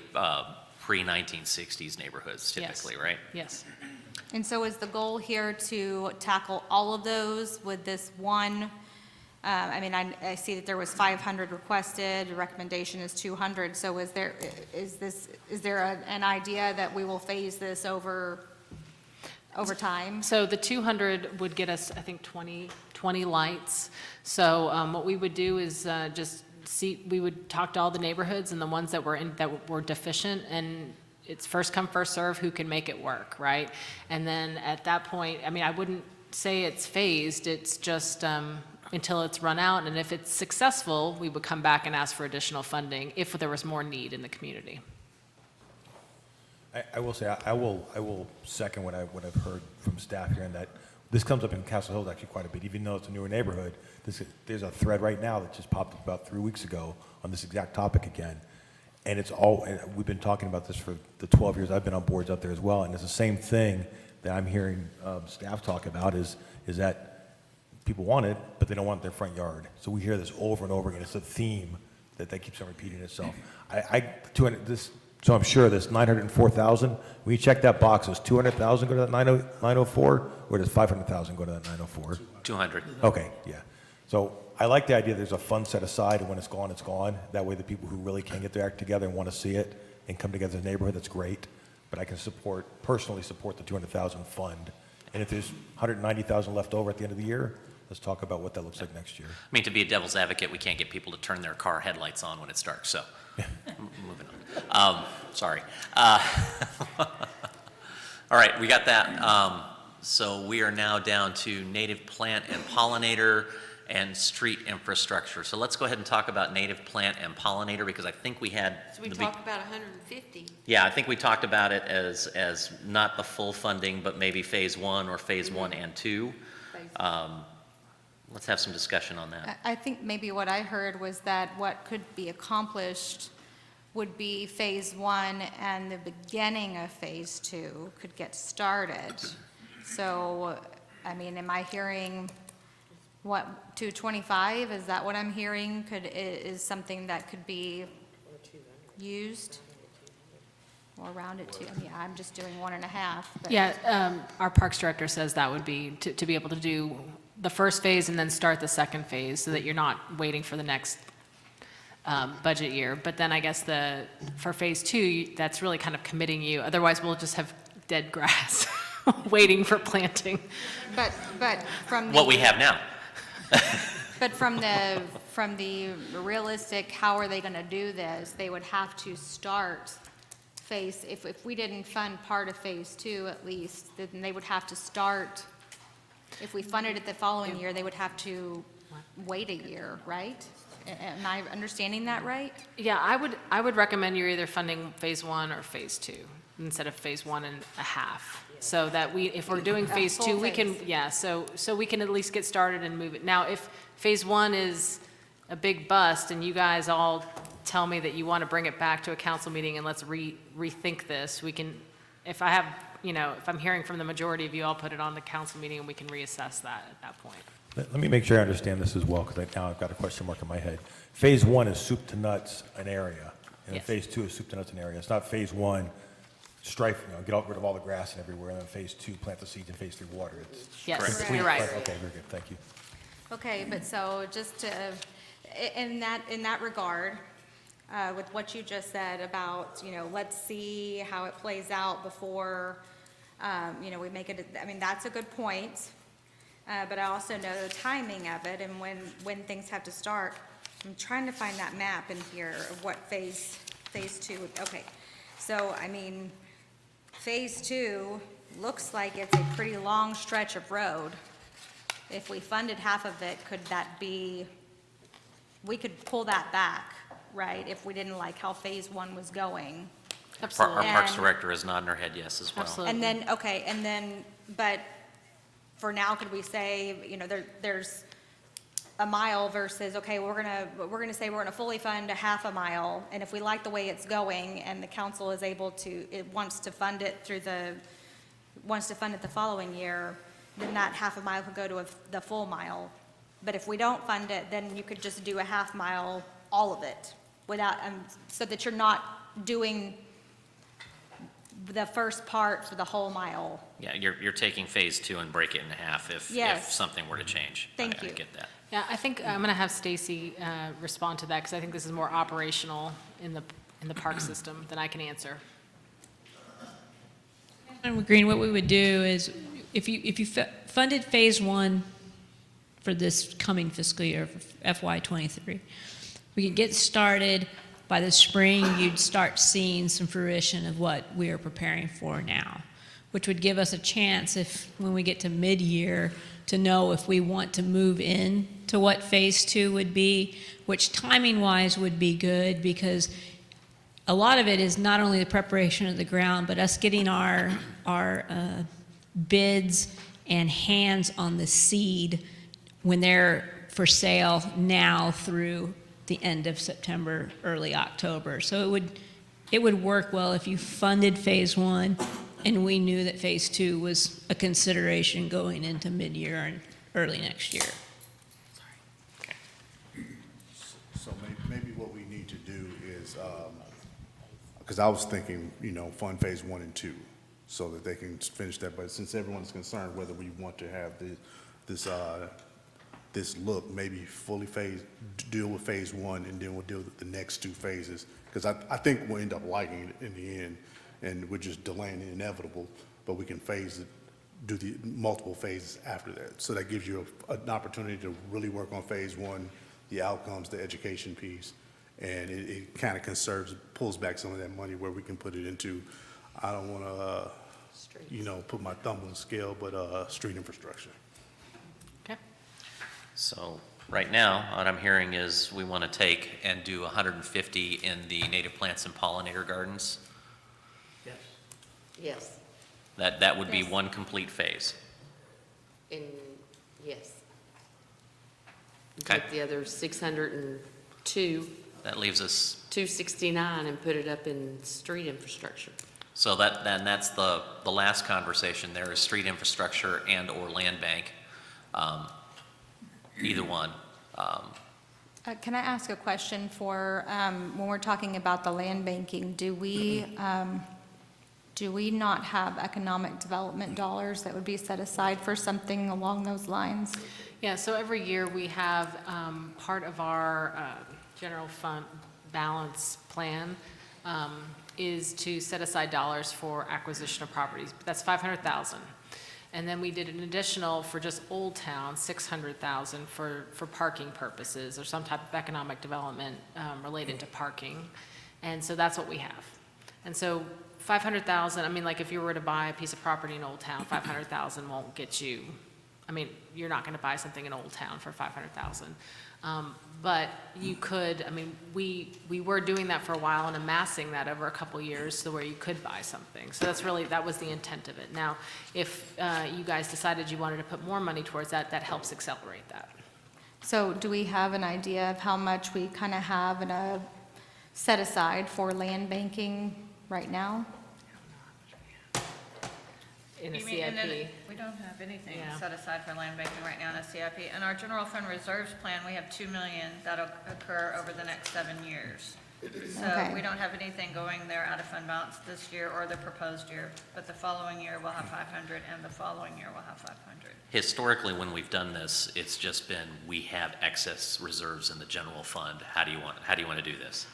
Or we did last time when we bought the Northern Gateway property, it was. It was just, we came mid-year and said we need a supplemental, and this is the reason why, and council approved it. And then we flipped it and get the money back, so, yeah. But that was GO funds? No, CO funds. Didn't we? General fund. It was general fund, okay, sorry. Thank you. Primarily, we had some other funds. I mean, so we always have the option to do that. Yeah, If an we've got- opportunity comes up. Yeah, if we've got cash in the bank, absolutely. I personally would rather spend that money getting our infrastructure up to, acceptable, grades. That's my vote. Okay, so let's go ahead, sounds like, let's take the balance of the pollinator project, move that to street infrastructure. Can I ask a question about the phases real quick, Stacy? So these phases 1 through 5, are they in that order for a reason? And I ask that question because when I look at phase 3, if I just look at feet of progress, phase 3 looks to be much bigger than phase 1, 2, 4, or 5. Right, well, let me pull up my spreadsheet that has my. One is a really wide median. Yeah, the Garden Ridge median has about 10 acres, and it's really, really, really wide. And then there are some specific planter beds that we're going to be planting there, so it's not just grass. There'll be some plants involved in there. And then the others are smaller, more narrow medians, so while they might be just as long, there's only about 3 to 5 acres of property that would be seeded in some of those areas. So the phase numbers are just a preference from staff of how you guys would just prefer to do these in that order? Right, and also when we were looking at, when we first pitched it and we're talking with city managers about where we might need to go to phasing, what would make sense. Okay. The only reason I ask that, I'm thinking about if you want to get a lot of visibility onto it, even though the medians are wider in some of the earlier phases, the longer stretches would seem to get more eyes on the project from the community. It was just where my mind was going. Right, understand. I understand what you're saying. The reason I like the Garden Ridge one is because, as far as a place to start, is because there's a pretty nice trail through there. We're not going to have the opportunity to have people look at these signs and get the education when they're driving by in their car on a median, but with the Garden Ridge, because there's a trail there, I think we have a much higher opportunity to engage the public and get them educated on what we're doing. And then as they see it in other places across the city, they're going to say, oh yeah, I know what that is. So I think there's an opportunity there that is not as great on, at least these corridors that are shown in phase 3. I'd like to see you incorporate some public art that has something to do with that. Like if this is going to be our big educational piece. I mean, you can get giant suspended butterflies intermittently through Garden Ridge so they know this is a freaking butterfly garden. That's a great Universal idea. language. Yes. Art. Awesome. Signage. Yes, ma'am. All right, so, do you have any questions about what's up on the spreadsheet? Have general consensus, is this all right? Yes. Good to me. All right, let's move on. Okay, now we're moving on to utility rates. So David, do you want to continue? So we utilized New Gen as a consultant to help us with the rate studies. They've helped us in the past. This utility water and sewer rate increase is the third year of the 4-year plan that was originally established by New Gen. The rate increases starting in 2021 were intended to do a number of things. One, to cover the increases in water from Dallas Water Utility that we're purchasing. So it includes the pass-through for that. And then also intended to increase the amount of cash that's available to cash fund the project. So year 3, we're projecting or proposing continuing with our plan at a 4.3% increase over the previous year. We think this helps sustain the system, provide a little more money for infrastructure. The impact to the resident, $3.20 per month, $38.40 per year. In addition to doing the rate study for Legacy Lewisville customers, we had also done for Castle Hills, and we're going to continue with the recommendation as well to hold their rates flat. They are a little bit higher than what Legacy Lewisville customers are, but their basis on which their rates are calculated are a little bit higher. So the source of water comes from Upper Trinity versus Dallas Water Utility. So those rates are higher, and there's some additional debt that is coming from the Castle Hills to support their system. So those are the two things that are creating the difference. This next is a table with our survey cities showing where we're at, where Castle Hills rates are right now. So Castle Hills is right at the midpoint. The Legacy Lewisville customers are in the lower quartile. Even with the rate increase, they would slide up to between Fort Worth and Grapevine, but that's assuming that none of the other communities do rate increases now. From our experiences, all the other communities will, through their budget process, are likely to increase them as well. So relative to that, we will probably not move very far from where we're positioned right now. So with that, we are recommending just continuing on with our normal increase that was based upon our plans. And we can talk about that when we make the motions, unless any council member has a question about the utility rates. I have a comment, or I may maybe ask you to talk a little bit about, the importance of why we need to do this as far as our bonding capacity, our bond rating, that we need to continue to, when we get rate increases, that we, as much as I hate to increase costs, that we need to pass that on, because it negatively impacts us on our bond rating and our ability to borrow dollars to get critical infrastructure done in the future. Absolutely. Yeah, so our bond rating agencies, although we're AAA bond rated, one of the comments is that we really needed to go more pay-go, which you keep hearing that over and over in this presentation, was really to do more cash funding. Well, you do cash funding through your utility rates and the dollars you bring into your utility fund. So that's really what this is doing. It's focusing on when you set these rates, it's focusing on all of the infrastructure projects you've got on the horizon. What that means is as long as we can maintain our AAA bond rating, which, forecasts look good on that. We're a fiscally conservative city, and we've done a really good job with regard to budgeting and setting our tax rates and utility rates, is that we can borrow money cheaper with our AAA bond, which means our money can go further with regard to utility improvements that we're doing. And then also with regard to not having to rely so heavily on debt. So additional, to pay for these projects is not just, you're not taking out as much debt in the future. Thank you. Yeah. Go ahead. I think the second part of your question was DWU rates and why we kind of passed those along, and that goes hand in hand with what Claire was saying about the bond raters really want to see when you have an increase in cost, you're increasing your revenue to support those costs. Otherwise, you're going to end up funding from fund balance if your revenues aren't keeping pace with your costs. And so that's why we try always to pass through whatever Dallas Water gets us in an increase in rates. We see that passed along to our customers. Next, we're going to discuss stormwater drainage fees. And so Dave, go ahead.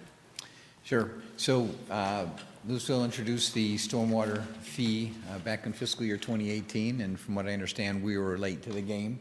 At that time, I think we had a number of stormwater projects, quite a long list, and there needed to be a funding source other than debt to support them. So the fee was introduced in fiscal year 2018. The single-family residence rate is $4 per month. The non-single-family rate is based on an equivalent residential unit, and it is $1.43 for square footage of impervious surface area, and the rate has not changed since 2018. So we again went to NewGen and asked them to do an analysis of the current listing of projects that are in the stormwater, do an analysis of the fund and see, do a projection of available monies to support that program, and then what, if any, increases needed to support those projects. We'll tell you that the first 10 years of projects total $66 million. We also have an additional $26 million of projects that have been identified that would also be part of the program, but anticipated after the 10 years. So here's the listing of the capital projects over the first 10 years and then the long-term projections. Like we do with the utility rates and the tax rates and everything else, we have our survey cities that we compare ourselves to. So with this current rate for the single-family residential, we're at $4, and we're right at or a little bit below the midpoint of our survey cities. Again, we want to be careful not to base our rate just on a comparison with our survey cities. We want to find out what our need is and determine it to what level we want to fund that need. So NewGen provided us two options to go with, or at least to start the discussion on, for the single-family residential fee. The two options were to increase it annually by 50 cents over an 8-year period from $4 to $8. The other option would be to increase it by $1 a year for the first 3 years, from $4 to $7. Now, under both scenarios, we fully fund the $66 million in the stormwater projects, and there is an inflation factor built into that $66 million in cost. The options for the non-single family, which is based on the square footage ERU, would increase over the option one, 18 cents on average over the 8 years, $1.43 total. Or option two would be a total increase of $1.07. There would be 36-cent increases over the first 3 years, and that would be it. So one of the concerns is, what is the impact on some of our non-residential customers? We have 3 examples of, under each scenario, what the impacts would be for a small parcel such as Starbucks, medium parcel, which would be the Toyota dealership, and then the largest parcel is the Sam's and Walmart property. And you can see what the rates are currently at 2022, the proposed rates, either option one or option two, the change in the amount, the current fee that they're paying, the increase, and then the new monthly fee. And you can see the increases there. And for those council members who weren't around when we adopted this fee, this is really tied into impervious surface. So when you're seeing these large parcels where you have massive amounts of concrete, that's the flow that they're taxing our drainage system because of the flow of sheeting off of their property. So wanted to make sure. There are some exceptions to these that are, a little bit more complex, like if you keep all the water onto your property and things like that, and you've got these systems in place, but there are very far between that people do that in our community. And just one other point before we get to the recommendations is the amount of new revenue that's generated from the single-family residences versus the non-single family is about 1/3 to 2/3. So again, the larger burden is going to be on the non-residential, so just being mindful of that. Okay. I have a question. Yes. So with churches, they're not exempt from this fee, is that correct? Yeah, that's my understanding, they're not exempt from this. I think there are some statutory, it's very specific by statute who's exempt, and I don't believe churches are. I can get that information for you all if. I think Keith would know.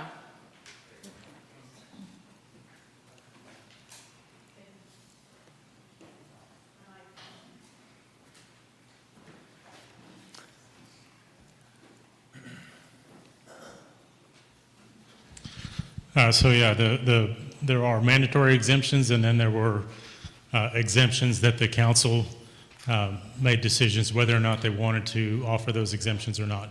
Churches are not exempt by statute. By statute, they can be exempted if we voted in favor of the exemption, but we did not. Okay. When was that vote taken? When was that vote? 2018, I believe it was. David, is that what you said? We adopted in August of 2018, I think it was. Yeah, 2018. That's before. I'm sorry? 2018. Yeah, fiscal year 2018.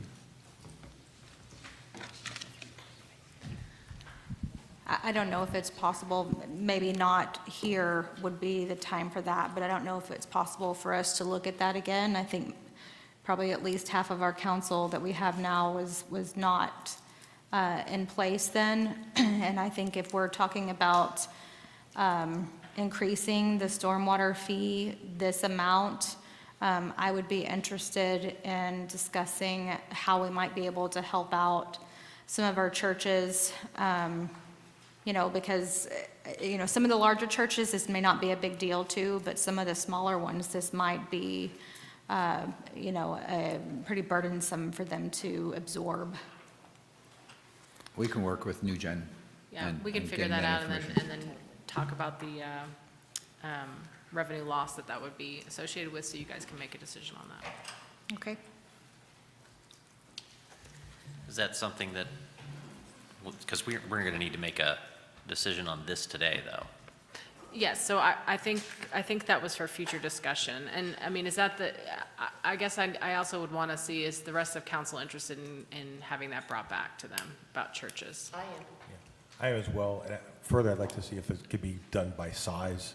I mean, if we've got a small church, I want to make sure we're affecting the right folks. We could say by size of parking lot, or size of impervious structure. Can we make different rules based on that for churches? It is right here. Right here is broken down by size. I understand, but specifically we're talking about churches. Oh, okay, yeah. And if we want to give relief to the smaller churches that may be struggling, that's one thing. If we want to give relief to the mega churches that are out there, I might think about that a little differently. Yeah. Well, that'll be interesting, but I don't think I think it has to be locked to square footage. So we have to figure that all out. But And I don't know if we would maybe want to discuss nonprofits in general. But, I would be fine making a decision on this today and then having that discussion coming back to a council meeting. Okay. Yeah, we can definitely get more information about that for you. And again, this is a program that we can look at every year. We can make a decision for the first year and then bring it back again, either at retreat or next year's budget process. So our recommendation, on your agenda, we have recommended that the drainage fees be increased by 50 cents, but that doesn't, really we're in support of either of the increase to cover the cost. For us, the not covering these costs of these projects means that they compete with all the other projects that you have in your Blue Ribbon program. So that means you're going to have these drainage projects be competing with future fire stations, possibly your streets, alley replacements, those types of things. So it's up to council what your desire is, but I'm hearing that you're interested in moving forward with one of those options. I just don't know which one you're preferring. Let me ask a question. So with if you go to the dollar version, I assume that gives us a lot more buying power to get some of that work done now. Costs are rising continually. Is that an accurate statement? Yes. I would be in support of option one for the single-family properties. Which is the 50 The cents? 50 cents, Okay. yes. I'm for the slow and steady. I'm going to go a different direction. I like option two, like the present value of that money better. It's only $12 a year, so I prefer option two. And I'm for option 2 as well. I guess the only downside in the long term, option 2 is, we get to $3 and we stay there, so I do like that. My only concern is just I am sensitive to just the rising costs of everything right now, and the hopes that in the years to come that some of that is going to ease. And so just having that smaller increment for now, just to help a tiny bit, and I know it's not a whole lot, but that's my only issue with the option 2. Well, my thoughts are similar to streets. The repairs and maintenance that we need is not going away, it's going to increase. And the quicker that we can collect those funds and get those jobs done, because there are going to be more jobs waiting behind that, and it does level off at a certain point. So I support option 2. Sounds like we have option 2 is going to be the one that gets consensus.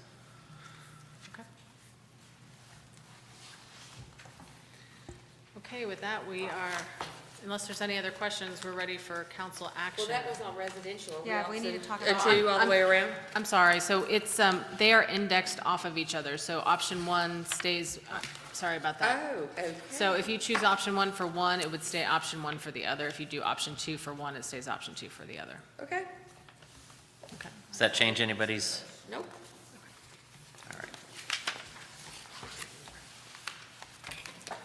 All right, so I've got a budget workshop motion that the staff has graciously filled in with our decisions here today.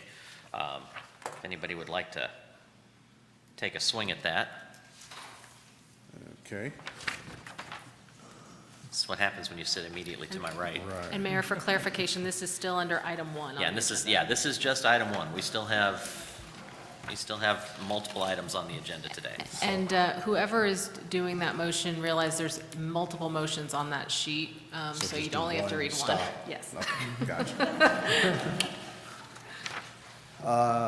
Mr. Mayor, I move to approve the preliminary budget as presented and amended, which includes expenditures related to maintaining the current total tax rate of .443301 and a 4.3% increase in water and sewer rates, and a $1 increase in the stormwater drainage rate for residential properties, and a 36-cent increase in the per 1,000 square foot of impervious area rate for non-residential properties. I have a motion. Do I have a second? Second. I have a motion and a second. Council, if you please vote. Aye. All those in favor? It sounds unanimous. Unopposed? All right. Thank you, Council. Mr. Mayor, I move the City Council hold the public hearing. Yeah, we got to call item 2. Just one, hold on. Sorry about that, Brandon. So next, item 2, we are going to set and announce the dates and times for the public hearing on the budget, vote on the budget, and public hearing and vote on the tax rate. Council will hold public hearings on the budget at the September 12th, 2022 City Council meeting at 7 p.m. and hold the vote on the budget the September 12th, 2022 City Council meeting at 7 p.m. We'll also hold the public hearing and vote on the tax rate at the September 19th, 2022 City Council meeting at 7 p.m. as set on our budget calendar should this pass. Mr. Mayor, I move that the City Council hold the public hearing and vote on the budget at the September 12th, 2022 City Council meeting at 7 p.m. and hold the public hearing and vote on the tax rate at the September 19th, 2022 City Council meeting at 7 p.m. Do I have a second? Second. Council, all those in favor signify by saying aye. Aye. Opposed? Motion passes. Next up is at item 3, acceptance of the 2022 certified tax rolls from the Dallas CAD and certified estimate of value tax rolls from the Denton CAD in accordance with section 2604B of the state property tax code. We're required to accept the annual tax rolls provided by the CAD of Dallas and Denton County. For the tax years 2022, Dallas CAD provided a certified tax roll to its member entities as certified values for their districts exceeded 95.0%. The amount required to submit a certified roll. Denton CAD was only able to certify values at 90.1% and as a result could only provide the city with a certified estimate of value tax roll for 2022. This inability for Denton CAD to provide a certified tax roll was due to complications resulting from delays in mailing the notices of appraised value, delays in holding appraisal review board hearings, and an increased number of protests. The appraisal districts combined for a total market value for all property of $12,831,603,172, an assessed value of $21,213,463,050, and a total taxable value of $991,471,159. TIF Zone Number 1's taxable value is $385,911,215. TIF Zone 2 taxable value is $259,007,885, and TIF Zone Number 3 taxable value is $936,068,816. TIF Zone 4 taxable value is $183,093,888. New construction included in the total roll is $287,848,586, and it's recommended that the City Council accept the 2022 tax rolls in accordance with Section 26-4B of the State Property Tax Code. All right, well, it's inconceivable that we're getting a certified tax estimate for 2 out of 3 years. I will go ahead and make this motion, but we'll deal with that later. The City Council, I move that the City Council accept the 2022 tax rolls in accordance with Section 26.04B of the State Property Tax Code. Council, all those in favor signify by saying aye. Aye. Did we get a second? Oh, we need a second. Sorry about that. I got a second? Councilwoman Cade. Ronnie? Cade. All right, I got a second. All those in favor re-signify by saying aye. Aye. Opposed? Motion carries. Item 4, acceptance of the report identifying the calculation of the 2022 no new revenue and voter approval tax rates, authorization to publish notice as required by the Texas Tax Code Section 26.061, and provide direction as to the calculation of the voter approval tax rate.